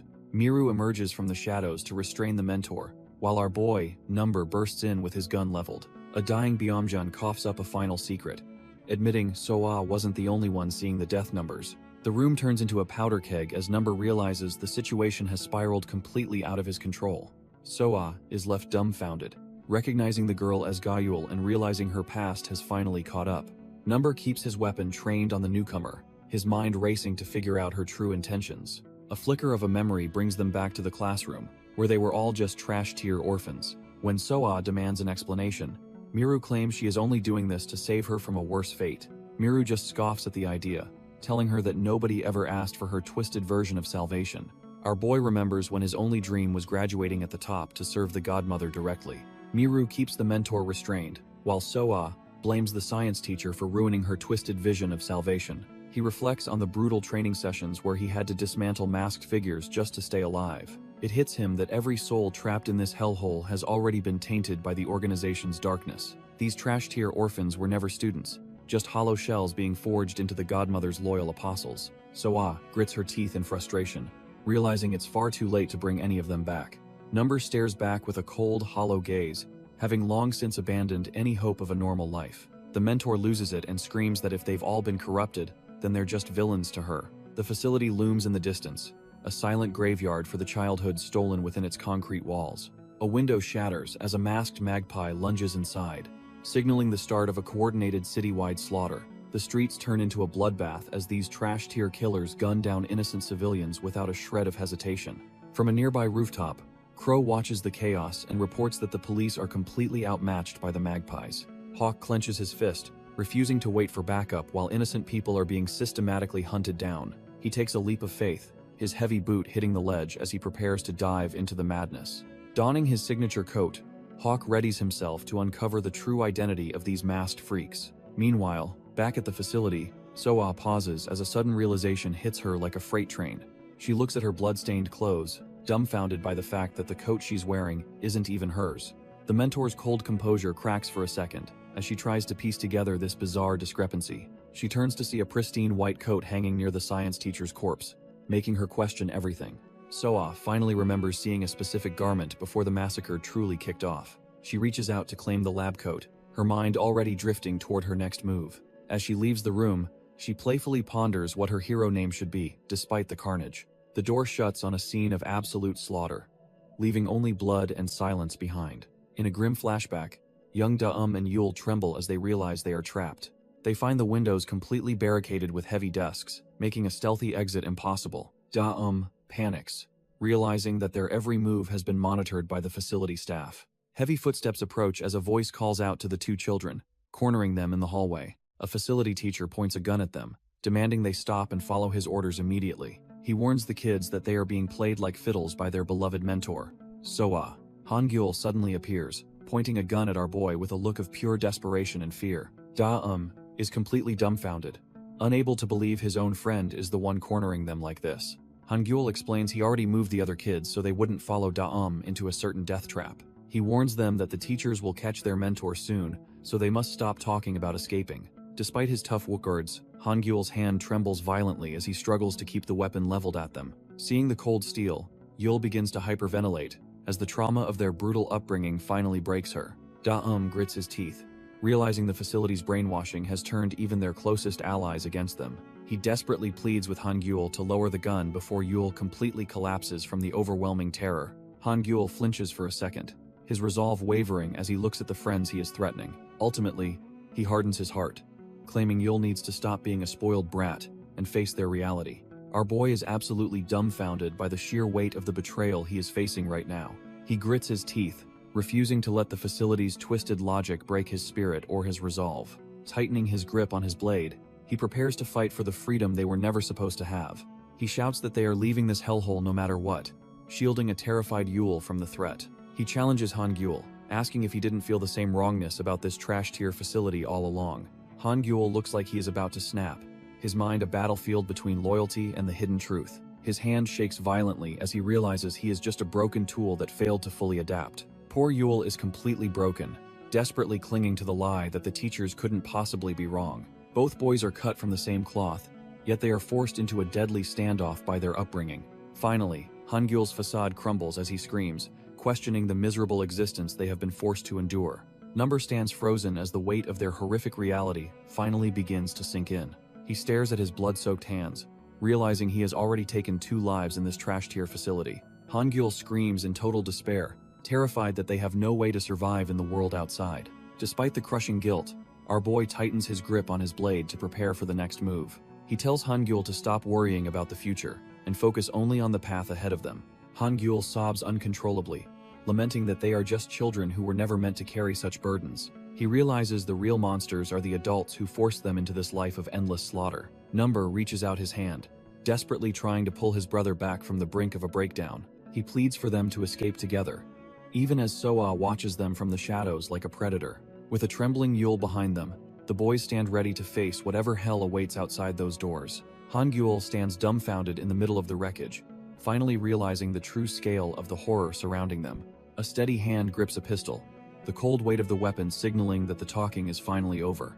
Soa stares back with a hollow expression, her face painted with the blood of those who stood in her way. She smiles mockingly, identifying the boy as the little snitch who betrayed his friends by handing over the diary. Our boy is visibly shaken, the weight of that past betrayal hitting him harder than any physical blow ever could. High above the city, Hawk desperately calls for backup as he realizes the magpies are actually the mentor's legacy. These killers are nothing more than puppets, former students who were molded into monsters by the mentor's twisted hands.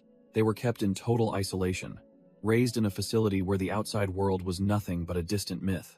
Having never learned right from wrong, these children were taught that the only truth in life is a bullet. Now, an entire classroom of brainwashed soldiers has been unleashed on the city to claim revenge for their master. A magpie strikes while our boy drowns in regret, wishing he had stopped the cycle before it began. He realizes that taking action beforehand was the only way to prevent the bloodbath currently staining the floor. He remembers the mentor, smiling like a saint, while claiming she would save him with a loaded gun. That twisted version of salvation immediately paints the room red as the first victim falls in the flashback.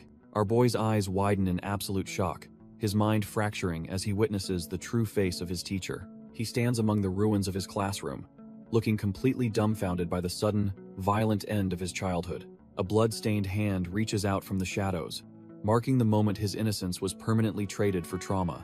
Standing over the remains of his past life, he realizes there is no going back to being normal. He can only let out a confused gasp, his brain refusing to accept the nightmare unfolding before him. Desperate to escape the madness, he bolts down the dark hallway with his frantic breathing filling the silence. Yule bolts through the dark, her lungs burning as she screams for a miracle that isn't coming. A heavy revolver spits fire, the thunderous bang drowning out the sounds of the facility's dying innocents. Hawk crashes into the scene, putting his boot through a masked magpie who thought he owned the streets. Things get messy when a student is taken hostage, forcing the hunters to weigh one life against the mission. Soa stares down a trash-tier student, her presence alone enough to make his knife hand shake with fear.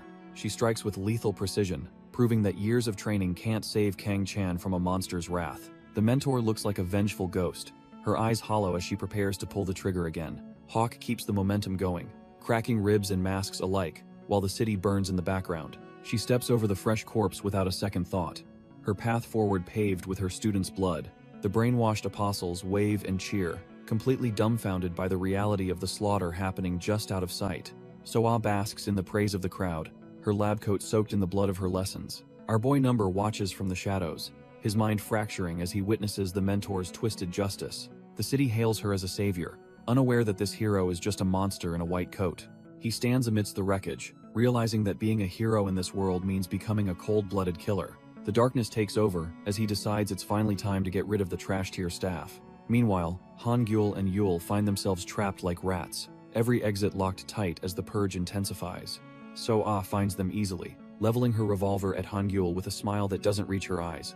Just as she prepares to pull the trigger, a blur of motion cuts through the hallway's heavy tension. Number lunges forward with everything he has, tackling his former mentor before she can claim another life. A shot rings out, the deafening blast signaling that the time for talk is officially over. The impact shatters the nearby windows, glass raining down like lethal confetti as they hit the floor. Our boy's eyes go wide, the reality of the situation cutting deeper than any of those shards. They crash into the ground together, the sound of the gunshot still echoing through the empty hallway. He manages to shove the mentor back, but the physical toll is already starting to scream at him. Number clutches his face as the searing pain of a fresh wound mixes with a sudden, agonizing memory. Blood spatters across the broken glass, a grim reminder that every choice in this place has a price. He gasps for air, his vision blurring as the trauma he tried to bury starts clawing its way out. Suddenly, he's back in that hellish classroom, surrounded by the cooling bodies of the only friends he had. The weight of the massacre hits him all over again, making him wonder if he's truly any different. Seeing the lifeless forms of Luda and Hanwul reminds him why he can never let So-ah win. Number screams in agony, his mind fracturing as he demands to know why this nightmare ever started. He sees the mentor again, looming over a sobbing Yule, while casually gripping her service weapon. So-ah justifies her actions, claiming that since no one else would act, the burden fell to her. Our boy is dumbfounded, as she explains that every student there was already a lost cause. In her twisted mind, these children were destined to become nothing more than heinous, trash-tier criminals. She smiles coldly, convinced that by killing them, she was actually saving the world from future villains. The facility stands as a grim tomb, its windows stained with the blood of those who failed graduation. He remembers the suffocating weight of death as Kang Chan was ruthlessly silenced during the purge. A trembling, bloodied hand reaches out for help, but in this hellhole, mercy is a foreign concept. Even the Night Watch teacher is left holding a cooling body, powerless against the mentor's absolute authority. A facility teacher looks down at the fresh corpses, realizing the graduation ceremony has turned into a total bloodbath. Trails of red paint the stairs, leading toward the dark heart of the facility where the real nightmare begins. The Night Watch teacher pauses, wondering if the slaughter has already reached the students on the second floor. Our boy is absolutely losing it, his face splattered with gore as he grits his teeth in pure agony. He charges forward with a scream, demanding to know why she would butcher their classmates like trash-tier obstacles. So-ah just stares back with hollow eyes, her revolver ready to silence anyone who dares to question her. She discards the empty gun and searches the room, looking for any remaining sins that need to be purged. Without a second thought, she draws her knife, ready to show him exactly why she is the ultimate predator. Their blades clash in a shower of sparks as Number desperately tries to stop his mentor's cold-blooded rampage. The classroom turns into a kill zone as the two survivors engage in a dance of death and betrayal. Number is struggling, his face a mess of blood as he tries to process the betrayal. So-ah justifies her madness, claiming she acted because everyone else was too weak to stop future monsters. Our boy snaps back, demanding to know how she could possibly know what the future holds for them. He mentions the numbers, realizing she can't even see the death timers that haunt his every waking moment. The mentor just laughs it off, mockingly asking if he's referring to some sort of future kill count. He stands there dumbfounded, realizing his mentor is operating on a completely different, twisted level of logic. She taunts him about his hidden diary, revealing that even his friend Hanjul eventually folded and tattled. The weight of the betrayal hits him hard, leaving him speechless as his world continues to crumble. He remembers Hangyul's tear-streaked face, a boy forced to point a gun at his only real family. Hangyul was never a traitor by choice, just another broken soul screaming in this trash-tier hellhole. Our boy screams that everything could have been different if she hadn't turned their lives into a total nightmare. The mentor just stares back with those cold, dead eyes, mockingly asking if he truly believes that fairy tale. She challenges him to explain how he could possibly know what a normal life even looks like anymore. Number freezes in place, the harsh reality of her words hitting him harder than any physical blow ever could. Suddenly, a sharp sting of pain erupts as his own hesitation leaves him wide open for a brutal strike. He collapses to the floor, clutching his wound while she questions how kids raised as killers could ever function. She paints a grim picture of orphans who only know violence being unleashed upon an unsuspecting, peaceful city. Without anyone to guide them, these broken tools would be completely lost in a world with different rules. She looms over him, sneering at the naive idea that they could ever just adapt and live normal lives. To her, the outcome is obvious, and their fate as monsters was sealed the moment they were recruited. She claims they will be discarded like trash, left to rot in dark corners where no light reaches. Eventually, these broken tools will revert to the only thing they know, slipping back into a world of violence. That cycle of blood inevitably circles back, claiming the lives of innocent people just trying to live normally. Our boy is visibly shaken, his body battered and his mind reeling from the weight of her cold logic. He can barely breathe as the realization hits, his heart breaking over the horrific path she has laid out. He trembles while asking if she really slaughtered everyone they knew just because of a twisted, baseless delusion. The mentor just scoffs, wondering if he actually values his trash-tier friends over the safety of the world. She looks at him with utter disappointment, calling him a selfish brat for not seeing the bigger picture. Something inside him finally snaps, and he kicks off the ground with every ounce of his remaining strength. He closes the gap in a flash, catching her completely off guard as he lunges for the kill. The gun clatters across the floor as our boy decides he doesn't need weapons to settle this debt. He tackles the mentor to the ground, screaming that his friends were never the villains she made them out to be. His face is a mask of pure fury as he warns her not to judge people's lives so arbitrarily. He grips her throat tightly, demanding to know how she could possibly predict their future sins with such certainty. He He remembers Yul, Chan, and the others, innocent souls who were just kids, caught in a nightmare. He reveals the truth he saw, that their death timers were at 0 for their entire miserable lives. Despair takes over as he shouts that they never would have killed anyone if she hadn't ruined everything. The mentor remains chillingly unfazed, simply stating she ended them before they ever had the chance to fail. Our boy stands there completely dumbfounded, his mind struggling to grasp the depth of her cold-blooded logic. He stares at her in stunned silence, realizing that the woman who raised him is truly beyond redemption.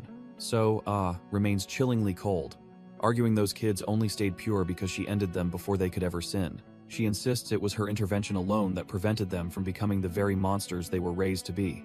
Looking at the gun, our boy wonders if his friends were truly destined for darkness, or if they had hope. The mentor just laughs through the pain, mocking his desperate belief that anyone in their world could ever change. His eyes burn with a murderous intensity as he realizes she feels absolutely no remorse for the stolen lives. He grabs the revolver, the heavy metal feeling like the only way to finally end this cycle of madness. A raw, agonizing scream escapes him as the psychological toll of her words pushes him over the edge. He flashes back to their youth, remembering how they once bonded over simple comics and their shared, cursed burden. They were two broken souls who thought the same thoughts, once hoping to escape this hellish existence together. The weapon hits the floor with a heavy thud as he realizes that beautiful dream died a long time ago. Flashbacks reveal our boy never wanted to kill, even when the teachers forced a gun into his hand. The mentor saw the future carnage early on, her eyes already haunted by the lives she would take.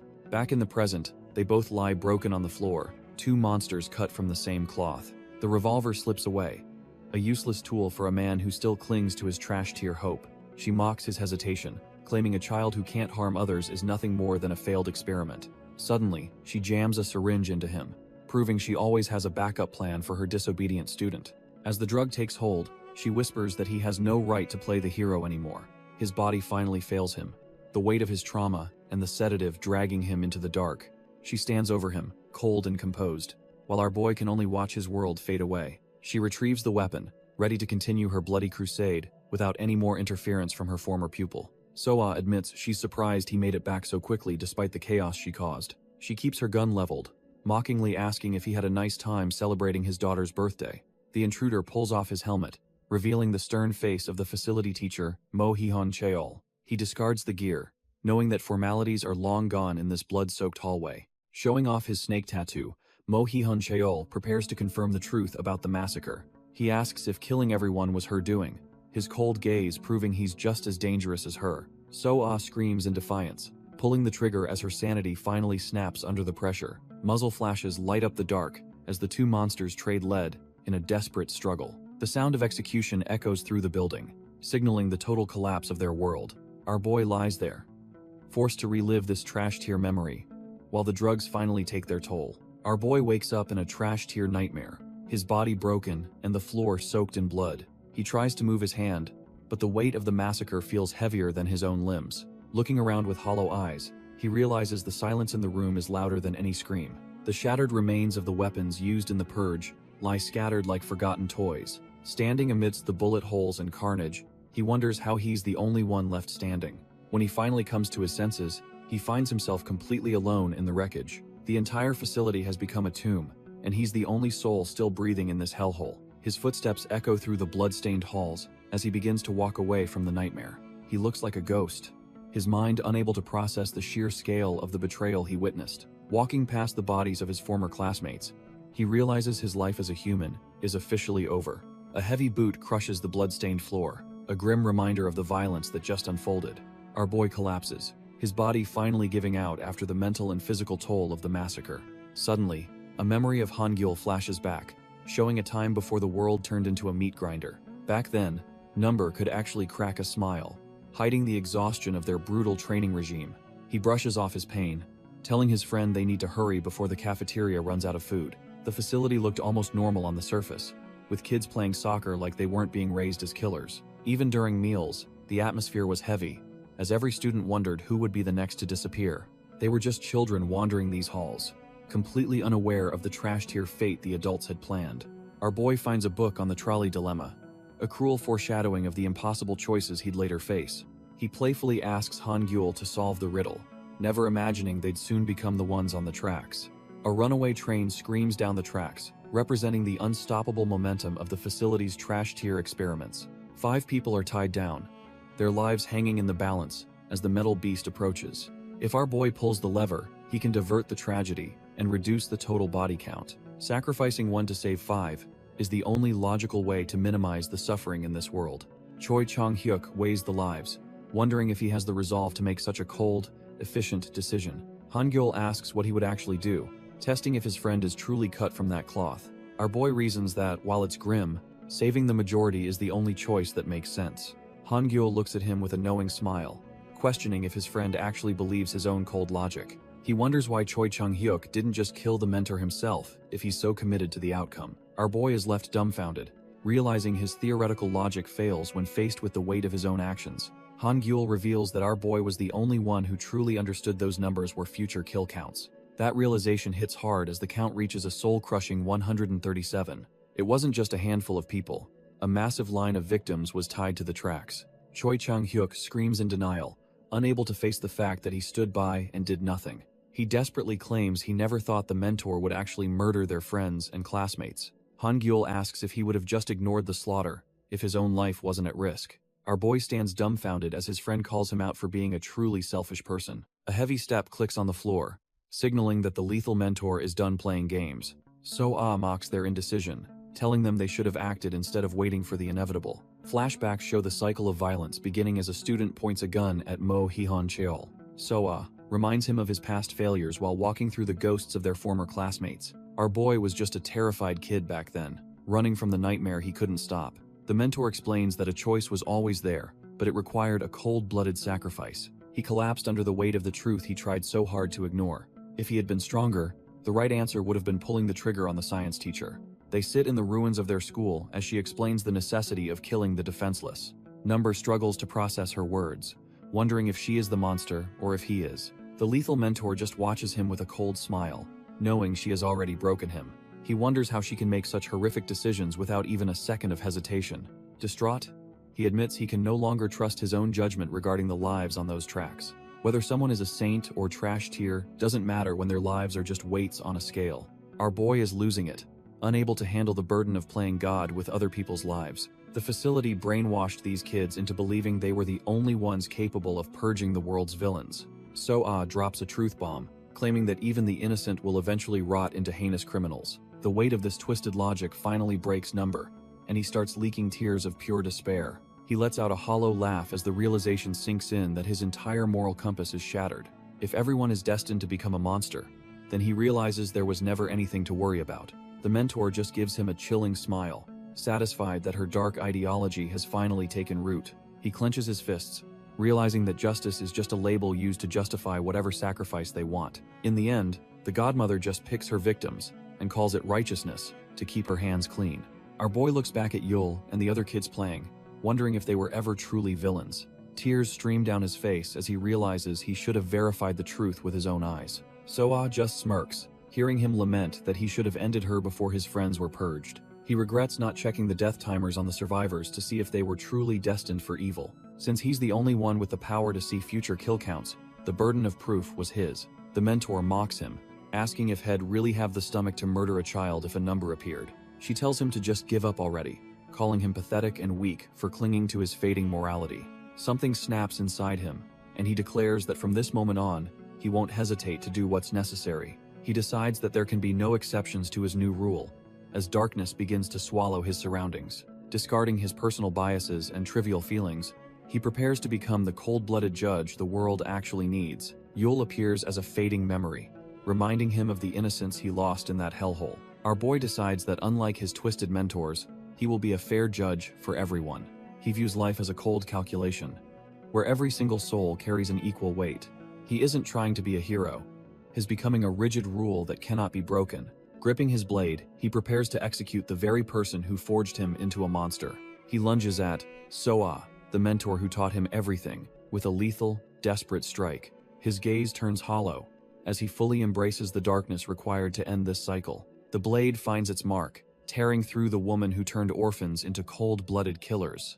As his old world shatters, a new and chilling clarity takes hold of his fractured mind. Standing over the trash tier criminals, he realizes he must prove these death numbers never lie. Tire tracks mark the path where the world's rules are about to be rewritten by cold, hard force. Our boy recalls a time when life felt normal, long before the facility's twisted standards became his reality. Standing amidst the wreckage of his childhood, he vows to end this cycle before he's completely consumed. He stares down Soa, asking his mentor exactly how many lives his future path will truly save.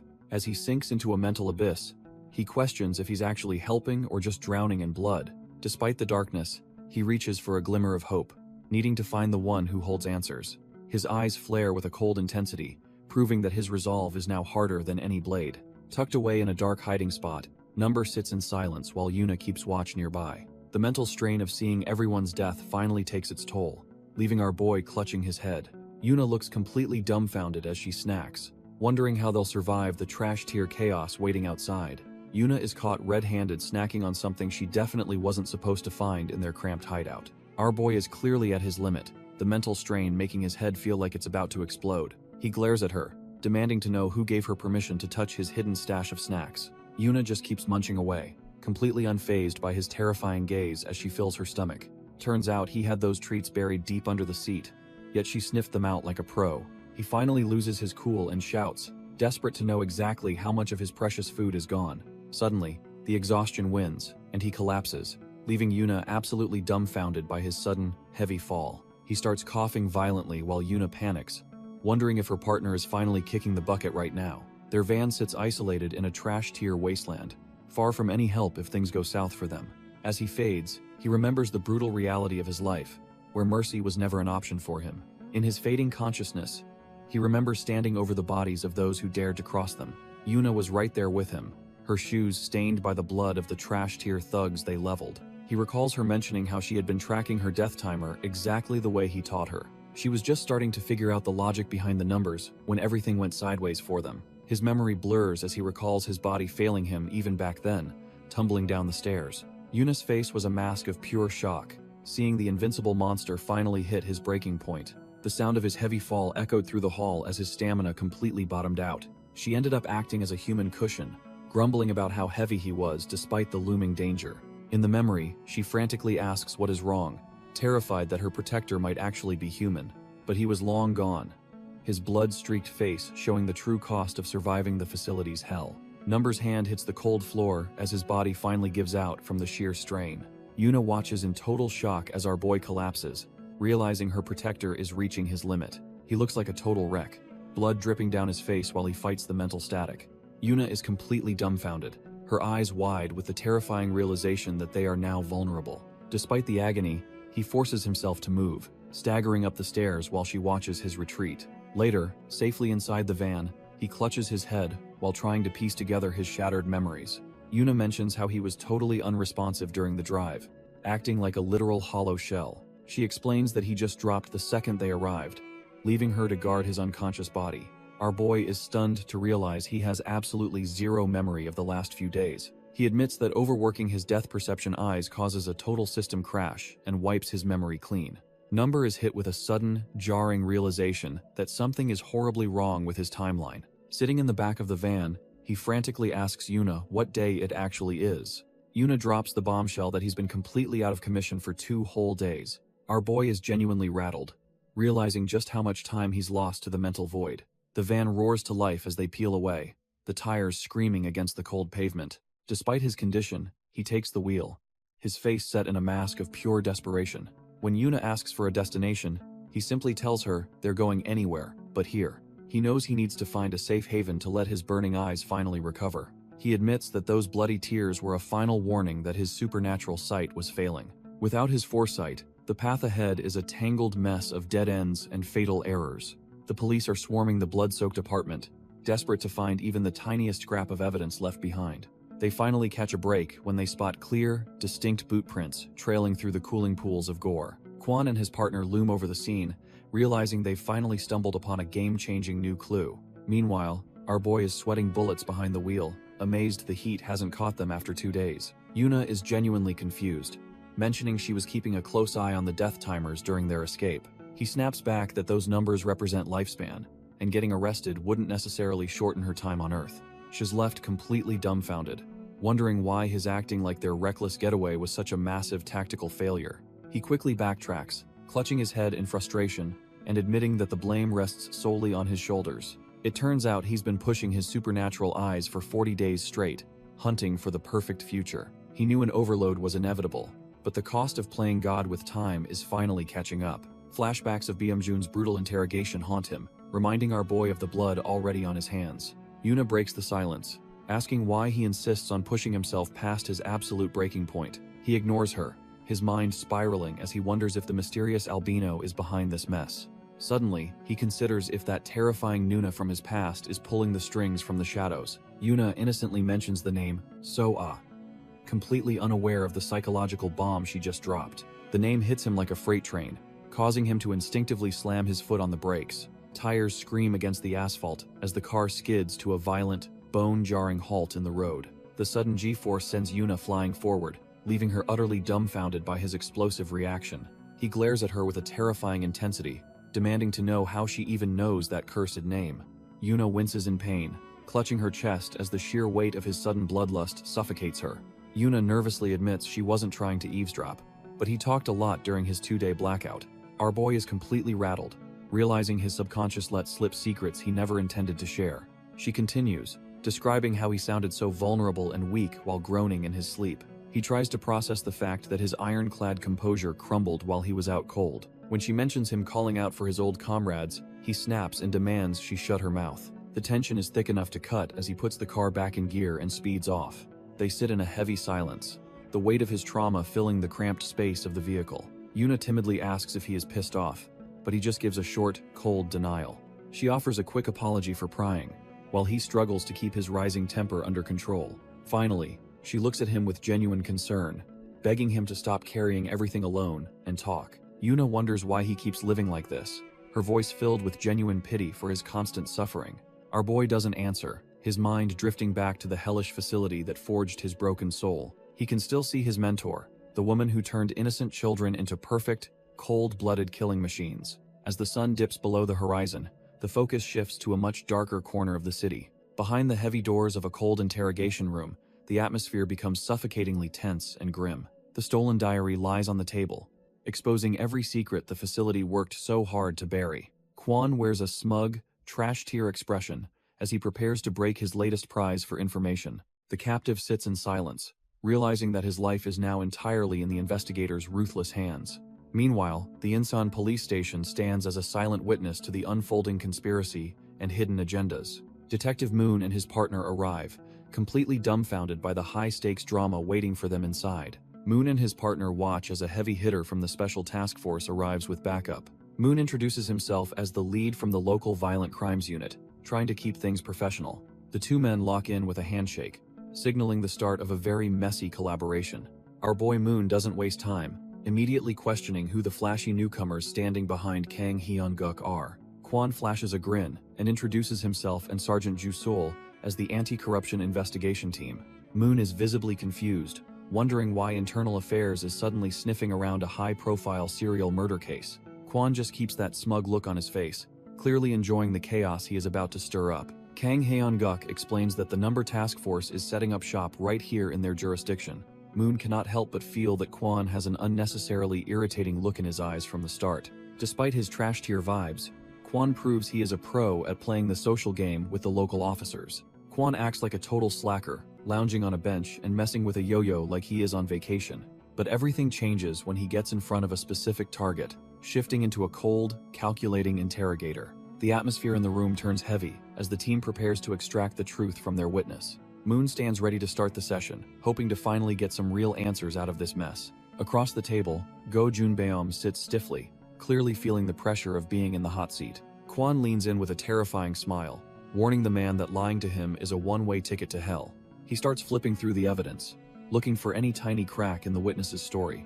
After reviewing the details, Kwon admits the testimony is specific enough to match the crime scene perfectly. However, he is not satisfied yet, and decides it is time to dig into some much more personal questions. He points out that among 21 victims, Go Junbeom is one of the only 3 lucky survivors. Kwon points out that for a solo job by our boy, the sheer scale is completely off the charts. His eyes flare with a predatory red glow as he questions how only 3 people survived that slaughter. Go Junbeom starts shaking like a leaf, stuttering that he has absolutely no idea how they made it out. Seeing the man break, Kwon just flashes a smug, trash-tier grin and decides to switch up his tactics. He leans in and asks the million-dollar question. Why were those 18 specific people targeted in the first place? While Jusol and Moon observe, Kwon notes that the vast majority of the victims were actually scumbag ex-convicts. Turns out there was a clear pattern where the worst criminals were the first ones to get crossed off. Gojun Byom looks totally dumbfounded, struggling to understand what the detective is trying to imply with these facts. Kwon continues flipping through the local files, certain that the truth is buried somewhere in the police records. He mentions that several staff members, including the late Byom Jun, were already well known to the local authorities. Kwon explains how these clubs were just a front for an outsourced security company run by criminals. Our boy Kwon smirks, convinced that the entire number incident is hidden behind this trash-tier disguise. Gojun Byom tries to maintain his composure, but he is clearly feeling the heat from the detective's questions. He claims total ignorance, yet Kwon's ability reveals the man is lying through his teeth. The witness insists the accusations are false, desperately trying to keep his mask from slipping. Kwon's eyes glow red as he demands the one thing the man is hiding: his real cell phone. Moon and his partner watch in shock, completely dumbfounded by how quickly Kwon cornered the witness. When the man points to his submitted phone, Kwon scoffs and calls it a useless piece of junk. He brings up the specific device that contacted Byom-jun right after the late broker was attacked. Gojun Byom finally snaps as Kwon reveals he knows exactly which phone was used for their dirty work. Gojun Byom tries to play dumb about the phone, but the incriminating digits are practically burned into his soul. Kwon's eyes glow with a predatory light as he questions why this secret number is his only regular contact. The witness tries to flip the script, arrogantly claiming he's a traumatized survivor rather than a criminal suspect. He taps the table impatiently, threatening to go silent unless they can produce something more than just scary words. Kwon doesn't flinch, coldly stating there is already enough dirt to bury him under a completely separate investigation. Finally snapping, Gojun Byom slams the table and dares the detective to actually try and prove his suspicions. Our boy Kwon just looks bored, telling the trash-tier witness to stop barking and just pick a court date. Detective Moon is left dumbfounded by the intensity, rubbing his face as the interrogation spirals into a total war. Jusol watches the breakdown with a sharp, calculating gaze, knowing the witness is already caught in their web. As the sun begins to set, the heavy silence in the station signals that the real hunt is beginning. Kwon hands over some coffee, trying to take the edge off after that brutal interrogation session. Jusol sips her drink, frustrated that these criminals have stayed hidden for years thanks to internal corruption. Looking out the window, Kwon realizes that simply throwing more manpower at the problem won't break the stalemate. He admits he's grown accustomed to this uphill battle, even with his unique eyes giving him an edge. He compares their job to a rigged mafia game, where knowing the killer's identity means nothing without proof. If he can't manipulate the system's rigid rules to his favor, all his investigative work becomes utterly meaningless. They watch from above as the trash-tier witness walks free, knowing he's just a small piece of the puzzle. Gojun Byom leaves with a smug grin, feeling untouchable now that he's back in his own territory. The scene shifts to the docks, where the cold ocean air reflects the growing stress of the mission. Someone prepares for the next move, tightly gripping a suitcase as the real game finally begins. Our boy Gojun Byom stands at the docks, confirming he successfully secured the coin wallet for his higher-ups. His trash-tier subordinate calls from the city, wondering why they didn't just snitch on the girl to the cops. Gojun Byom scoffs at the idea, frustrated that anyone would suggest leaving those troublemakers to the authorities. He calls his man a total dumbass for thinking the law could ever provide real satisfaction or punishment. The conversation turns to the mentor, a skilled woman whose lethal abilities are far beyond any common street thug. If they want true revenge, Gojun Byom insists they have to handle it personally and thoroughly their own way. He has zero faith in the incompetent police, who have done nothing but fumble the investigation for months. Suddenly, the line goes dead as the phone slips from his subordinate's hand during a silent struggle. Standing alone on the pier, Gojun Byom is left dumbfounded by the sudden silence on the other end. Back in the city, the phone lies abandoned on the pavement as a dark figure closes in. Gojun Byom grows impatient, wondering why his contact is ghosting him at such a critical, high-stakes moment. He realizes that in this cutthroat business, every second is precious and reliable help is impossible to find. The cold ocean waves crash against the pier, masking the subtle sounds of a sudden and lethal ambush. Before he can even react, a wire cinches around his throat, instantly cutting off his breath and arrogance. Hawk has finally arrived, dragging the trash-tier mobster down while the phone clatters uselessly onto the cold concrete. Gasping for air, Go Junbeom is completely dumbfounded that someone actually managed to get the drop on him. Hawk just smiles coldly, mockingly echoing the man's own earlier words about how the police are too incompetent. Pure terror fills the mobster's eyes as he realizes his own philosophy of personal justice is being used. Hawk agrees that the law is useless, tightening the garrote to ensure this scumbag gets his proper punishment. The docks fall silent once more, leaving only the sound of the tide to witness the grim execution.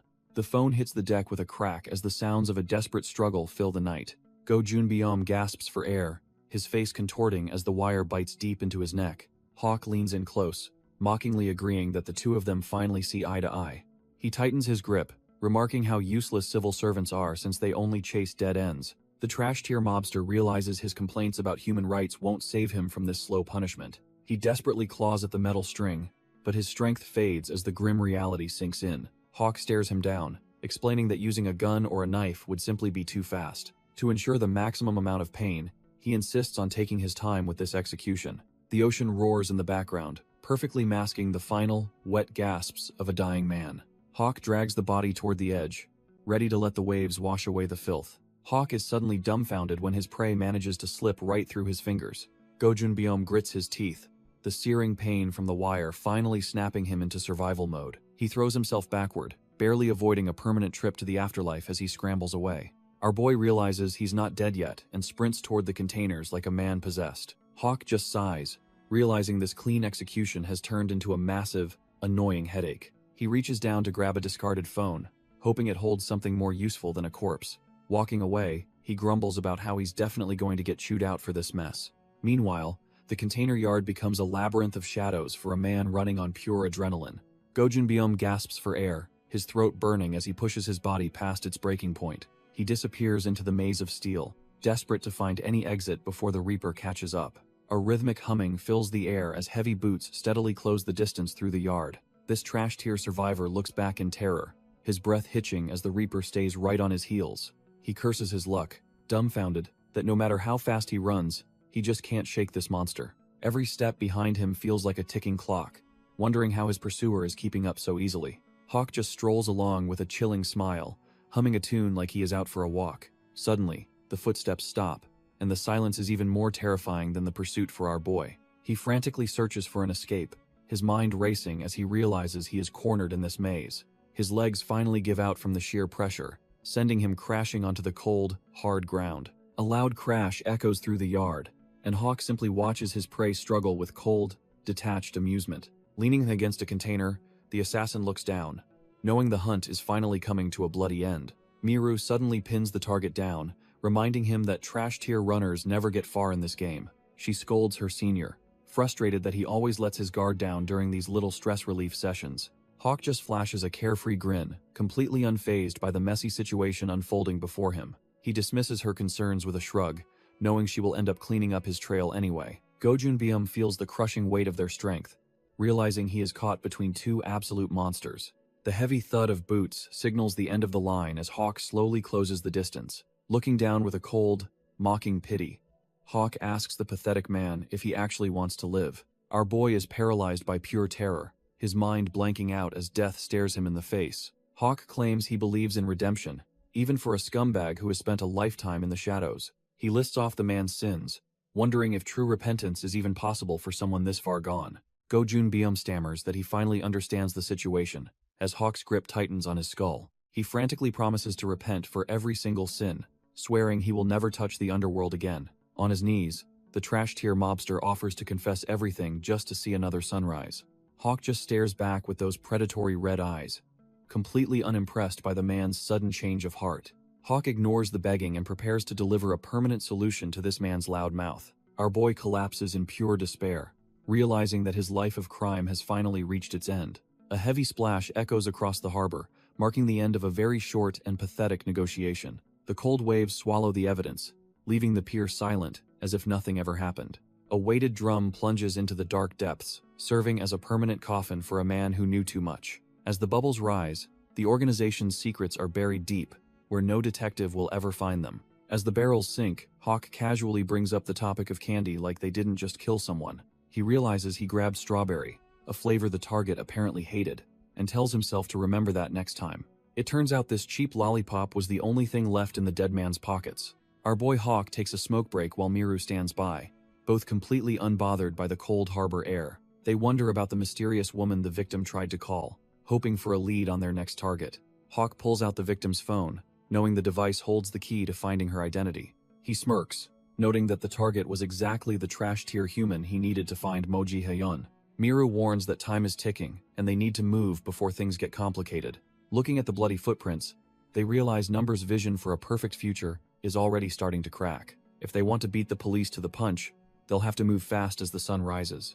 Miru questions what the actual plan is once they finally track down their targets. Hawk explains he needs to judge their character personally before making any final decisions. Meanwhile, our boy Number broods in the van while Yuna waits in the quiet hideout. Hawk promises to be fair, but if he isn't convinced, things are going to get ugly fast. The surrounding silence is heavy, reflecting the grim nature of the work they have left to do. He just smirks, deciding to worry about the messy details only when the time comes. As the sun rises over the city, the path toward their next objective remains cold and uncertain. Yuna realizes her personal criteria for judgment is something no ordinary person could ever truly understand. She honestly doesn't care about her reputation or if the world sees her as a monster. Whether she's a hero or a villain, she's still just a product of her mentor's violent teachings. Number sits in the shadows of the van, questioning if he can even trust his own sense of justice. He thinks back to the facility, remembering when he and Han-gyul shared meals before the world turned cold. Even small moments of affection from Yul feel like a lifetime ago, back when they were just kids. Now, he struggles with the idea of whether every life truly has the same potential and value. Our boy lives by a grim standard, always choosing the path that saves the most people, no matter what. Outside, the city remains blissfully unaware of the life and death calculations happening in the back of a van. People go about their mundane lives, exchanging polite pleasantries while the world prepares to bleed again. Yuna blends into the crowd, stepping out of a shop while keeping her head down to avoid any attention. She checks her surroundings and sighs, feeling the crushing weight of the mission they have ahead of them. Looking at her digital checklist, she confirms they have the gear, and even a secret treat to stay sane. Yuna is just trying to mind her own business when a random stranger suddenly taps her on the shoulder. Her heart nearly stops as she fears her cover is blown by some eagle-eyed civilian or undercover cop. Turns out, it's just some religious solicitors trying to scout her because they think she looks like a student. Yuna is completely dumbfounded and paralyzed by the social interaction, her social battery hitting rock bottom instantly. She panics and sprints away, shouting about having a boyfriend, just to get those weirdos off her back. After putting some distance between them, she finds a quiet spot to hide and let her heart rate settle. She leans over, gasping for air and thanking her lucky stars that she wasn't actually recognized by authorities.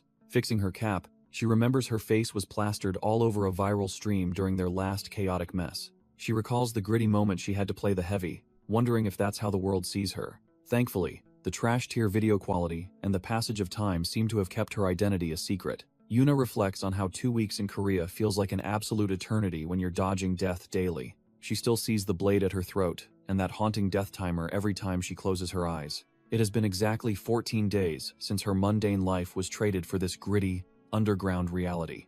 Staring at their mobile base, she traces everything back to the moment she first encountered the mysterious number. Our boy sits in the back of the van, looking like a man who has seen far too much. He breaks the silence, wondering if his dark history finally satisfied her curiosity about his origins. The gravity of the situation settles in as Yuna realizes just how deep the rabbit hole truly goes. She confesses that the idea of a facility breeding child assassins still feels like a trash-tier horror movie. The memory of the massacre and the blood-stained classrooms serves as a grim reminder of the organization's reach. Sitting outside, she finally asks if he is truly planning to hunt down Soa for some old-fashioned revenge. Number clarifies that his mission isn't fueled by petty revenge or some boring, trash-tier sense of duty. He explains that he only targets her because her death count is high, following a cold, utilitarian logic. If he doesn't value every life equally, he fears becoming just another monster, like the ones he hunts. Yuna looks dumbfounded, processing the heavy weight of his twisted yet strangely consistent moral compass. She realizes that while our boy sees death timers, Soa's eyes focused on something entirely different. In a grim flashback, the mentor reminds him that her gift tracks the number of lives to be saved. Back in the present, Number admits that despite the logic, something about that contradiction still haunts him. He senses a massive flaw in the organization's philosophy, but the answer remains just out of reach. Suddenly, the wail of sirens cuts through the air, sending Yuna into a total panic as they're spotted. With the heat closing in, Number prepares to move while Yuna cowers, realizing their temporary peace is over. Number notes the heat just passed, but insists there's no time for idle chatter right now. He shoves an envelope and a phone into Yuna's hands, leaving her completely baffled by the sudden task. Our boy reflects on how badly he trashed his eyes 3 nights ago, nearly blinding himself for the cause. While they've healed enough for basic numbers, he knows his peak vision is still 48 hours away. He worries about the trail they left while he was out cold, fearing the investigators are already closing in. He visualizes the police net tightening and knows they need to vanish before the trap snaps shut. Number orders Yuna to head downtown for supplies, while he preps the van for their inevitable getaway. He even tells her to ditch her current look and buy a whole new outfit to lose any tails. Yuna hits the pavement, her footsteps heavy with the realization that their lives are now a permanent race. She blends into the bustling city crowd, trying her best to look like just another face in the sea. Yuna's eyes catch the flicker of those yellow numbers, a curse she's been carrying since the very start. Everywhere she looks, the timers are ticking down, marking exactly how much time these random strangers have left. Some have years, but others are walking on thin ice with numbers that are already dangerously low. She realizes her vision is unique, focusing purely on the remaining lifespan of every soul she passes. It's different from our boy Number's kill count vision or SOA's twisted metric for saving lives. She ponders the classic trolley problem, wondering if sacrificing 1 to save 5 is truly the right call. Even if the logic seems sound, her heart just can't fully accept such a cold, calculated way of living. She questions if a high kill count makes someone trash tier, even if they're just soldiers or seeking revenge. If a vigilante only hunts down monsters, she wonders if they deserve to be judged by those same rules. Yuna stares at the ground, doubting if killing based on numbers is actually the path to a better world. Yuna admits the mentor is no hero, especially when she's busy turning traumatized kids into cold-blooded killers. She wonders how any child raised to view a gun as a toy could ever grow up normal. Turns out, those kids just become the next generation of trash-tier thugs, perpetuating a never-ending cycle of violence. If you let one monster slide, an innocent person eventually pays the price with their very life. Even our boy Number and Yuna were once just normal kids before the facility stripped their innocence away. Sitting alone, Yuna feels the weight of the world, realizing the mentor's twisted logic actually makes some sense. It's a bitter pill to swallow, but she can't help but feel that some people truly are beyond saving. Thinking realistically, Number knows that without a proper guide, these kids are just ticking time bombs. The mentor's screams echo in her mind, reminding her that nobody was there to lead them toward the light. Yuna's eyes widen as she realizes that maybe, just maybe, the world really is as cruel as they say. Yuna remembers the harsh judgment society casts on kids with criminal parents, fearing they'll never stay straight.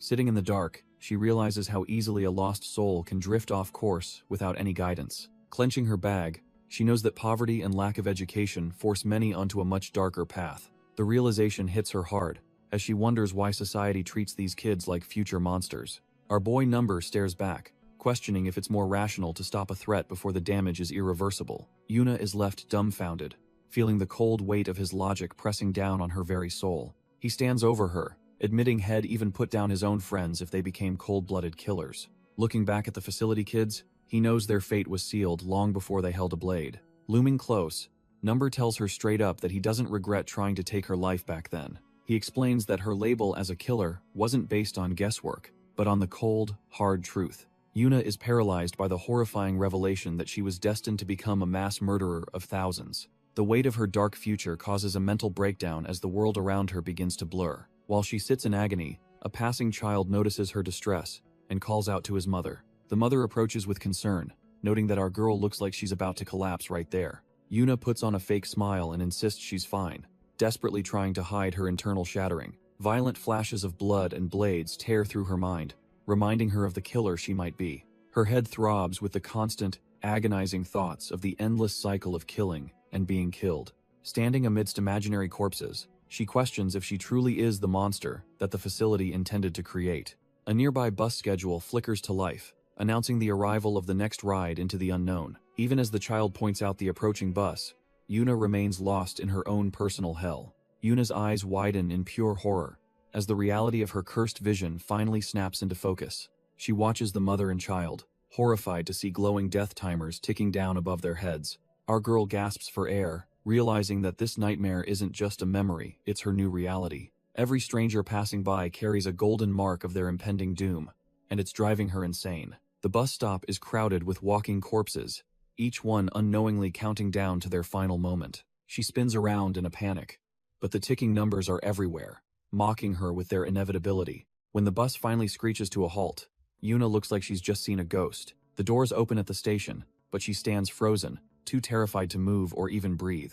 As people board the ride, she sees the timers flickering, marking them all for an early grave. Yuna stares into the void, completely dumbfounded by the weight of a world where everyone is already dead. The yellow numbers always manifest in a specific format, showing only 2 units of time at once. They scale from years down to seconds, always prioritizing the largest units to show how much life remains. Our girl tries to stay calm, figuring it's just like reading a clock once you learn the range. But as she grips the bus handle, a timer flickering at 19 minutes sends a chill down her spine. Looking around, she realizes almost every passenger is sharing the same grim countdown to their final moment. The numbers tick in unison, marking the entire crowd for a disaster that is only minutes away. It is soul-crushing to watch lifespans drain in real time, while the victims remain completely oblivious to the end. This synchronization is cut from the same cloth as the stalker case, signaling that something horrific is coming. However, she spots a few outliers whose timers look normal, standing out from the doomed crowd.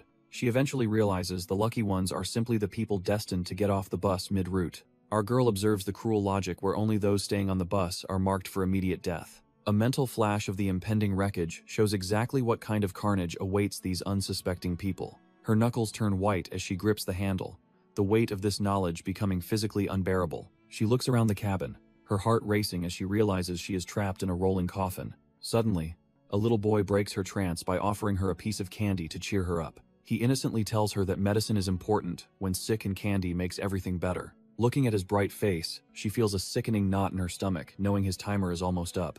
His mother quickly apologizes for his behavior, completely unaware that their lives are measured in mere minutes. Yuna forces a shaky smile and asks the kid if strawberry is his favorite flavor to hide her terror. The boy stares back, dumbfounded by the sudden kindness from the strange, pale lady in the beanie. The innocent kid just smiles and confirms strawberry is indeed his favorite flavor. Yuna tries to keep her composure, but her face is practically screaming with internal panic. Suddenly, a restricted call buzzes through, breaking the heavy silence of her impending doom. Our boy picks up and demands to know exactly what is going down on her end. Yuna clutches the phone like a lifeline, her voice trembling as she finally reaches out for help. She begs him to save her, realizing she's trapped on a bus that's essentially a ticking time bomb.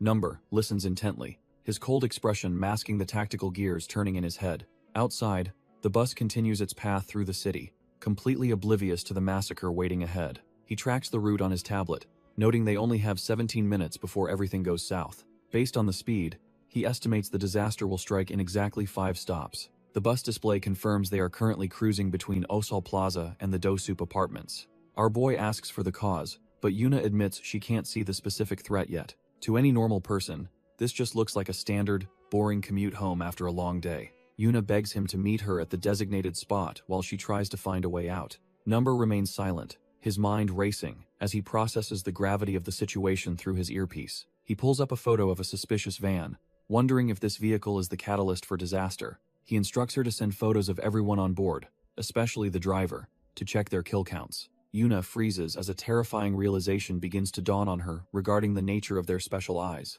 She wonders if a driver causing a massive accident would actually register as a deliberate murder in their system. Number coldly confirms that using a car as a weapon is no different than using a jagged blade. Yuna stammers into her phone that the passengers don't have a single shred of murderous intent in them. Number counters that when a mass casualty event occurs, the system doesn't care about a person's intent. He preps his tactical blades, telling her that saving them requires finding someone who actually has a number. Our girl is completely dumbfounded by the cold, gritty logic of how their cursed eyes actually function. He explains that in massive disasters like pileups or collapses, the blame is usually far too spread out. Because the cause of death is so messy, those souls don't register on any one specific person's tally. However, if the entire tragedy can be pinned on one single person's actions through a concentrated kill, then taking that trash tier target out is the only way to rewrite everyone else's destined fate. Yuna scans the bus, realizing the lives of every oblivious passenger now rest entirely on her trembling shoulders. Suddenly, she spots the driver, Kim Chil-yong, and a blue mark finally flares into existence over his head. Number coldly reminds her that if no one on that bus has a kill count, their options are limited. Yuna listens in horror as he explains that once these cursed numbers are set, they never naturally change. While racing toward the scene, our boy breaks down the 3 possible ways this nightmare ends. The first involves him executing a culprit, while the second means a killer escapes his blade entirely. The grittiest reality is the third option, where no villain exists and everyone simply perishes in a freak accident. Trembling, Yuna desperately asks what the actual statistical likelihood is of them finding a target to kill. Number doesn't care about the odds, insisting that even a sliver of hope requires them to take action. He tells her to hold it together and play her part while he handles the heavy lifting. Deep down, even he isn't sure if their interference will truly rewrite the tragedy, waiting for those passengers. Before she can even process the weight of his words, the line goes dead, leaving her completely dumbfounded. Yuna is fuming because her partner is always so prickly, even when lives are on the line. The bus continues its route, unaware that a countdown to disaster is ticking away in the background. More passengers board as she watches, her anxiety spiking with every new soul entering this death trap. Our girl realizes there are only 14 minutes left before the timers hit 0, and everyone perishes. Desperate, she decides she needs to stir something up and force Kim Chil-yong to stop the bus. She spots a sleeping passenger nearby, realizing he might be the key to her chaotic rescue plan. Feeling a pang of guilt, she silently apologizes for the trouble she is about to cause these people. Her hand slips into the man's pocket, successfully swiping a lighter while he remains completely oblivious. She starts tearing the padding out of her new jacket, prepping the fuel for her desperate gamble. If she can just spark a small fire, the driver will have no choice but to evacuate everyone. Yuna frantically clicks the stolen lighter, but the stubborn thing refuses to spark a flame. She keeps trying, her heart hammering against her ribs as the seconds of their lives tick away. Panic starts to set in, and she wonders if this trash-tier lighter is going to fail her now. It is clearly full of fluid, so she cannot understand why this simple tool is being so difficult. Finally, a small flame erupts with a soft whoosh, casting a flickering glow of hope. She feels a surge of relief,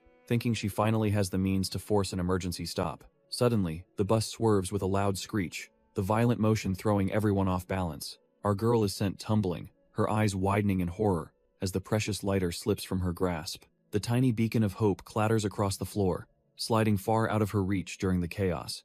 Yuna is desperate, her eyes wide as she tries to stop the lighter from sliding away. Just as she thinks it's gone, a hand reaches down to retrieve the small red tool. A kind passenger hands it back, completely unaware that this lighter is the key to their survival. Yuna starts to thank her, feeling a brief moment of relief that her plan isn't ruined yet.